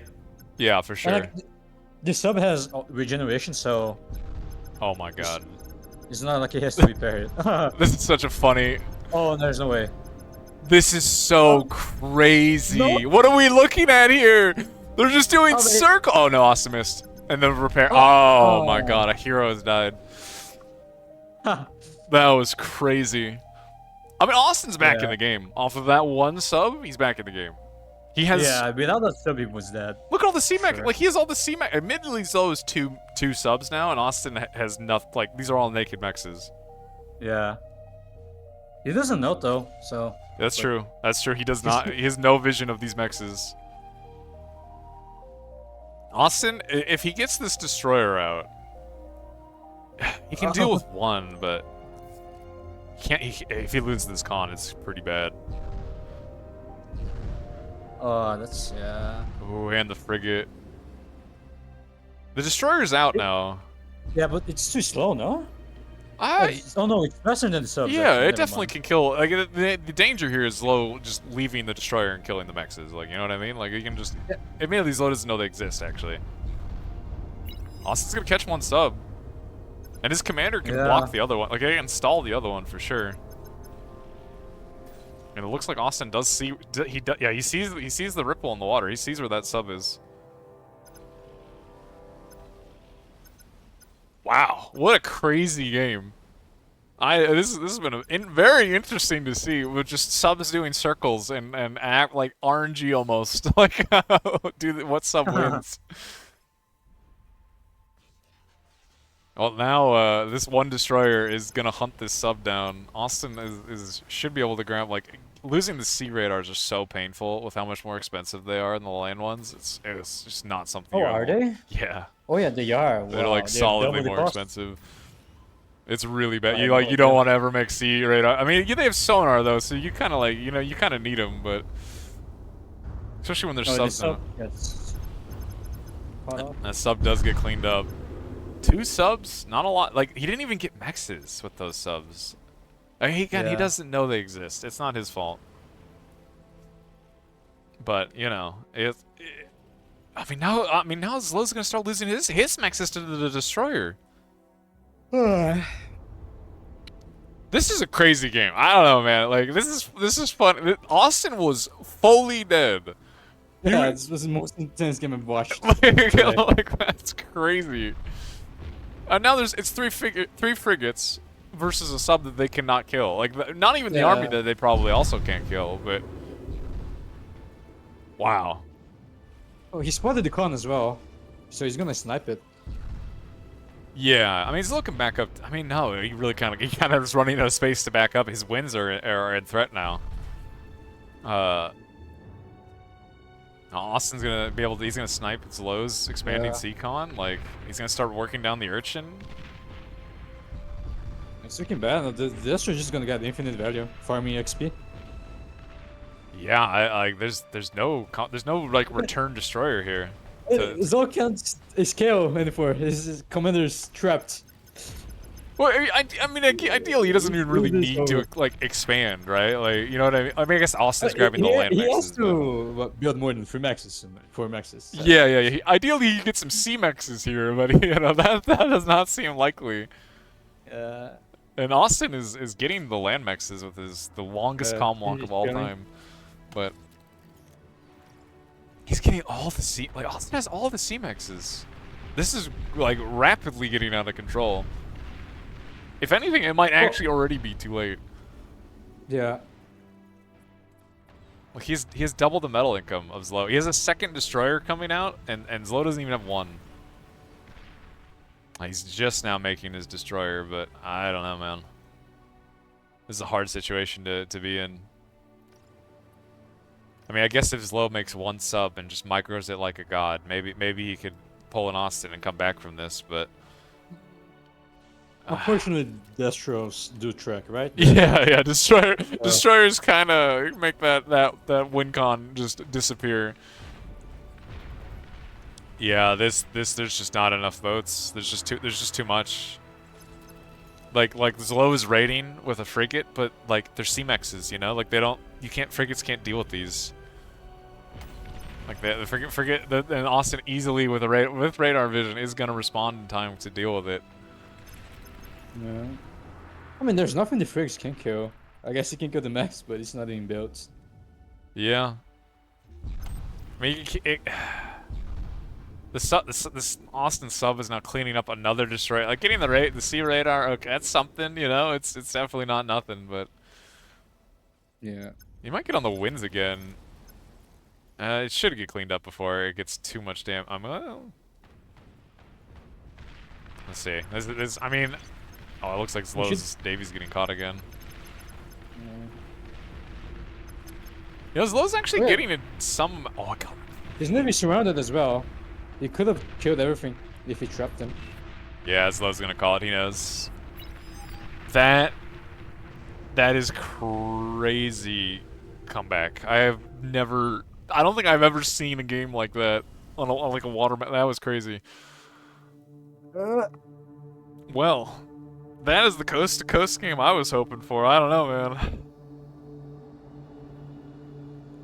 man. Shallow straight time. Another silly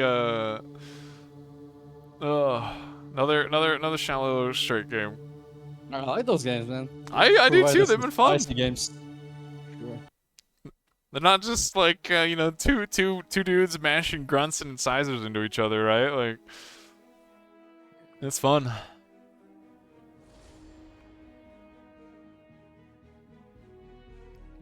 My energy just might die right now. Fuck.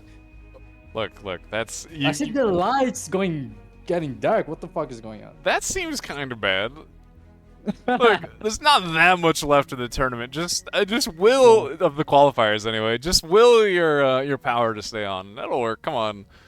Nah, it's fine. I don't think it's gonna. There's no way it happens the third time. When I try to cast, my power dies. There's no way that happens, man. Oh man.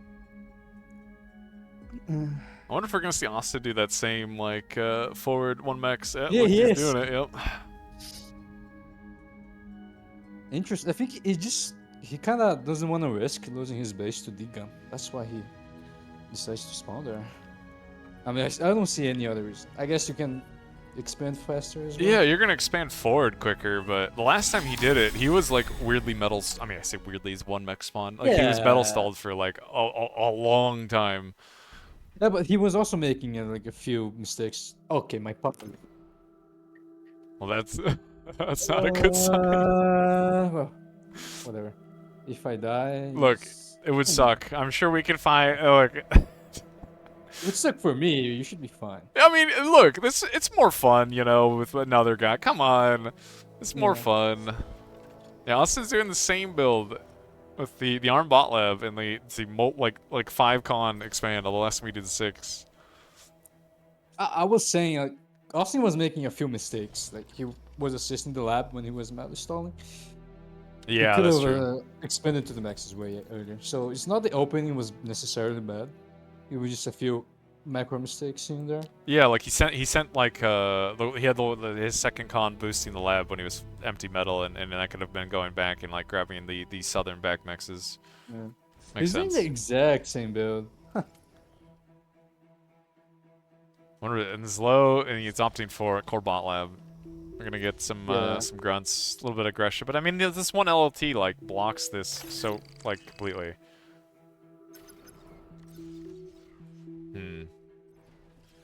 I still would be interesting to see how this handles with somebody going like a very quick shipyard, as like I honestly don't know, like Austin's shipyard was pretty late the last time we saw this.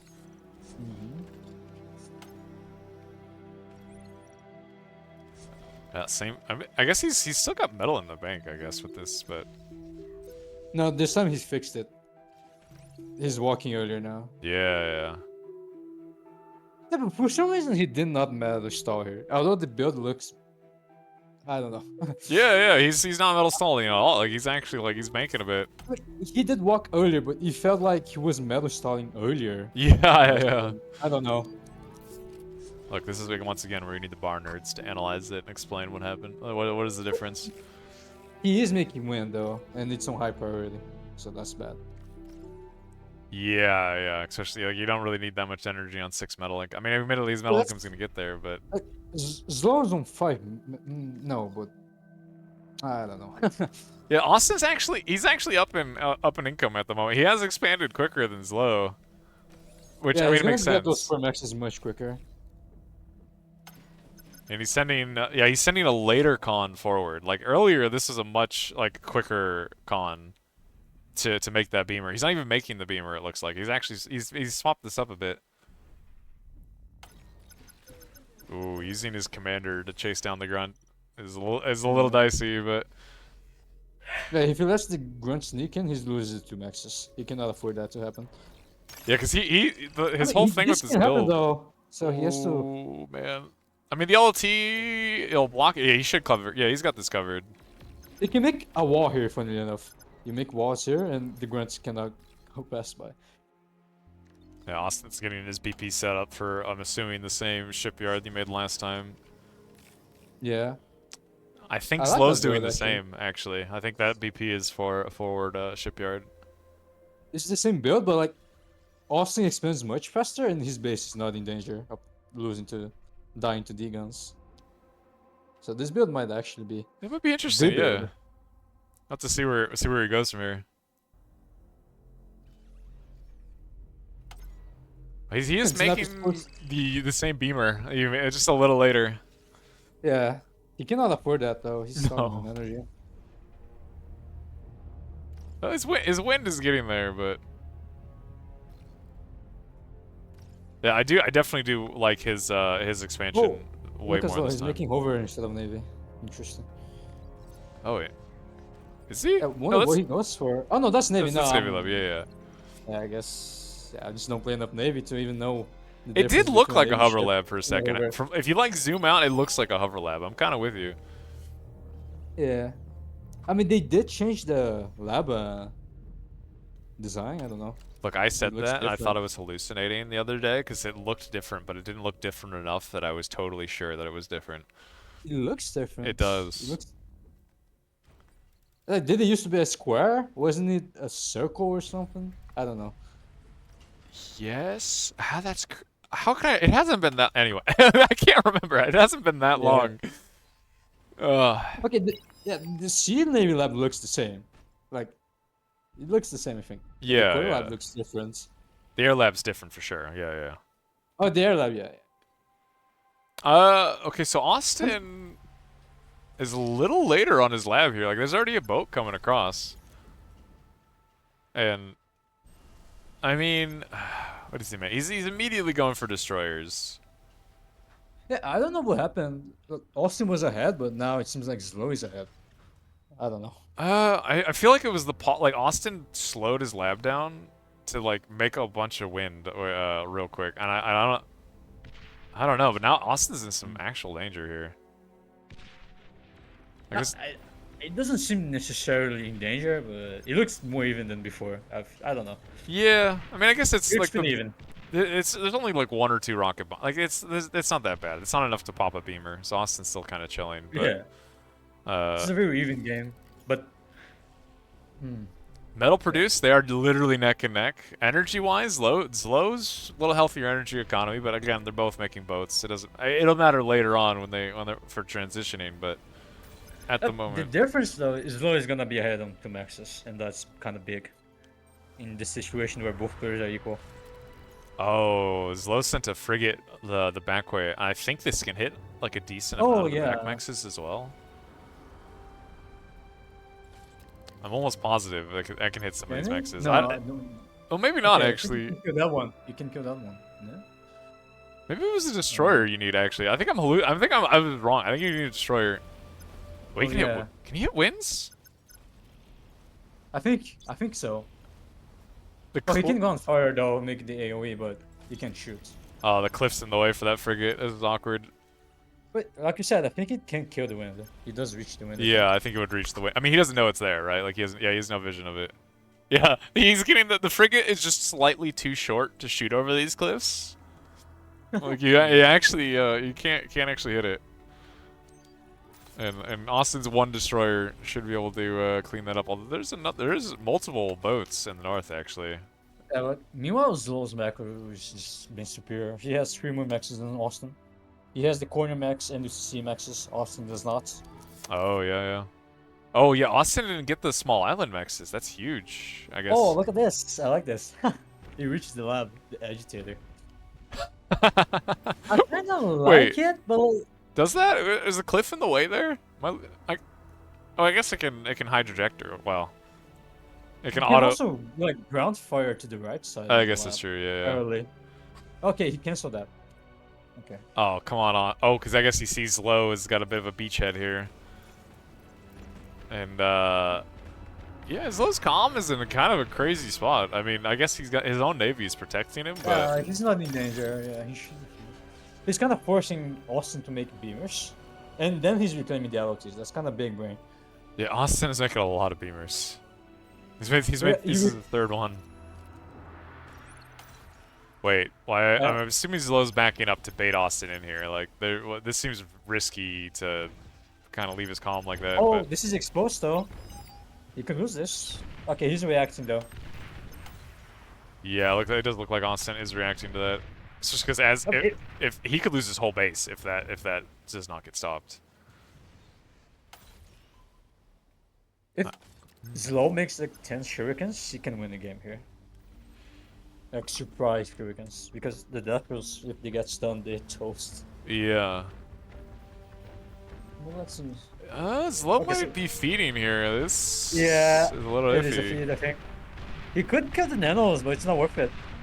That's a lot of metal and frigates.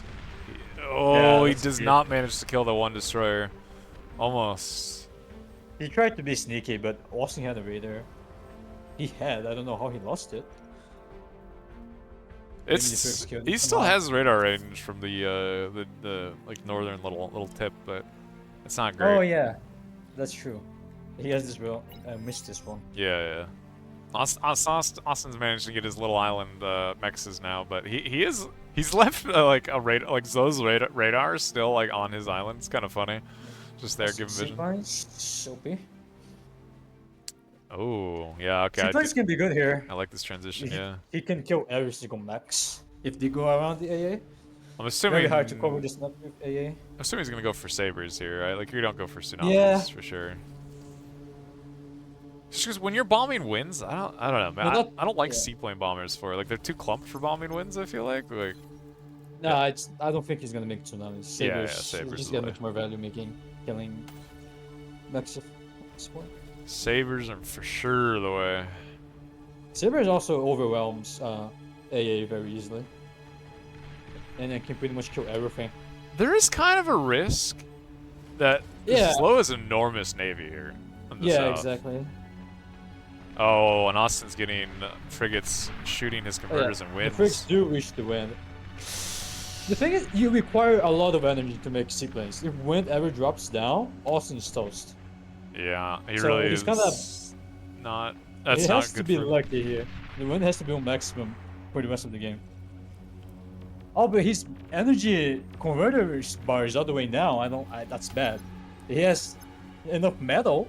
He doesn't have to convert his energy, and if wind drops, he's not gonna be able to make those sabers anymore. He's gonna lose navy. Yeah, he doesn't like have the BP here, really, right? Like, look at the wind. It's dropping the now, wind's right? dying. Yeah, and it won't. The BP won't matter either if the wind does this and he doesn't have the energy.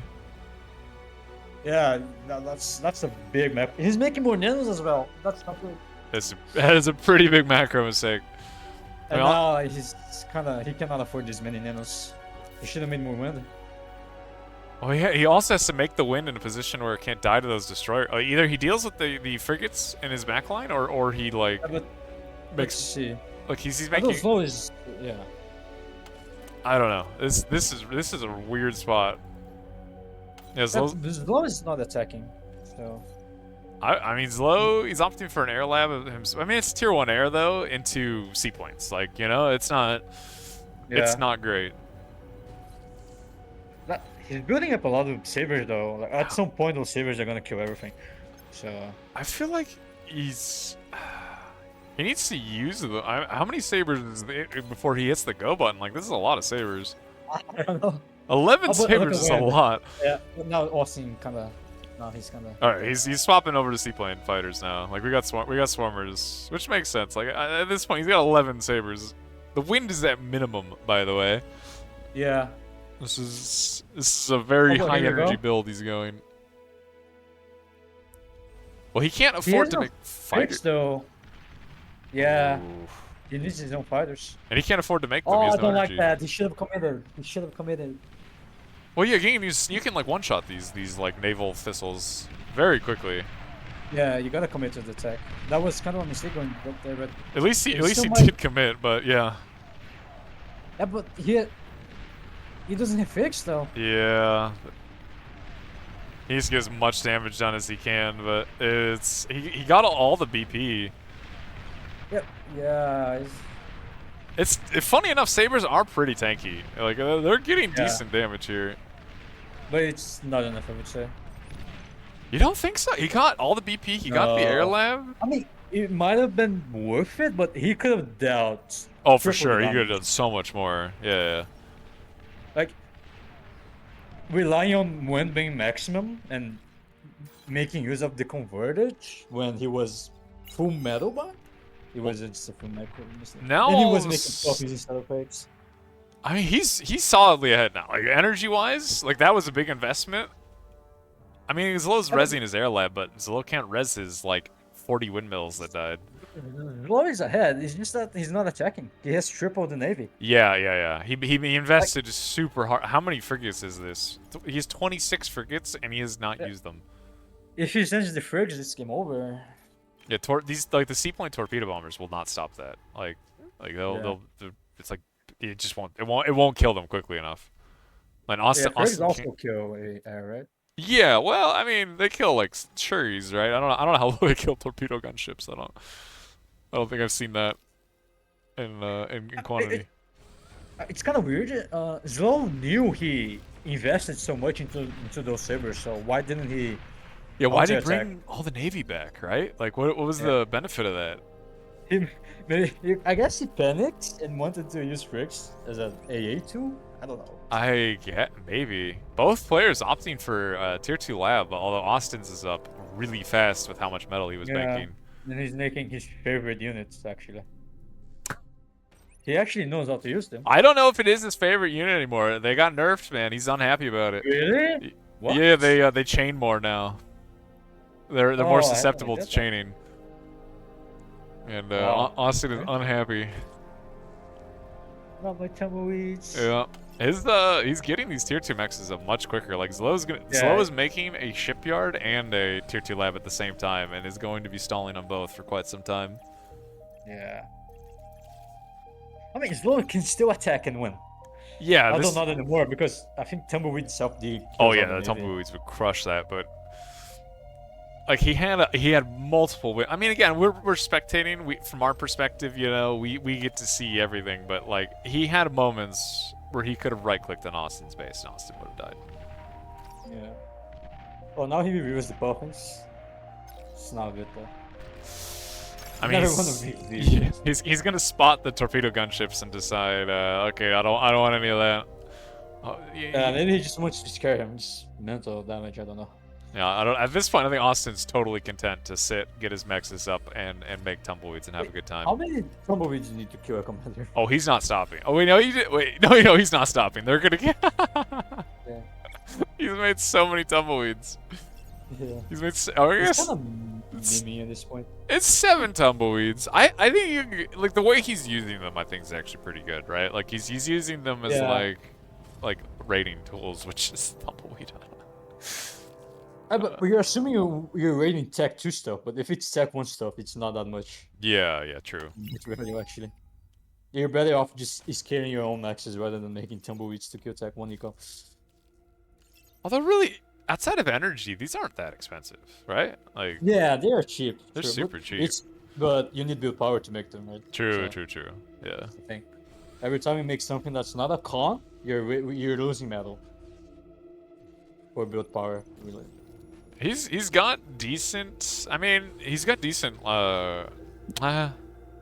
He's only got 1 tier 2 con expanding right now. I feel like he oh no, he's got a second one. Never mind. He's got 2. Yeah, he could use a third one and then make air lab. And reclaim the lab, of course. Oh and yeah, that's you when go the move 400 vehicle. APM transport micro. I get it. Yeah. I mean, you have butlers, right? Yeah. But just the aircons, not this the tumbleweed. nanos. Oh, Oh, okay. That's good. that because was he kills the con. solid. And That got a he tier. cannot raise the con. Yeah. No, yeah, you got the tier 2 con. It got 2 mexes. It got a lot of wins. It might get all the twitchers here. But could be the lab as well. No? Does it? I don't know if a tumble one shots the lab. The second tumble, if it was It's not closer. gonna carry it. But maybe there's flanking damage if he goes from behind and stuff these. I can actually kill have it. no idea if that's Yeah, true. he knows or not. it, he Is knows it it. actually gonna be like? Is that true? No. Bro, if this one shots the left. Oh, he's not doing no. it! Oh, Austin, come on, give it to us. I think with flanking damage he could have killed it. I think. I'm not sure though. I don't know. I think so. Somebody go test. Find out for us. That being said, he did just kill all of those tier 1 cons. Like, he killed 3 tier 1 cons there, like an air con and 2 bot cons. Look at the left side. Oh, no. But Look at the These mini-map, tumbleweeds- man. Look how many What are- tumbleweeds are on the mini-map. yeah. Oh, my God. That is not a lot of damage, bro. Actually, it is a lot of damage. For how, dude, there's 50 metal, like, units. Like, yeah. so much damage. What do you mean? Oh, the platypus from Austin, I think, are really good here. Like two Yeah. platypus right in here. Like what stops this? Yeah. Zlo has so little time to react. Like I guess he has a good twitcher ball, but like it's just not enough time. I don't think. Ooh, he's going for the Sea Labs BP. Zlo is going for a counterattack on the minimap. I do see a lot of boats. You also see a lot of bombs. I did see a lot of tumbleweeds waiting for those boats. And the platypus are getting into the backline. Those comms should be able to deal with that one, but... Oh, man. This is, I want to see the tumbleweed connections. There's so many places to look. There's so many different things happening. Mm. This is the north one. Oh, man. Yeah, Austin, aware of the new chaining changes, not wanting to lose all of his tumbleweeds. Oh, no. Oh, my God. That was so... how many frigates was that? I don't even know. A lot. It was a lot of frigates. that was a lot of metal. That 50 metal a pop. Just killed all that. By the way, there's more tumbleweeds waiting for them. Austin's playing 40 chess. What is this? Oh, he's being greedy. Oh my God. That's so funny. Oh, he's about to lose Nerf ones. He was not paying attention. I feel like... Yeah, oh man, Austin's gonna get so much damage. These Jesus tumbleweeds Christ. have had an insane amount of value. For how cheap they are, they do so much. They do insane damage. Like, oh my god. Because in the surface, they easily die, but underwater, like, there's nothing much that can kill them. You kind of need subs together, but you don't really make subs at this stage of the game. And even then, how well do subs even deal with this, considering their cheapness, right? Like, Yeah. oh, I guess Austin was trying to make fusions- a rattle in range as low as base, but the Harrion Oh, stopped really? it. Well, now Austin has like more destroyers than Slow has frigates, so I guess this Navy fight is quickly going Austin's way. No. Slow has a single bomber sniping mexes, and probably will be going for wins, but Austin already like recognizing that and dropping his own air lab. Although this He's also making a fusion in the back. yeah, he needs it. Look how much metal he's banking. He's got no energy. Like, Austin needs it. He should manage to clean up this bomber. Especially as his own fighters are coming out, but these tumbleweeds are so funny. I mean, at this point, Zlo has lost almost all of his, like, his army value is now, he's almost half of Austin's. It is completely flip-flopped with those tumbleweed connections. Yeah. Austin. Oh no, Zlo is copying him. He's making his own bad bugs now. Yeah, that's true. I mean, it's good. I feel like it's good value. Like, it's just good here. Yeah. Bedbug's just generally pretty cheap. I mean, the E-stall's kind of making them hard to make, but it's not that bad. I mean, it's not great, but oh, the tumbleweeds, man. They're one-shotting tier 2 mexes. It got the con as well. Wait, how did the tumbleweed get in range of this pop-up? It was shooting other ones.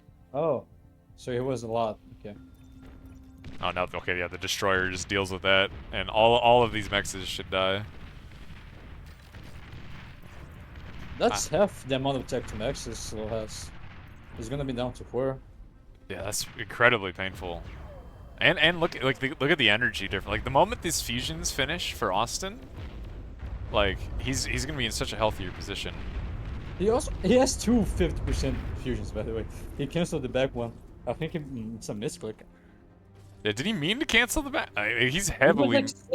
He was like 60%, and then he made an AA. I think that's where he forgot. Yeah, about it. he's making a lot of nanos too while he's installing here on this fusion. It's kind of awkward. Yeah, he wants to make nano range of the fusion, I guess. I mean, once this fusion's finished, I wouldn't be surprised if like we see Austin just quickly drop like a couple more and start getting aggressive, as he has a pretty large lead right now. Zlo has multiple ducks on the front line that he can barely afford to fire because of the C-stall. The win this game has not been good. He's struggling so hard to get the fusion up. The wind is only going down. He's now started the second one. He heard you. The second one is now also being built, while the wind is sitting at 2. Oh, the tumbleweeds on Zlo's lab. Oh, wait, Austin, what are we doing? What? Oh, you gotta go back for that. Come on. There we go. Thank you. Honestly, that might just be too much. Yeah, he could have nano in 3 quickers.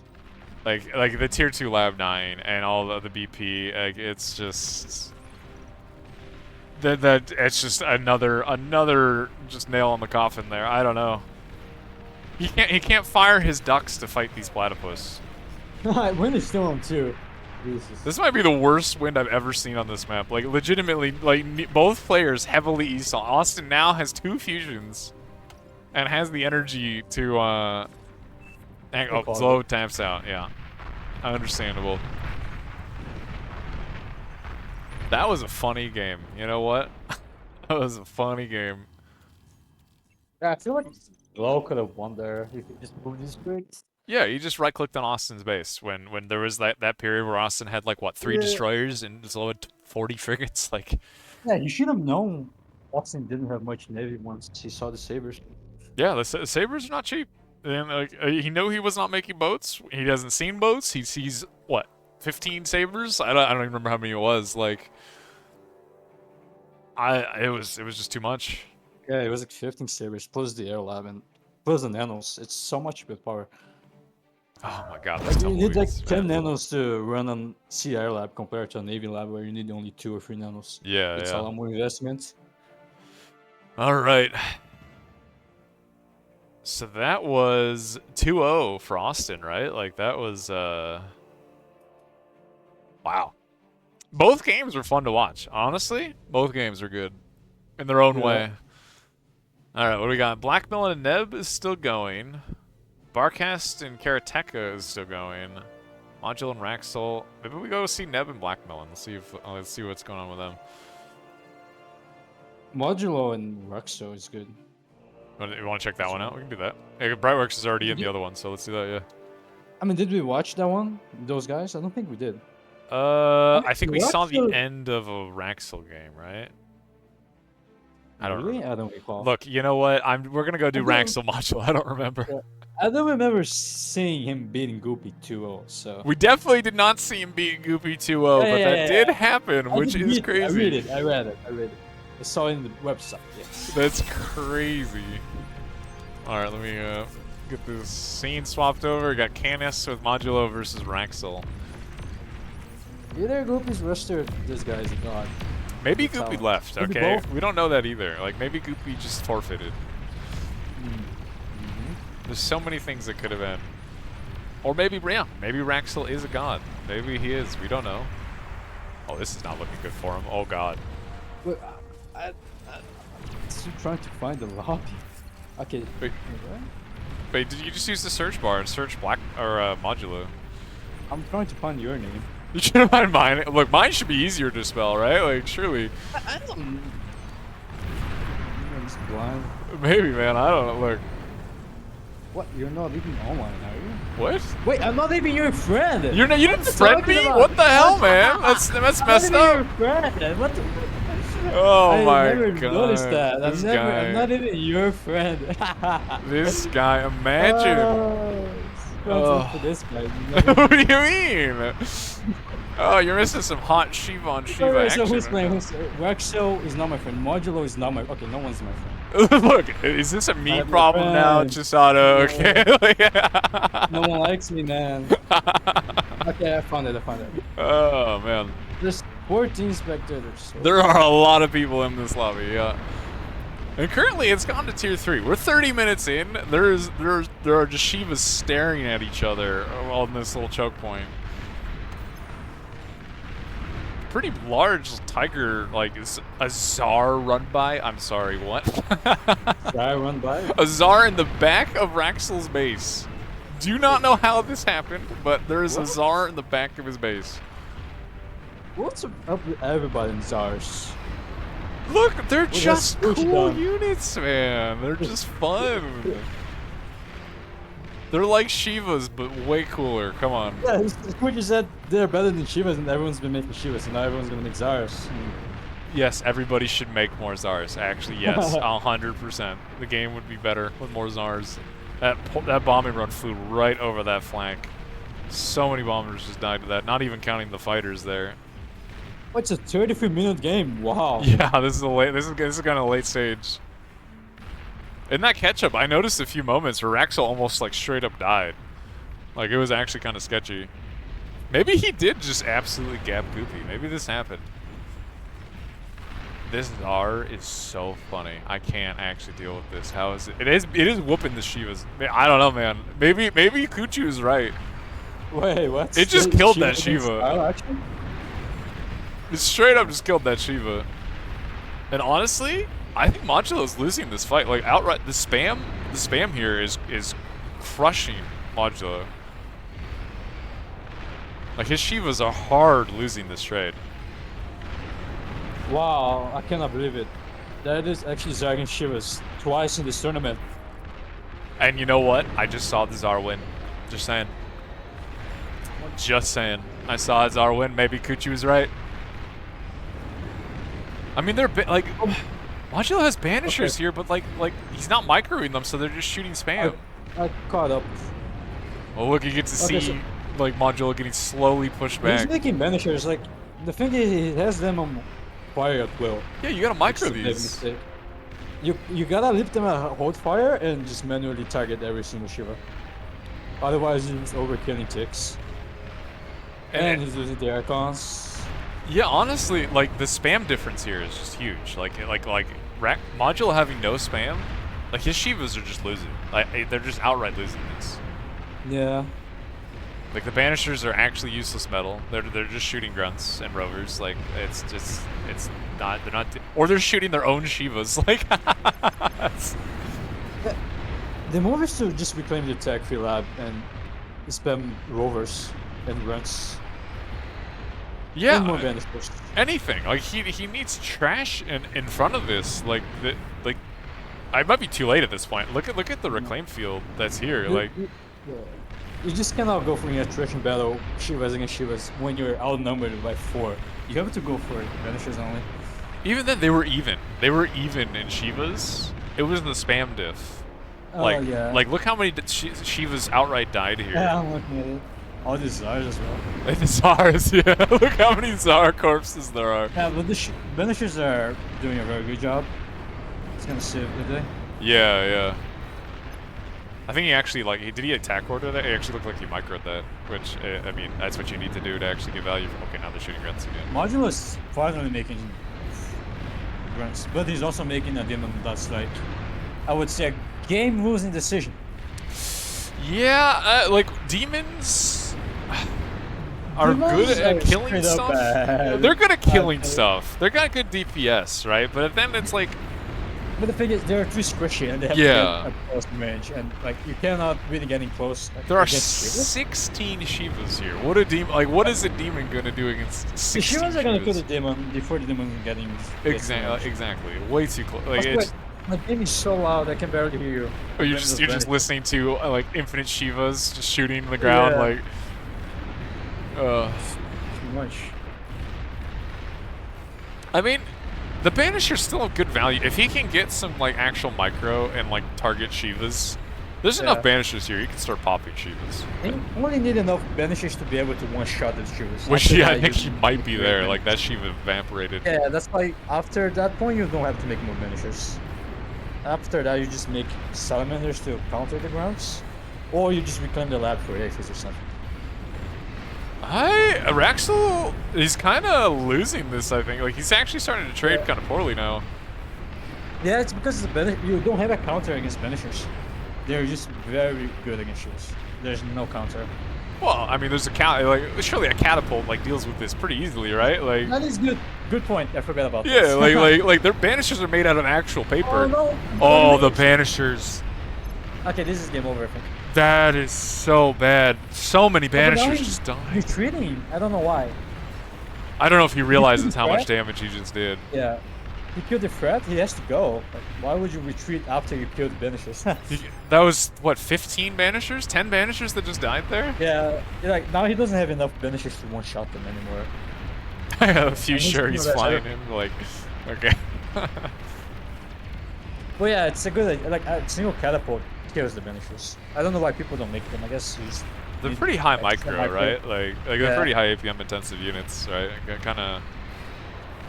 even then, like yeah, like it's just the way to deal with that. The two demons are here to deal with this tiger run by, and like this is one thing they will absolutely deal with pretty easily. Massive Shivas, no. A few tigers, yeah, they can deal with that. There's 21 Shivas here. He doesn't have any. He doesn't have anything counter to it at the moment.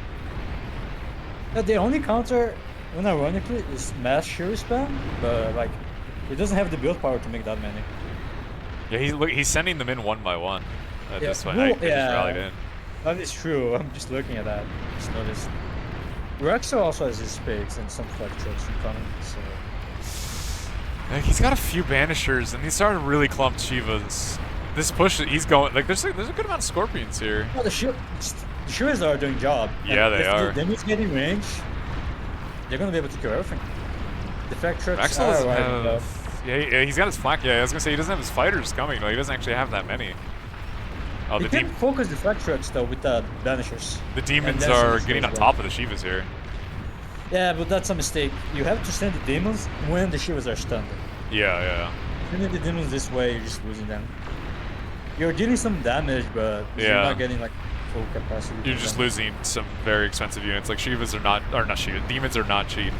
Like 6,000 metal a pop is a lot for killing what 4 Shivas there. Oh, the bandit! Oh, the banishers! Oh no! Yeah. Let's not pay attention. Oh man! For how crucial these banishers are, I'm surprised he's making these cargs. Like they're not. They don't seem to be. Yeah, cards are not the option against Chivas. I guess against spam. But I guess the then you can just spam, make yeah. your own spam and summon. Oh, look at. He's going for. Yeah, I saw that. He's making a jug. If he finishes the jug, okay, there's a world where this jug wins the game. But is there any world he finishes this jug? I don't know. He's got no metal. I don't know, man. This is crazy. Oh, they're just gonna go around. Oh no. But he's going for demons, but it's just. He canceled the jug. Come on, man. At least commit to it. He has to make. I don't know. I think he's dead.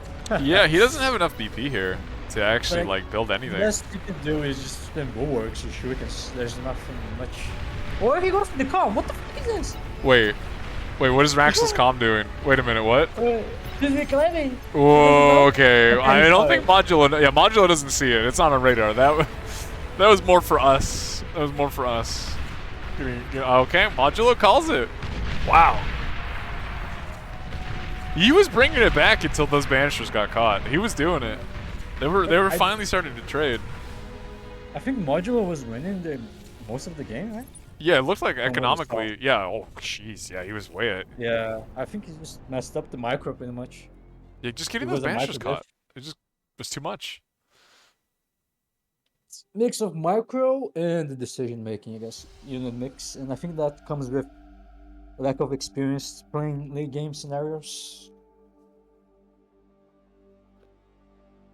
Do we still do best? That was game 1. That's good. Oh my god. More games. Hopefully, it's not a 2-minute map, like coast to coast. Look, yeah, that was. I think the latest. The last game was nice to watch. Yeah, for sure. Like that was.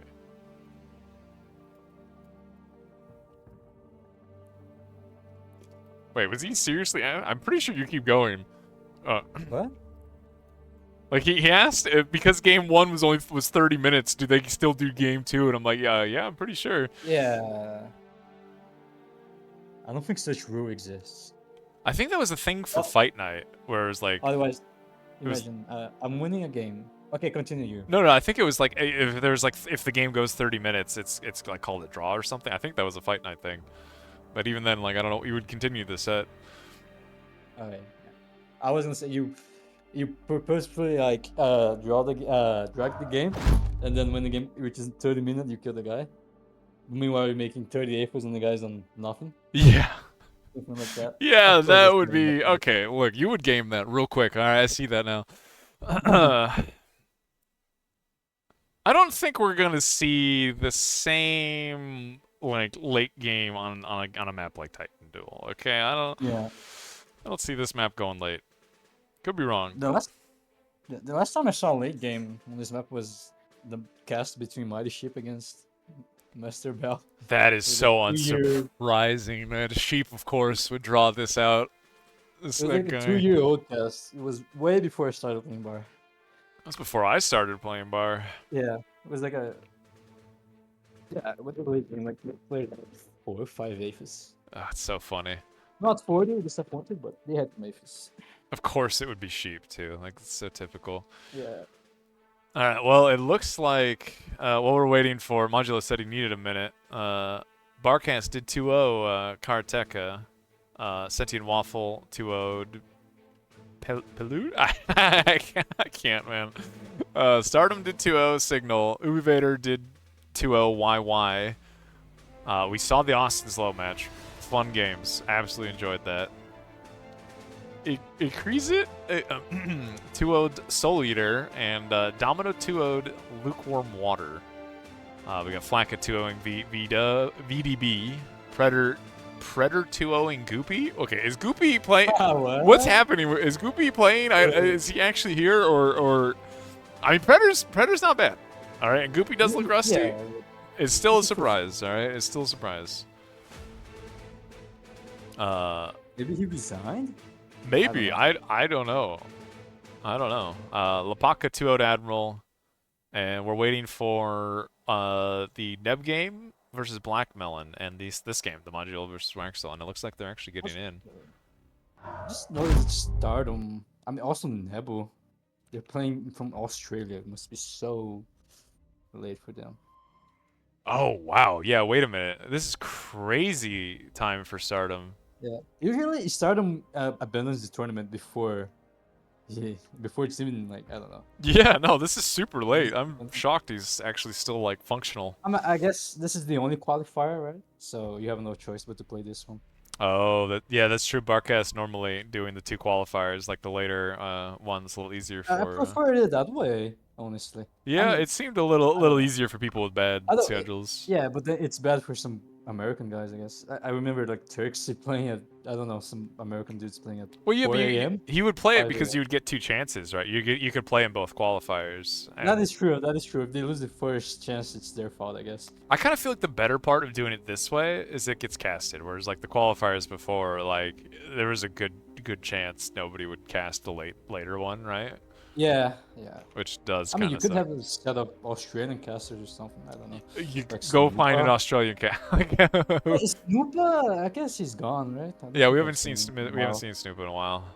Masterbell as well. Masterbell's been playing. That's true. Masterbell. He's a good caster. Wow, actually, yeah, you know what? There's more Australians than I thought, actually. More Australian, potential casters. All right, Titan duel between Wraxel and Modulo. Looks like we're getting started. This is pretty standard map so far. Not a lot of variation, I think, in play, which, you know, I'm assuming is partially because of the design, right? Like meta dominant map, which I like. Yeah, true. That's what I like about this map. It's no shallow straight though. That map is always so much fun. I mean, I guess Grunts is meta, but it's not as oppressive. It's just like I could easily play Armada bots here or whatever. Yeah. Well, even then, I feel like incisors are more of a meta nowadays, right? Than Grunt. Yeah. It doesn't really work as well in this map. Yeah, for sure. It can work. It's viable. Like you said though, I kind of like what you were talking earlier with the Centurion play on this map would actually be pretty decent. Yeah. I feel like. I would make that one. If I were to play this map nowadays. Well, you're still the only person I've seen the no mech Centurion play work, so you know. Yeah, that's something that I just did it twice in my life. I did it once before. It was against I don't know who it was against. I don't remember who it was against either, but it worked. That's all I remember. It was against Sheshko in the tournament. Oh. And he threw that. I was losing that. That's true. You were losing really hard, and then he threw again. Oh my god, you know, that was such a funny game. So, oh. He threw so we are even. Such a funny game. All right. Well, we got both core bot lab enjoyers here. Everybody's making grunts everywhere I see. Yeah. Wraxel's going like a 2-con expand versus I'm pretty sure it was a 1 for modulo, or he's doing a little later in the queue. Exact same. Even the LOT. Okay, no, the only difference is the Raider. Wraxel does not make a Raider. That's the only difference. Man. Look, we'll see some variation. Once it gets a little in, we'll see a little more interesting stuff. At this point, everybody's making their mexes. You know, they're expanding. They're just making a few grunts, seeing what's going on. So far, you know, not really much to talk about. There's not really anything happening. They're making mini bots. Look. They are making the grunt, and the grunt is walking across the map. Whether or not it will actually see grunt on grunt action, we'll have to see. But. I wonder if that's gonna happen. Honestly, Mancho's got a little pair of grunts here that whereas Wraxel has going a little more individual grunts, and he could get a nice little snipe here on one of these little raiding parties. He's gonna get trapped. Ooh, or not? Maybe not. Wait. Oh, Okay. manages to get Oh, out.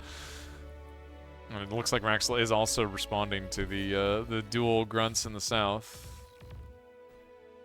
how exciting! Bots fighting everywhere. Look, it's better. It's better than watching mexes and windmills. Okay, you know what? This is a win. Yeah. Nah, You I gotta disagree? agree with You like the windmills? You like the number go up? I get it. I get it. that. So far, pretty Okay, even. Both players trading out grunts. Oh, actually, Modulo gets a grunt in the back line. It's gonna snipe a that's mex. big. And actually, there's no reaction from Wraxel. He's gonna get another mex. That is big. That is bad, actually. Well, considering their mirror matchup here, like any advantage is not a small advantage. Like, Yeah. But Wraxel does get 3 grunts at the top. Well, he was supposed to get all of them. yeah. Oh, oh man, Modulo is getting. I almost said goopy. Modulo is getting. I'm just seeing grunts and goopies on the brain. Modulo, I was gonna say getting another grunt in, but that does get cleaned up. Well, so far, expansion-wise, that Modulo's pretty solidly ahead. Like he's killed mexes, he's expanding comfortably, defending his own. That grunt sneaking. Oh, this is bad, dude.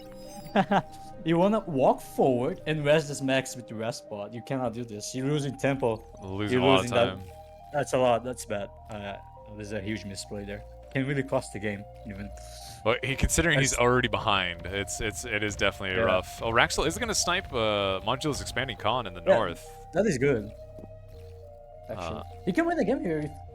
He has a solid army value advantage actually over Modulo at the moment. He's gonna get another. He's gonna get Modulo another con. Oh, he's on micro. Wait, how is he so ahead in Grant's number? I guess because of the nano? Maybe. He made a nano. Modulo's in some crazy danger. He's actually losing a lot of mexes. Well, maybe it's not an upset. Maybe Wraxel is a god gamer. I mean, I think we were sleeping on Wraxel, man. Honestly. I mean, I think I was away. I don't know how good he is, but I guess he's been grinding. like he's playing well. He's win the game right here. I mean, I don't know if Modulo can stop this. This might actually be too much. There's nothing in the. He has nothing in the base. GG. If Wraxel commits here, I'm pretty sure Modulo just dies. Like if he gets the BP, he's just dead. I don't know. You would rather kill all the grunts first and then kill everything else. Oh, but he's not committing. I think he's going for the con. Yeah, he's just getting a little wider formation. I kind of like that first rather than lobbing it. He's going for a safe play. Needs to get that nano. There you go. Wow. If he hits the cons, it's over. Well, that was a quick one. We did get it. We went. How did these guys go from an almost 40-minute game to this? Oh, yeah. Modulo's base is dead. Wow. Yeah. I'm kind of surprised. Modulo got some good damage early, but like he just really found behind. I don't know where he had double the amount of grunts. Maybe just the nano, the nano diff. Modulo was making a nano. Yeah. Wraxel did not. Like Wraxel just straight up just had more units the whole game. He just had more. Wow. So that I think. Right. So wait. So Wraxel 2-0'd. Oh my God. Yeah. Wait a minute. Wait, did he go undefeated?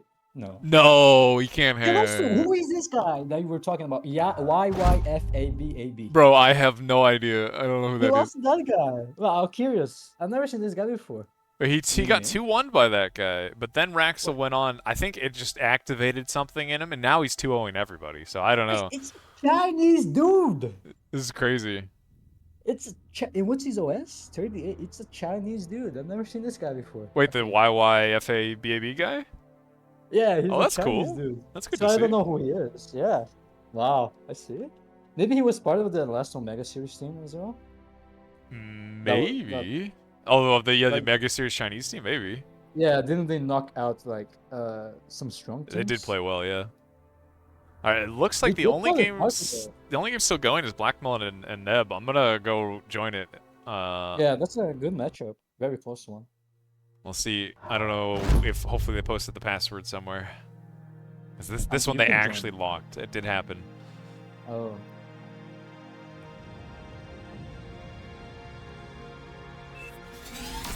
If it comes down to it, I could always do like the horrible thing where I like stream on Discord. You know what I mean?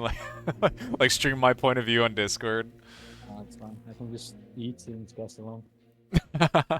Wait.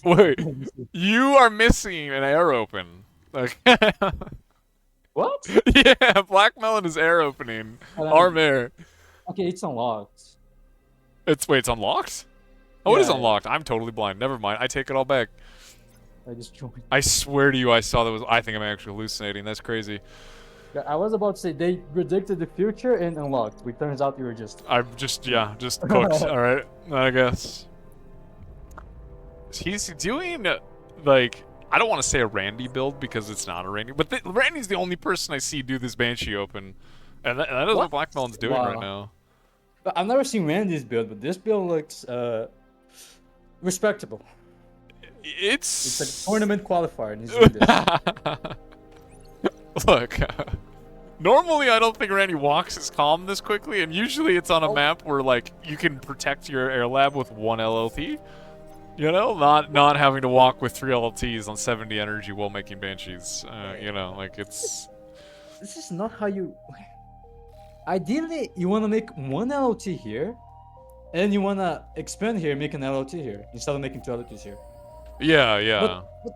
But then, if with proper micro, the enemy can actually kill all the pre-maxes, even with the LLT there. But it needs perfect micro. So. I mean, these Banshees are just gonna take way too long to make. Like Neb will have so much time to react to this.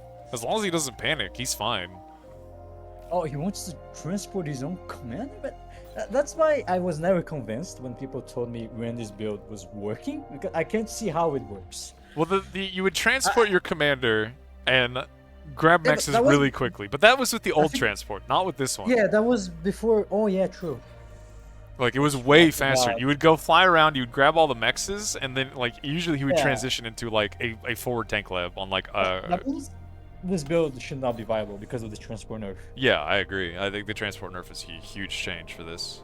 It's way too slow now to do that. You can't expand. Yeah. Like, by the time the grunts are across the map, he has 3 Banshees out. These usually are supposed to be across the map already, doing damage. I'm assuming either he qualified already or he failed to qualify, because there's no other reason he would be doing this, right? Maybe he's thinking like, you know, maybe this was a little more cooked than it was. Oh, these grunts are. That was maybe the worst way. He didn't even get the radar. That was an unfortunate grunt. He lost. I missed it. He lost all the 5 grunts. He lost 5 grunts to that LT. Yeah. Oh my god. That was unfortunate. I mean, the rest was 4. The rest of the grunts are coming. Like, there's a res bot, you know. Like, I don't know if anything saves him here.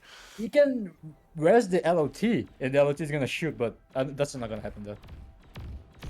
He does that get would it. Be funny though. Okay. Oh, Blackmelon's going for a calm snipe, right? He's not showing the Banshees. He's making 10 Banshees into the heavy transport. The thing is, he can cloak.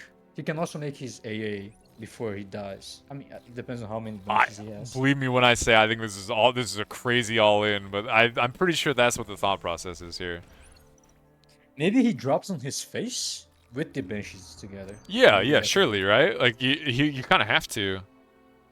As long as he doesn't transport is so slow. He's just gonna get deep. I mean, you can't get. Yeah, it's way too slow. Look how long it's taking him to make it. Like, he needs his BP on the lab, but he had to walk forward to make an LLT. Wait, I can see the transport working because of this wind layout. He can't de-gun his transport that way. That's true. He cannot do anything. Look how many. This transport needs to finish, man. Like, no, he saw it. It's over. Oh no. He doesn't have the energy to de-gun. Oh no, the transport is finished. He's going for it, but I don't. I'll do this so many grunts. 2 AA. He's trapped though, but I don't think that doesn't make a difference. Wait, he is trapped. How is he trapped? I didn't actually notice he was totally I think close. He's just tired of playing long games, and this map is big, so. One way or the other end soon. He's RNGing it. I mean, there's so much AA now, like. Yeah. You could also repair the AA, but I don't think he. Oh my god, the wind, like. Look how slow this transport. Yeah, this build definitely does not work with this transport change. When ironically loses, if he deguns the lab, he's gonna get the XP, and then the gunship. No, not that build again, man. Come on, we got saved by that. I don't want that back. There's not enough AA to kill the transport, right? No, they are. Well, there's a lot of AA bots there. It's a very tanky transport, but Yeah, It's not that tanky. Oh my god, man. Yeah, he's dead. He's cooked. Okay, stopping to make the LOT, I think, guarantees it, right? Like, there's no way. Unless, okay, Neb is walking at him. I think that's a mistake. Like, you have 4,000 grunts. Under no circumstances should you walk at He's this making man. that max. It's important. Like, bro, do not walk at this. Okay, never mind. The Banshee's died. Yeah, I'm Blackmelon's already missing too much HP. What No, if it's he not winnable. No, there's way too many grunts. Look at the grunts, man. There's way too many. Oh, okay. That's kind of a funny. I think they were just tired, you know? They're tired and they wanted to end the game. Yeah. Oh. Look. Part of me is glad that that build is, like, dead, alright? Like, we get some better, bit of little longer games. But I'm sure I'm saying it's dead. I mean, we'll see if X Factor pulls out again. Wait, is that Neb's first win? No, it can't be. I gotta go look at the. I don't think so, right? No, it's not. I mean, maybe. Yeah. No, he did win 2 series. Although they were not winning against like great players. He did win. Oh, he did. Yeah. It's looking like he 2-0 for next round and stay in the tourney. I'm confused. Yeah, he 2-1'd Blackmelon. Maybe he meant no. He 2-1 Soul Eater too. I don't actually am confused why he said that then. But it Yeah, looks I don't know. StarDom versus Austin just immediately jumps out at me as like that's probably a Oh, good that's set. a good one. We haven't watched StarDom yet. Didn't we watch StarDom? No, we didn't. What did we Right? watch? Oh yeah, we did. We did, We right? StarDom against. And Skids was Neb, it? we saw like that Yeah, Theta crystal. Yeah. Czar on the hill. I mean, look, the Czars were king of that hill, man. I don't know. They did good. It was less actually, because of the plasma bonus range. Kind of like. Look, you know what? Here you go. I'm gonna send you a friend invite, Chisada. Okay, now you don't look. There you go. Oh, finally. Look, Only now once we friend. go find a lobby, it'll make it easier. My only friend. Okay, so apparently StarDom is wants to sleep. StarDom's he's gonna already call it. qualified. Okay. I mean, that's what I'm reading on Discord. I'm super disappointed by that, but I also I totally understand it. Yeah, Austin also wants to sleep. Oh, so Patak is telling me that the Chinese dude is the winner of the Chinese 1v1 tournament. They had their own Chinese league. Yeah, I saw the chat. Yeah. So that's pretty cool. That's good. That's cool that we're seeing that. If he's a new player, he might be a top player. Who knows? I don't know how much he has been playing. I have no idea. I mean, honestly, he's going against Barcast. If StarDom's dipping, and we're gonna miss out on StarDom versus Austin, maybe we go watch Barcast versus YY. I'm just gonna call him YY. Yeah, we never watched Barcast either, did we? I'm forgetting. Yeah, we did watch. We watched him half the set, right? I think, right? Yeah. Let's see. Is there another Lapaka versus Wraxel? And now all of a sudden I'm hyped for these Wraxel games after this man has been 2-0ing everybody. That is a spicy matchup there. DoMiNo versus Pretor. Oh, yeah. That seems. I mean, I don't know much about Predator anymore nowadays. I haven't seen him play much recently. I knew in the last BPL he was playing quite a lot. I think he's 40, in the 40s in 1v1. Yeah, I he think. practices a lot when there's a tournament, upcoming tournament.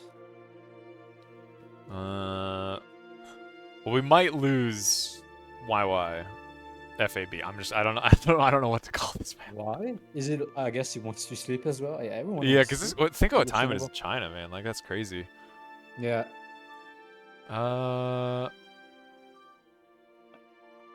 I'm assuming. I mean, yeah. At this point, there's no reason to play anymore, right? It's already been the qualified dudes are chosen. Yeah. I don't know how it works. I could not tell you how how. many people qualify. Yeah, I could not tell you how many people. I could go look actually. While we're waiting for them to figure out their lobby, I guess I could go look, because I don't actually know how many people qualify. Oh, top 10 players qualify for round of 16.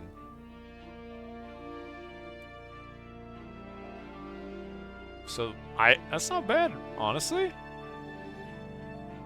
Wait, is this up? I guess this doesn't actually show the current score right now at the moment, so I can't actually see, like, what is it, standings? Does that actually show it? It does show it. So this is the top 10 right now. As it is right now, obviously there's a whole other round to play. But this is the top 10 right now. Wait, Austin has the best score at the moment. This man. You what?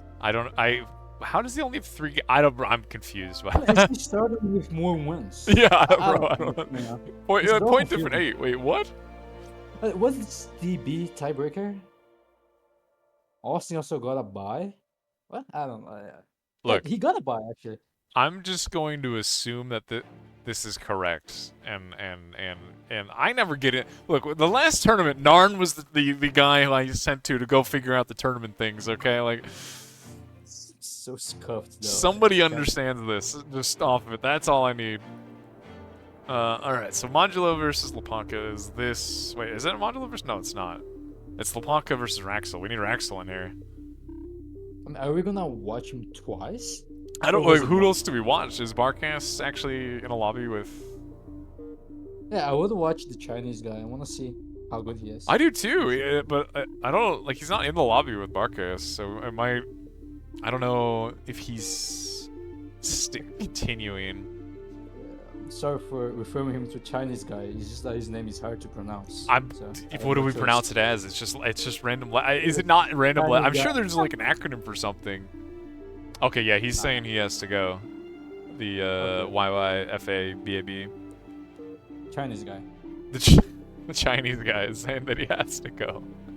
He's easier. I'm sorry. Bro. Why? Yeah. YY sounds weird. I don't know, man. Who do we watch instead? Did StarDom actually confirm that he's done? Yeah, I think so. Yeah, he's different. Ah, man, sad. I wanted to see Austin versus StarDom real bad. All right, so what do we? Very similar players, but Austin is a bit better. Yeah, I would say Austin's better than Star for sure. StarDom is also like a drunk old man. Yeah, and Austin is like very young, and I don't think he drinks. Austin is not a drunk old man, so that's already a huge plus. Do you have any do you have any preference here then? Any set you would want to see? It has to be Lepanka. You think Lepanka and Wraxel? We haven't actually seen Lepanka much today, right? I think we saw him like the one set. All right. We could watch Goop. Seeing what Goop is underperforming. Well, supposedly Goopy apparently he dipped. Oh, I don't think he's even if he wins, he's not gonna qualify. I think, right? Yeah, Goopy said he resigned 2 hours ago, and he said that an hour ago apparently on the. Oh, okay. So he did resign against Pretor. Yeah. Okay. All right. So our choices, I think, are Wraxel, Lepanka, or we could watch DoMiNo. We could do DoMiNo and Pretor. We haven't that seen. Seems more one-sided. Okay, we didn't watch Pretor. We can watch Pretor. You want to try Pretor? We'll try Pretor and DoMiNo. All right. Yeah, I haven't seen Pretor. Maybe he's like 50 OS god. Maybe. No. Maybe. Never know. Oh, there's Pretor, and there's DoMiNo. Okay, we got a lobby. There's hope. I think look, he's higher OS in 1v1 than I am. All right, that means something. He's 42. Okay, that's high. That's not nothing. Like last time, he was like in the 30s. Hopefully, we see some interesting games. It's really funny to me that we haven't seen Avalanche a single time, and not unexpected, but it is funny. Yeah, people just don't like that map. I think it's because it's not commonly played at all. People don't want to play maps they never play. I think. According to like Volshock's little like graphic thing here that he gave me, Avalanche is actually played decently. Yeah, but are you like counting every single game? Because I believe yes, that is what it's public games, right? 90% are below 20 OS. right? So you So, mean it's not played much in a high level? Is I think what. from what I see, I don't think I've ever seen that map being played. Which I think you're Like, definitely correct because I've only I heard people hate this I map. think I only played that map like 4 times in my life. Compared to Canis or Isidis, I played like more than 100 combined. Yeah, Canis is crazy. Oh well, apparently they've already done picks and bans, so like I guess first Yeah, game Avalanche. is Yeah, Isidis crack.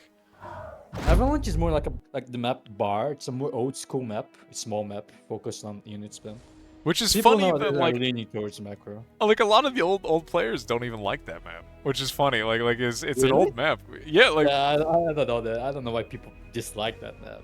I don't see anything particularly wrong with it. It's just a small standard map. I don't see anything that stands out that people hate about it. I don't either, man. I don't think I've ever actually played Maybe Avalanche, it so looks bad visually because it's very bright. I don't know. it is very bright. You know what? That is a fair point. It is actually a very bright map. It just hurt my eye when I play that. It's not pleasing to me. Well, this is a pretty standard map. Although I mean, I feel like it's a little more macro focused than a lot of the map. Yeah. Like there's a lot of mexes on this map. Sounds Really like good win. Canis, right? A lot of macro, just raw skill. Duel of skill. I don't know. And Crazy like map.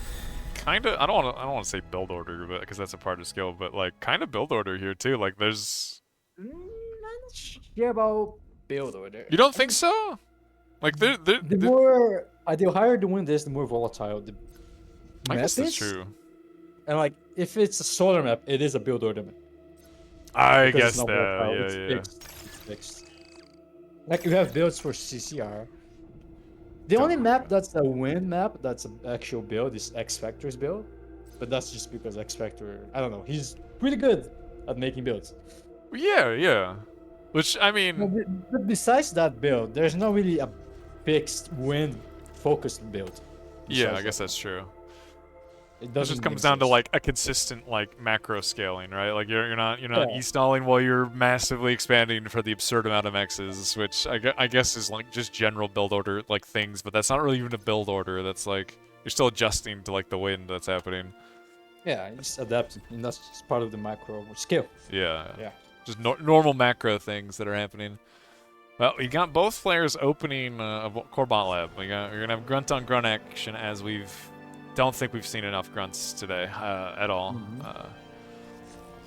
Which Yeah, I have yet to see a single grunt today. yeah, not one. Weird amount of boats. Seen a lot of boats today. Both players, it looks like opting. Was it a 2-con expand for both? Yeah, both are 2-con expanding. Yeah, if you're going bots, you have to open cons here. Let's Although see. it's risky against tick spammers, but no one is going ticks, so maybe. It is kind of yeah. There's been not a whole lot of arm in Yeah, this. I haven't seen a single tick today. Only Obivader, but that's because he's Obivader. Yeah. Look, maybe we'll see something shaking that up eventually. We'll see some meta changes, see some arm changes. We'll see. But right now it's gonna be pretty standard. Everybody's just gonna be focusing on getting their mexes. I kind of like the. Am I crazy? But I kind of like the path of Predator more than DoMiNo for his cons. Like going for the 2-3 mexes quicker than like the 2 mechs on the plateau. Yeah, but he's also going for the back ones, right? So you could say it's faster going straight rather than going Oh, around. true. That is true. I guess I wonder like where's this next con? The next con's just going right for a nano. Which I guess the wind is really high. He's gonna have good BP, but I'm assuming he's gonna walk his comm shortly after. I hear grunt shooting. And we have grunt on grunt action. Oh. Yeah, DoMiNo's going for like a little bit of a little bit of an attack here. There's not really a lot to stop this. Like Predator doesn't have that many units, but he should have plenty of grunts by the time they actually get there. Yeah. He knows he's against grunt, so he wants to apply as much pressure as possible. If he's confident on his micro. Yeah, because it kind of just comes down to like you guys are mirror building. Who plays the mirror build better is really gonna win mirror here. build is all about who has the superior APM in the micro. Which is why every time I'm facing someone making grunts, I'm always applying pressure. It kind of looks Just like because I'm he's gonna get this con, right? Like, there's no this back con Yeah, should I think be so. easy kill. Going This is looking bad already. Like that's a game losing moment here. going for the 3 mexes before the LLT, I think is kind of a mistake there. Like if you don't have units to cover it, like Yeah. I mean, it's not bad, but if you have no units, then yeah. yeah, you need to I like usually- offset no LLT, which I mean, you need units. Oh man, losing the con. I mean, he can res it, but that's just gonna slow him down. That's painful. And honestly, Yeah. these South grunts might actually get this con too. I don't know if that LLT gets up in time. He's stalling metal, so the LT is not gonna finish. Oh yeah. Okay, this is It's looking real bad. That's another con that's gonna die. And honestly, losing these expanding con and the front Okay, of this- his base. Yeah, but there's another LT there. Oh, that's true. The LT.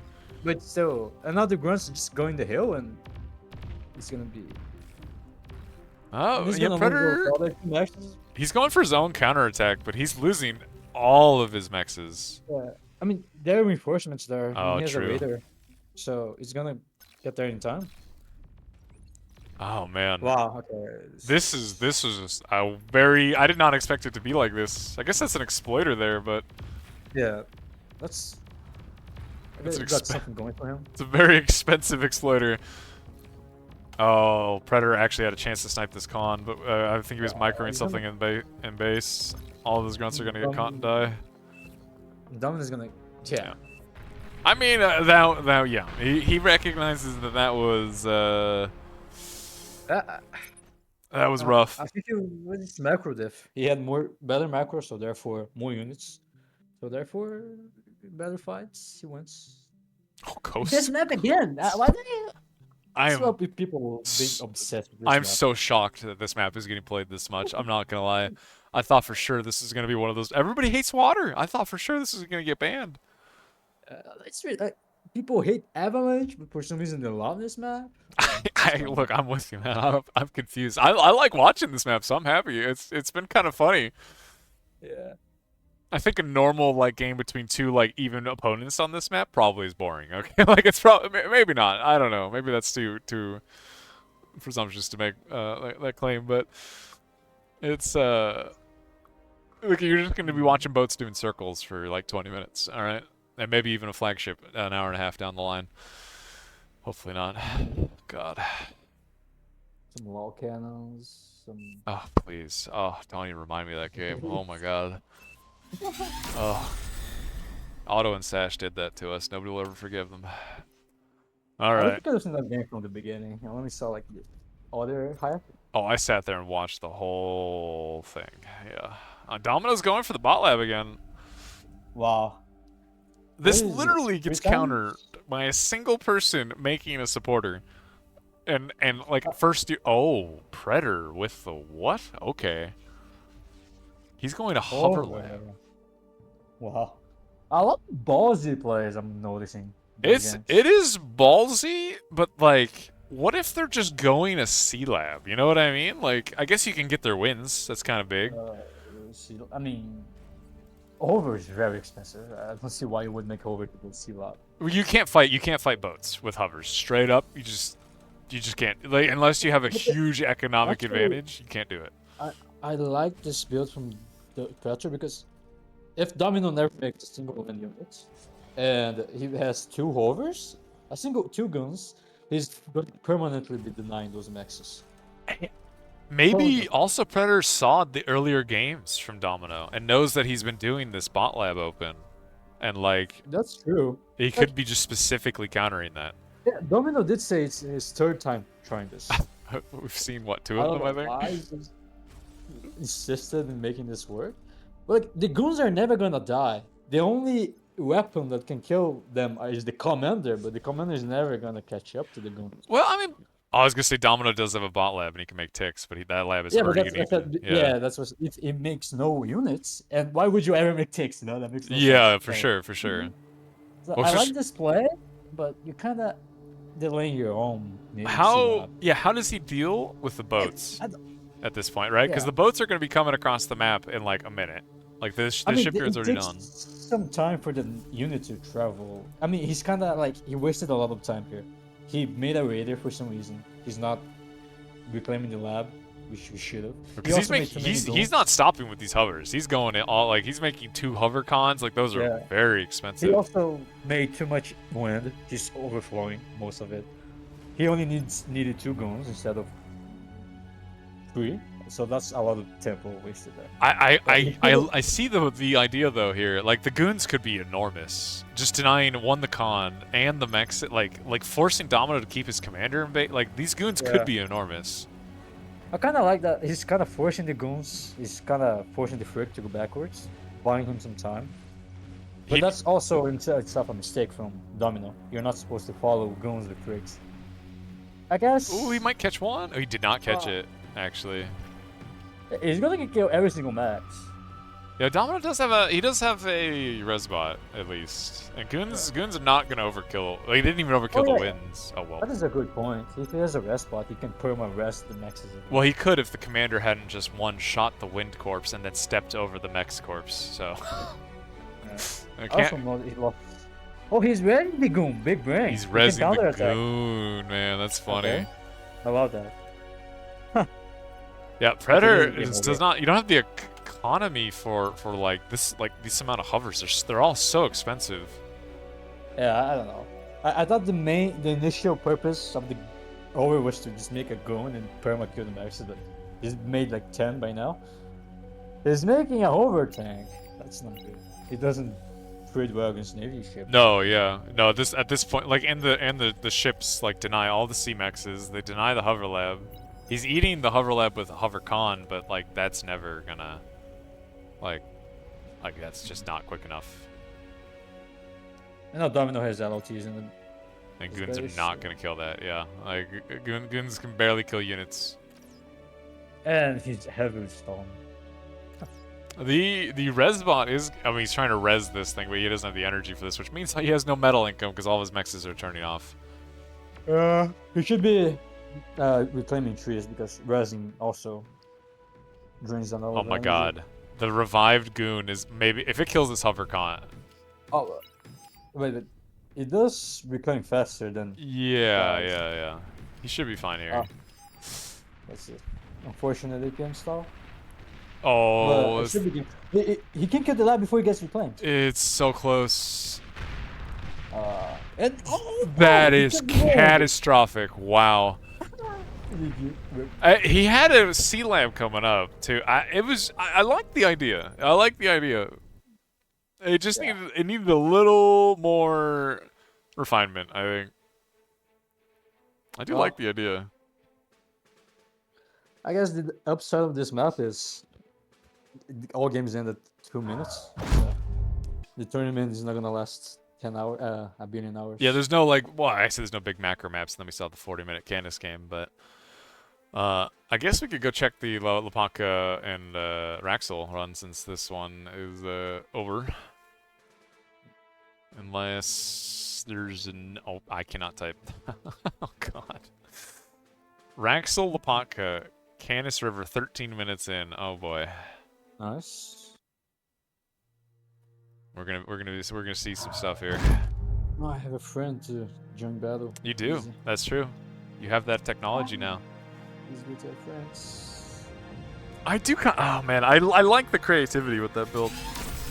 I do like it. Like with a couple, especially if he did it specifically knowing DoMiNo was going to bot lab every game. Yeah. It just needed a little more cooking in the oven. I think it was good though.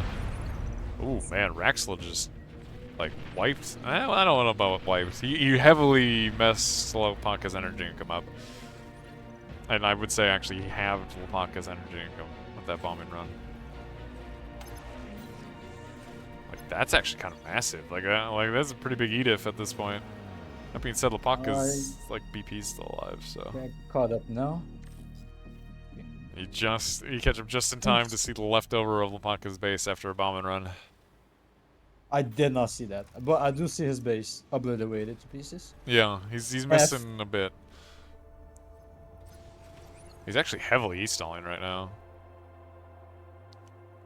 He's gonna try, like, Lapanca's gonna try and make this Geo, but I don't see that happening on this level of energy. Not quickly. Yeah, he has to make solars. He has a lot of metal. He can easily make those swords with so many nanos in the base. Wraxel's going for tier 2 lab right now, but he's kind of metal stalling. Yeah, but like, he can just reclaim the labs. Yeah, and yeah. his swords. I was wondering why he was taking so long to do that. Yeah. I just noticed an insane macro diff. It's tech 2 lab against 0 tech. Yeah. Well, Wraxel, like he from what the catch-up, like I'm just kind of guessing at what happened, but I saw the bombing run and like it like halved Lapaka's energy income, and he immediately after the bombing run he tier 2'd. Yeah, but Ooh, this fight's kind of awkward. Like there's not enough Sherrys here to deal with this level of incisors. but this push could be a snowball if Lopatka sends his res bots there. Because Wraxel has no answer. He's he doing has it. tech 2. But the res bots are moving that way. Well, yeah, he does have the lab up, but he needs. I think the con first is greedy. Yeah, he's reclaiming it, but I don't know. I don't know if he has time to do this. He's making. I mean, he's being greedy. It's something I would do, but it's risky. It's high risk. He didn't finish the metal storage before he made that lab. Oh, did he? Before he ate oh the yeah, lab. he expressed 500 metal. That's brutal. I would think I would go grunts here instead of tanks, just because those are brutes. I guess he has some pounders mixed in. Yeah. Well, and it's incisors too, right? Pounder incisor. Yeah. Like, It's only 4 incisors. But oh, I yeah, guess that's true. There's only 4 left. Yeah. Because if you go boss, not only it's cheaper, but you can also res everything. And it's easier to defend yourself using grunts compared to. I'm kind of surprised Lapaka decided. I guess he just didn't want to feed, but he doesn't want to. Yeah, he doesn't have vision. But at least you want to secure all of this before dipping out. And he's rezzing. He's rezzing all of it behind this. Yeah, I don't like that. You only want to res if you want to go for the win. But if you're not going for the win, then you're better off just reclaiming. I mean, I think it is kind of a big deal that Wraxel doesn't actually have res bots at this point. Like it's like he has no ability to like res. I mean, he's reclaiming with his column, but like that's like look how much metal's in the north. Vodka can reclaim that and go tech to himself. He also has no E to res. That's the other thing. Oh, that's true. Yeah, neither one of them do with the wind being at 4. Yeah. You can't afford to res without energy. You have to reclaim before Wraxel secures it, which is about to happen.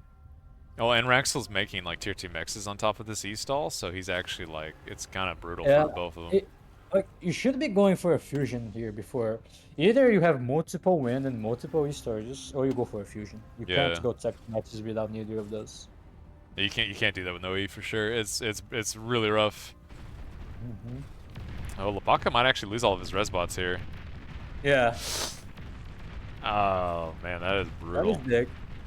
He still has like 4 behind, but that was half his res bots that just died. But at the same time, I guess he's applying pressure so that he can micro without any pressure. There's a couple of like brutes also running on the east side. Like should claim some X's for sure. Yeah. Yeah, that's a lot of damage there. So much to kill. There's not actually like a whole lot. Like Wraxel's reacting now, but like those brutes are gonna keep going for sure.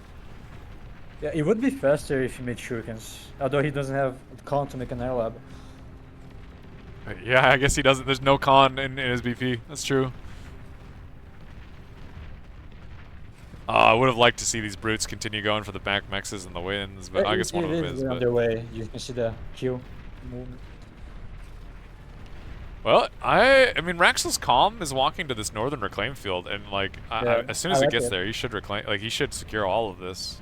Yeah, it's an OP move. I think that brute is gonna snipe some wins in the back, and actually a decent amount of wins in the back. I mean, at this point, or with the wind high, Wraxel's got pretty good energy income, but at this point, you also should have a fusion by now. So yeah. Doesn't really matter that much, but yeah, he's not making a fusion, so. Yeah, he's also doing the thing with the tier 2 con where they have like almost no BP on them, where they're just raw making mexes alone. And, like, yeah, this is when you need air cons. It's very slow. And a lot of E-storage, because whenever Windows drops low, you're kind of screwed. Lapaka has his own tier 2 lab now. He's going right into unit making with the tier 2 lab. He's got a con going, but yeah. I am not a fan though. You're making tigers, but you also have attack to lab, which is expensive. You would Maybe rather he's have afraid attack because on he just spent his entire army value in the north. I don't know. Yeah, you could make Tech 1 Lab and go for Pounders, right? Pounders are great at defending. Defensively, yeah. I mean, he has a good mind too. Like he has a good mind Yeah. control. Like Those are a lot. No, those are medium. these are medium, right? Oh, Yeah. and that's a lot of LOTs there. That's good. Yeah, these mines should deal with this for sure. Well, the puck is still like creating a lot of tanks. Yeah. He just got like 1K. And these mexes are not going to be going up quickly with all of his metal going into tigers. He is rushing the AGO.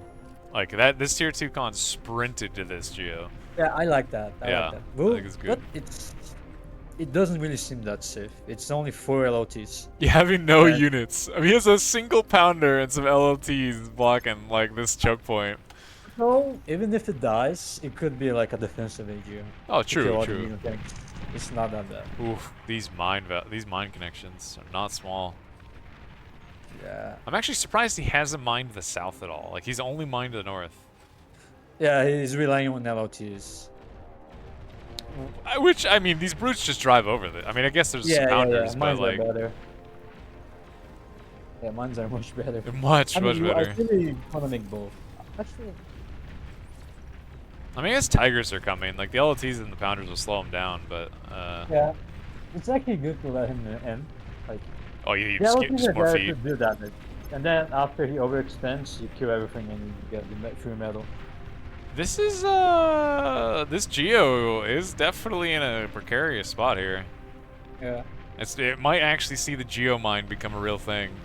I mean, if the AGO kills every tank, I think the AGO. Pays for itself, basically. Yeah, that's a lot of tanks. But then, if Wraxel doesn't mess up the micro, he could kill the AGO without losing a single tank. Okay, Lapaka's moving away. Like I was gonna say, he's also very close to that AG. Yeah, that's gonna. That AGO is popping. 100%. That AGO is going. He has to though. He has to self-deal it. Oh, I think Wraxel is just gonna bash his face into it. Yeah, which is a mistake.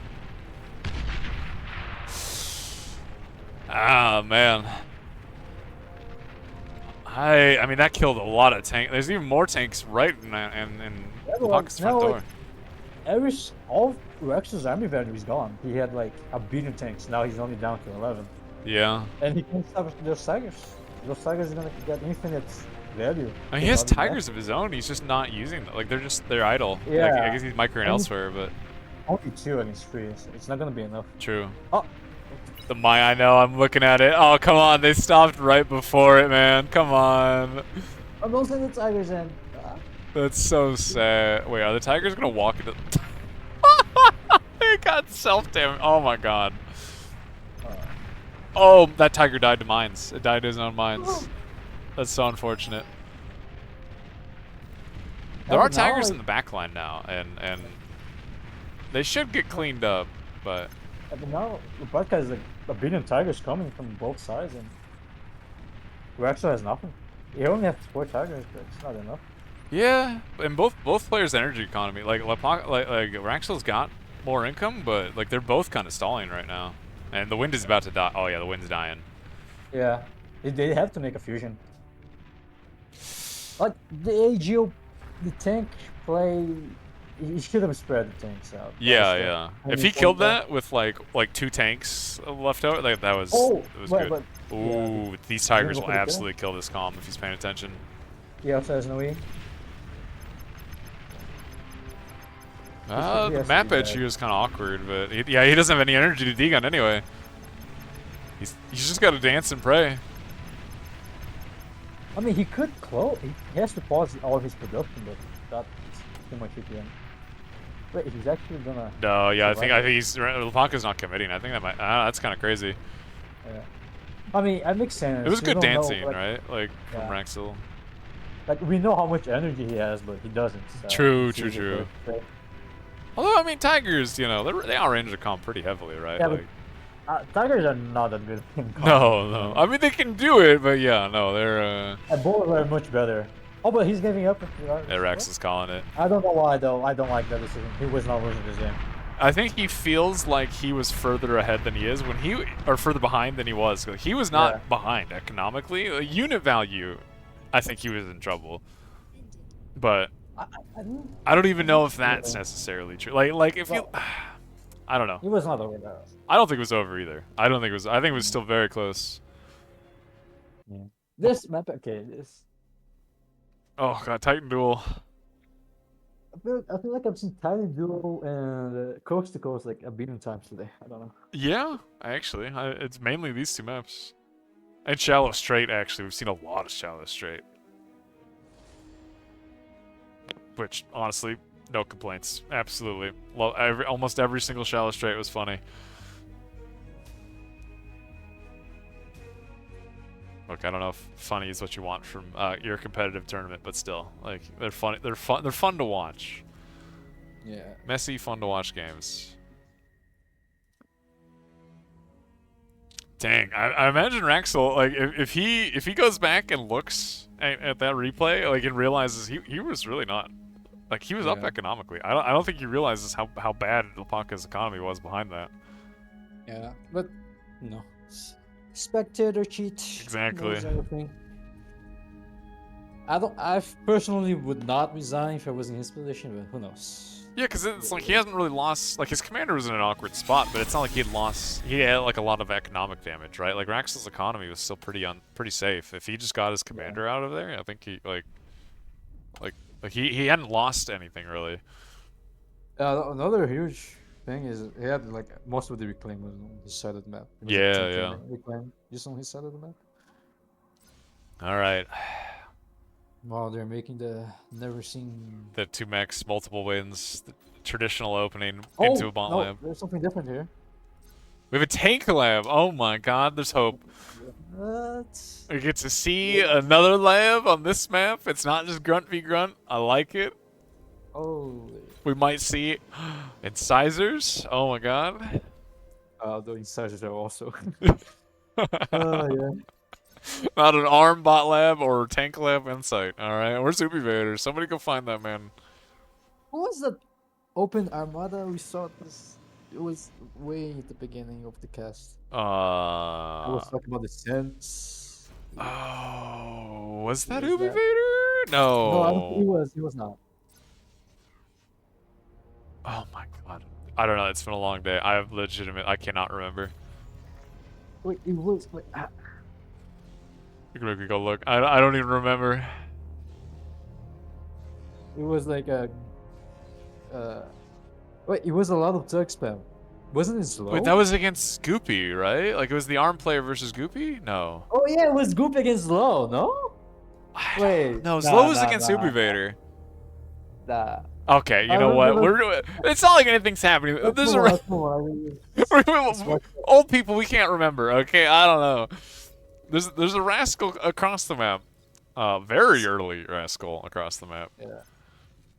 It's not early. You're just used to looking at grunt zone. Oh, you're actually correct. Yeah, I'm so locked in on the grunt time. Like, this is like it's 2 minutes in. Normal timing. Oh my god.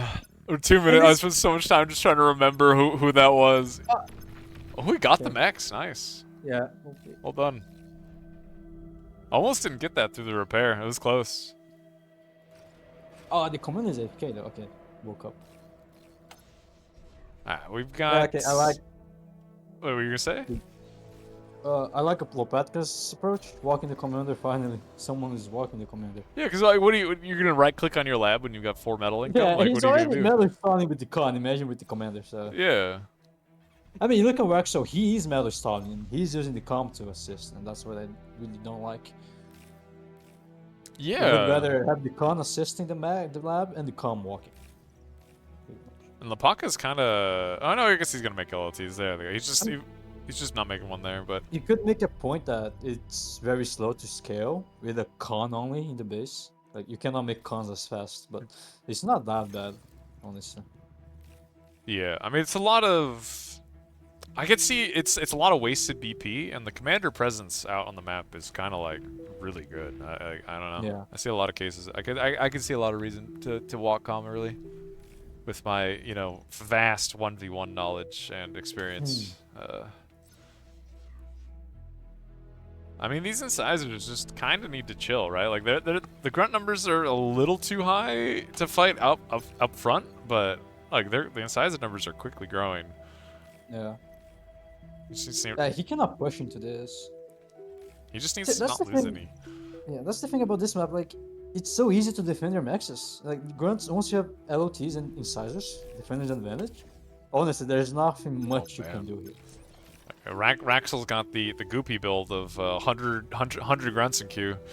Yeah, I guess you could say you can expand and grid and expand like he is, but you see the same mistake. He's making LOTs. Like, he's not confident. Like this same con as well. He's gonna make an LOT. Yeah, Like, if you're doing this build, you're saying you make it expand behind it, and you just rely on the pressure to protect your maxes. I would say like most top players. No offense to those guys, but most 50 OS players would not be making those LOTs. I feel like that's like a difference between 50 OS and the 40s. Of course, not the only reason, but it's one of them. Yeah.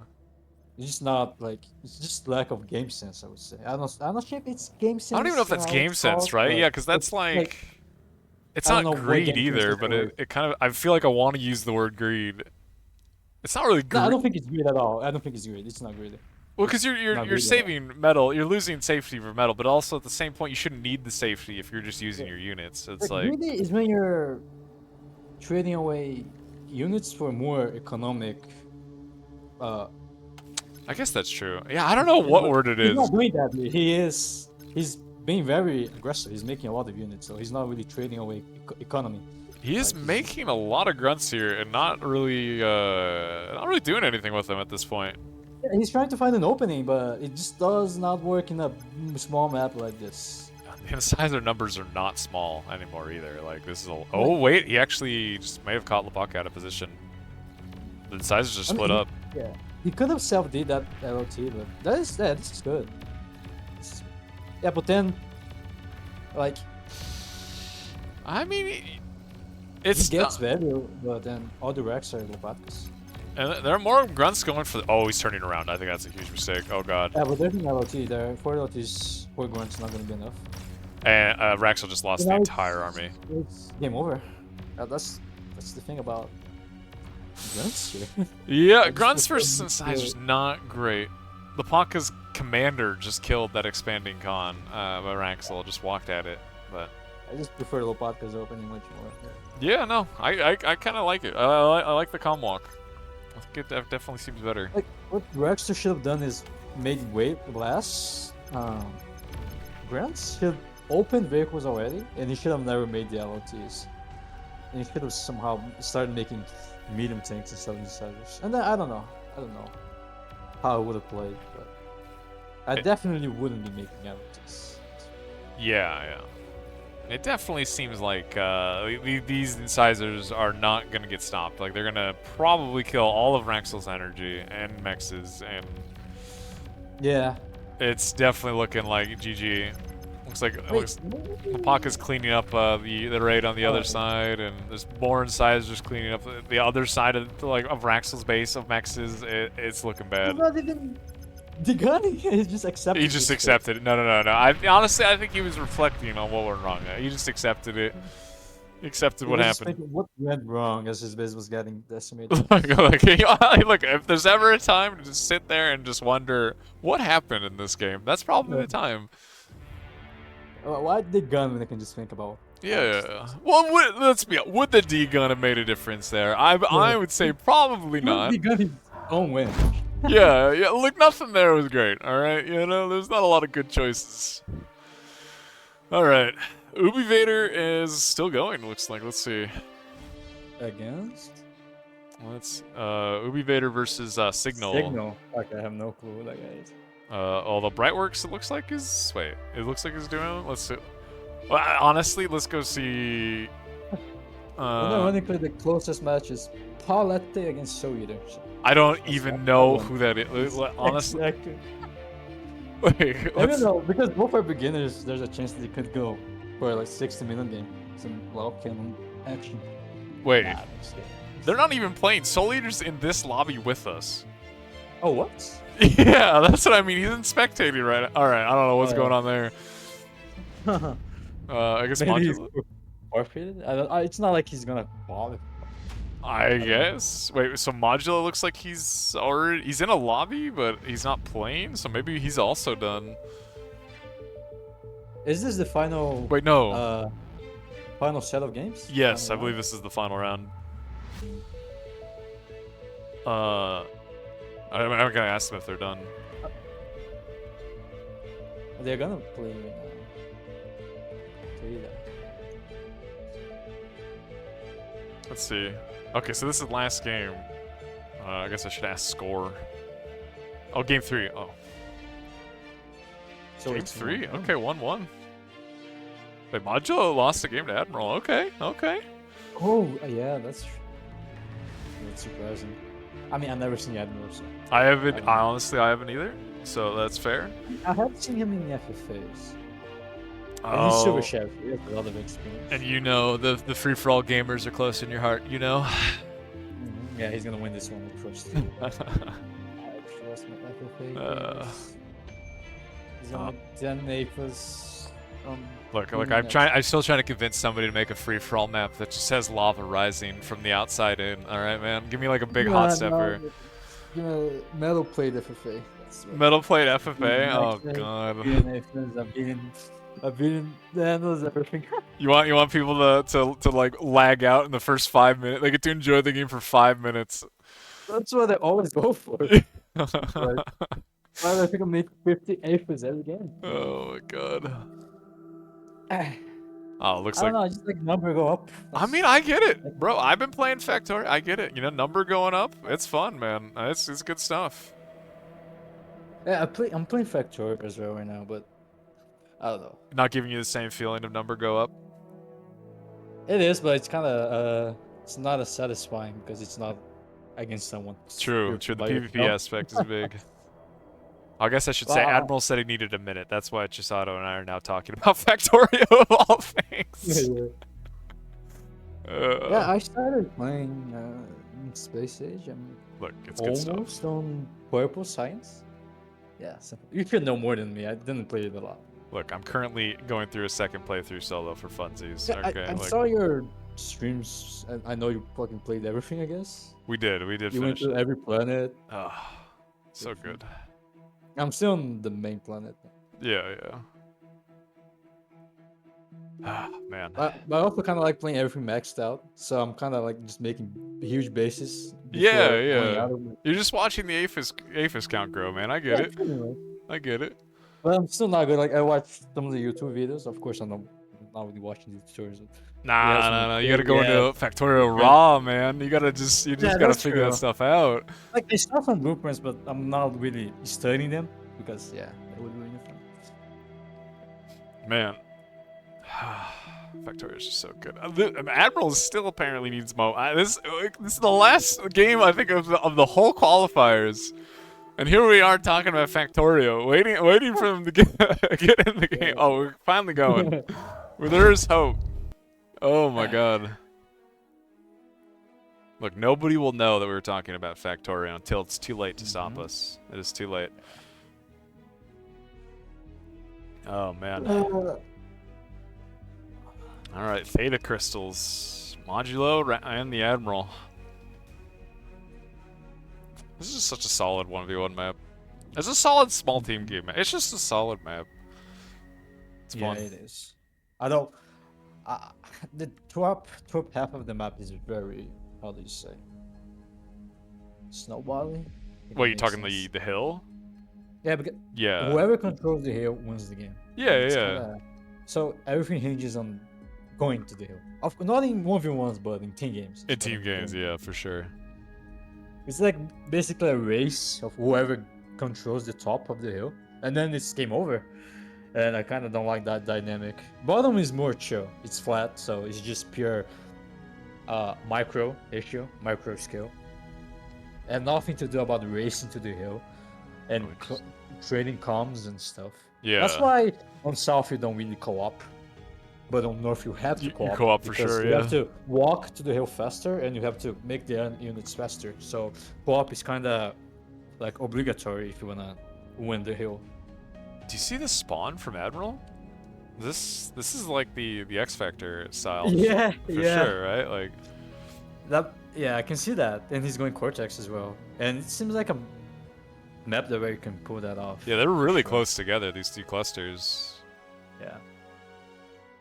I mean, Hmm. actually, it's not that close though. Is Like it all not maps like close? Canis, all maps like Canis, the maxes are like this, for example. Right? No, Like no, you no. What I can mean make. is like the 2-3 mexes are close together. I mean like. Yeah, but the thing is, you can't make all the maxes without Oh, walking. with the con. Yeah, I see what you You mean. have to walk a lot. On maps like Sertaleina, you can make all maxes without walking. Same for Canis, and same for Hades, but not for this one. The only Yeah. exception is Tundra, but Tundra is a huge map. I don't know. I've seen X Factor doing his build on that map. Yeah, we saw that in the Yeah. last tournament. I think we saw him do the build on that map. Yeah, In the and last he, BPL. yeah, I swear we saw yeah, that. but he, I think it has to be the X Factor build. He leads to that. And Modulo's opting for Bont Lab, which I mean, you know, there's a lot of reclaim here. I can kind of, I can get behind it. Yeah. Ideally, you want to spawn forward, but I think Admiral is spawning in the back because the further away he is, the less prone he is to getting raided. Well, there's not really another good spot to do this build on this map, right? Like the Yeah, other. that is true. Like you could spawn here, but those maxes are too far away. Yeah, where are you gonna? Yeah, you have to walk to like a 1-mex. Like the Yeah, other 3 yeah. mex is so far. Yeah, It definitely looks like he's gonna do that build. Where does he go? Do you think with these like? Fighting on this hill is gonna be very, very awkward, right? Like, assuming he goes south and just tries to run him over, but. I mean, he can go either top or bottom. It's not like it's gonna make a difference against grunts. I guess yeah. It's a certain just you just have enough incisors that it won't matter that it's going up that hill for 4 hours. Although this is not the same variant. He's rushing an incisor. That's not how the build works. Either he's not in X Factor build or he doesn't know the build. Or maybe he's just doing his own. Where's that Yeah, but- calm walking? He's going also. He's okay. What? Okay, we're all Okay. confused now. All right, look, we thought this was something different.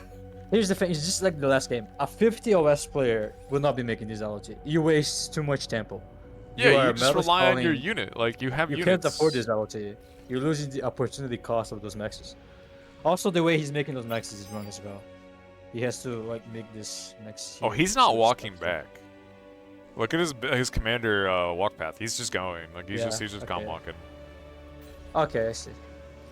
I don't know, man. I'm just obsessed with that build. You see the commander spawning on the 2 max, insta assume it's the X Factor build.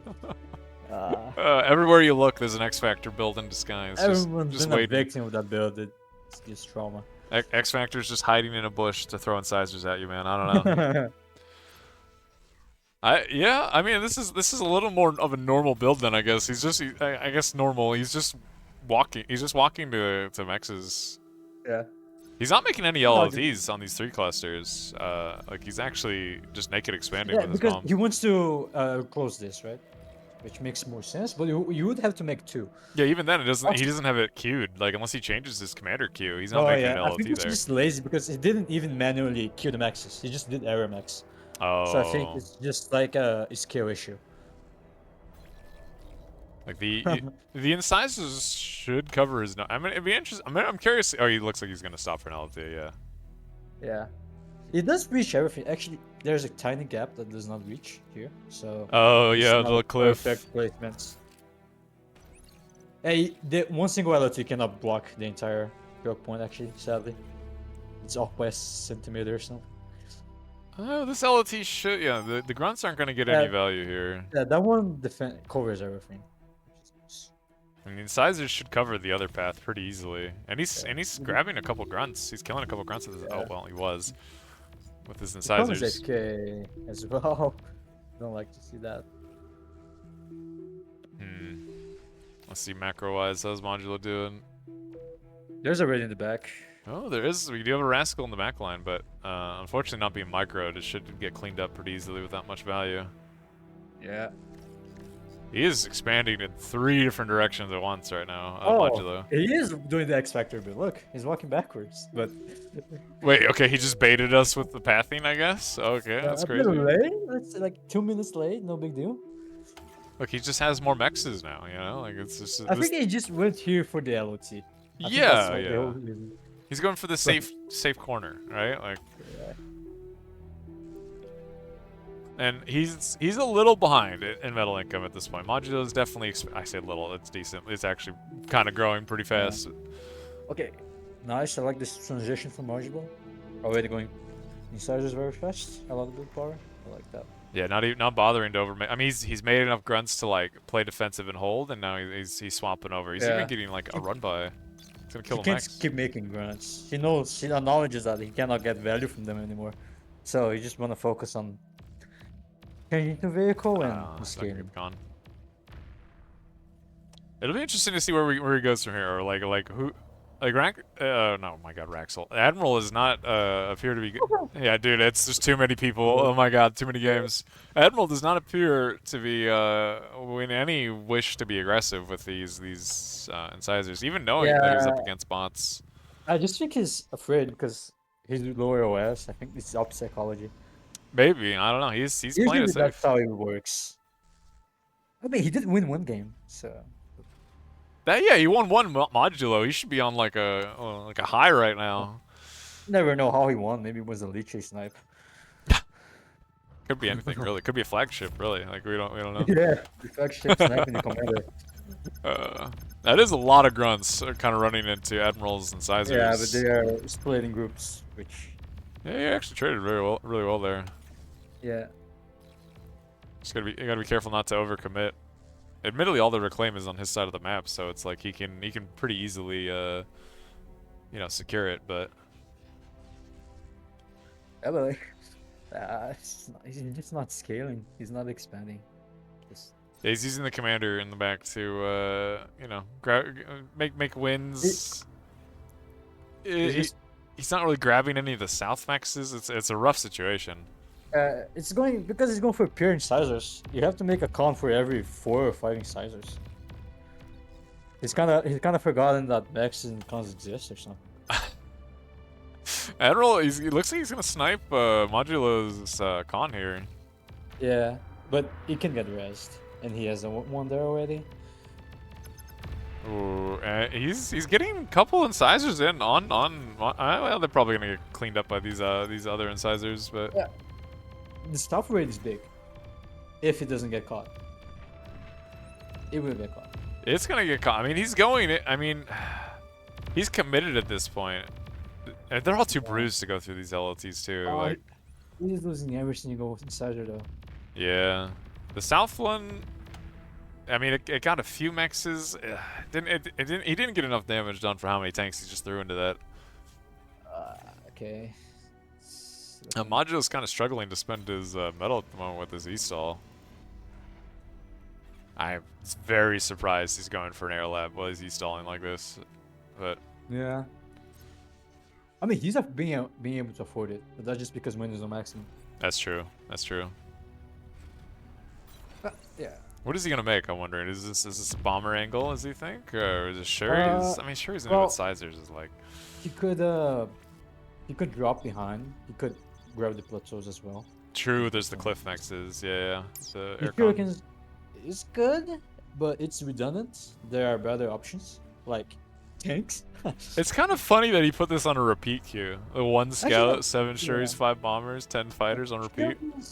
Yeah, but Hurricanes are good against exploders, so never mind.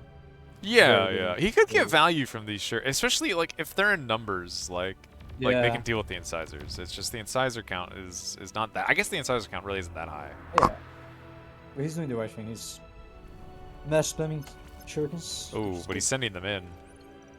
Yeah, he sees it. They That just got was spotted. messed Yeah, up. I think that's kind of a mistake. But even if he knows about it, it doesn't matter. There's nothing much he can do. I guess he doesn't have the Just economy to yeah. make his own air lab, really, or Admiral Yeah. doesn't really have the economy. He's going for whistlers, but just slow. Yeah, the EMP and the exploiters, and like Yeah, sure, he's a struggle into a lot of incisors, but when you have a lot of your own incisors, it's plenty enough to do a lot of damage here. Also, the top looks, but look at the south. The south is the real danger here. Oh yeah, I mean, there's only a single exploiter here to stop all of these incisors, and that's certainly not gonna do it. Yeah, that's over.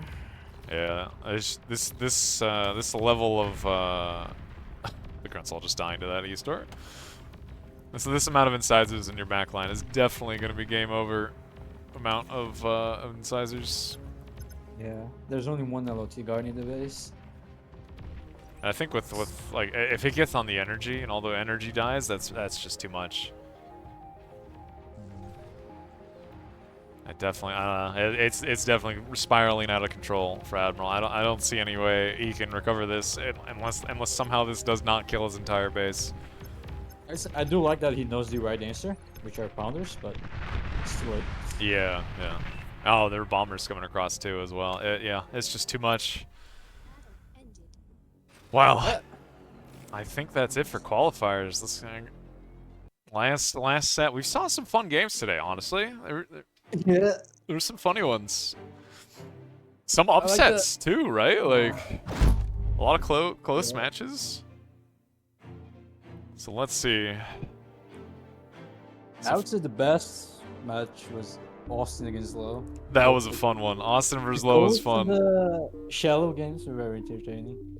Yeah. I mean, except for what was the first one we watched, where it was over in like 2 minutes because of a comp snipe. That one was like a little sad, but the rest were very fun. I enjoyed all of them, all of the rest. And weirdly enough, the coast to coast games were kind of funny in their own way, which is not what I expected from that map.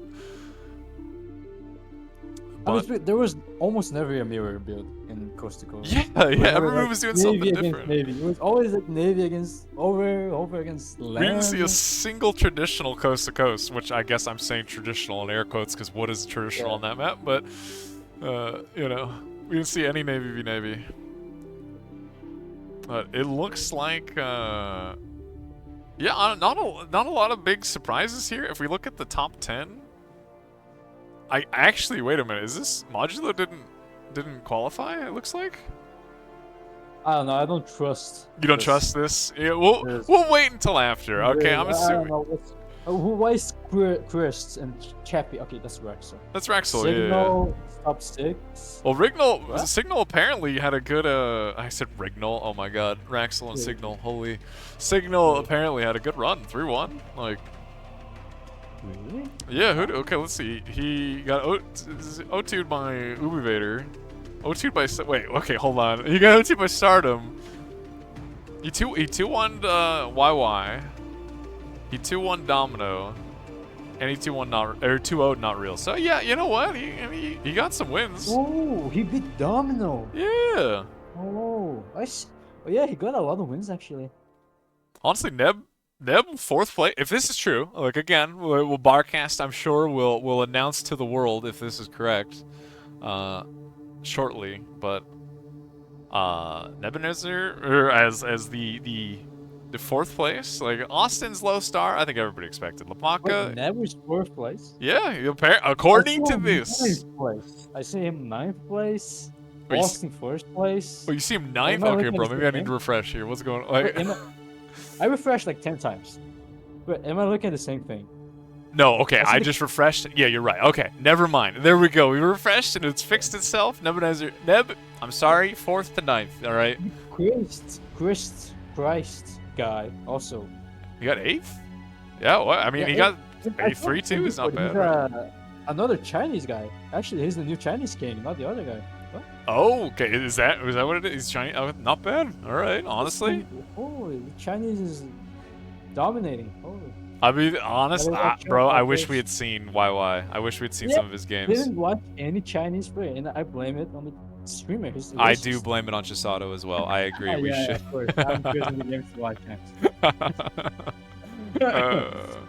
All right. Well, I think we're gonna call it there. We're probably gonna leave it until the next time, which I believe is it next weekend for the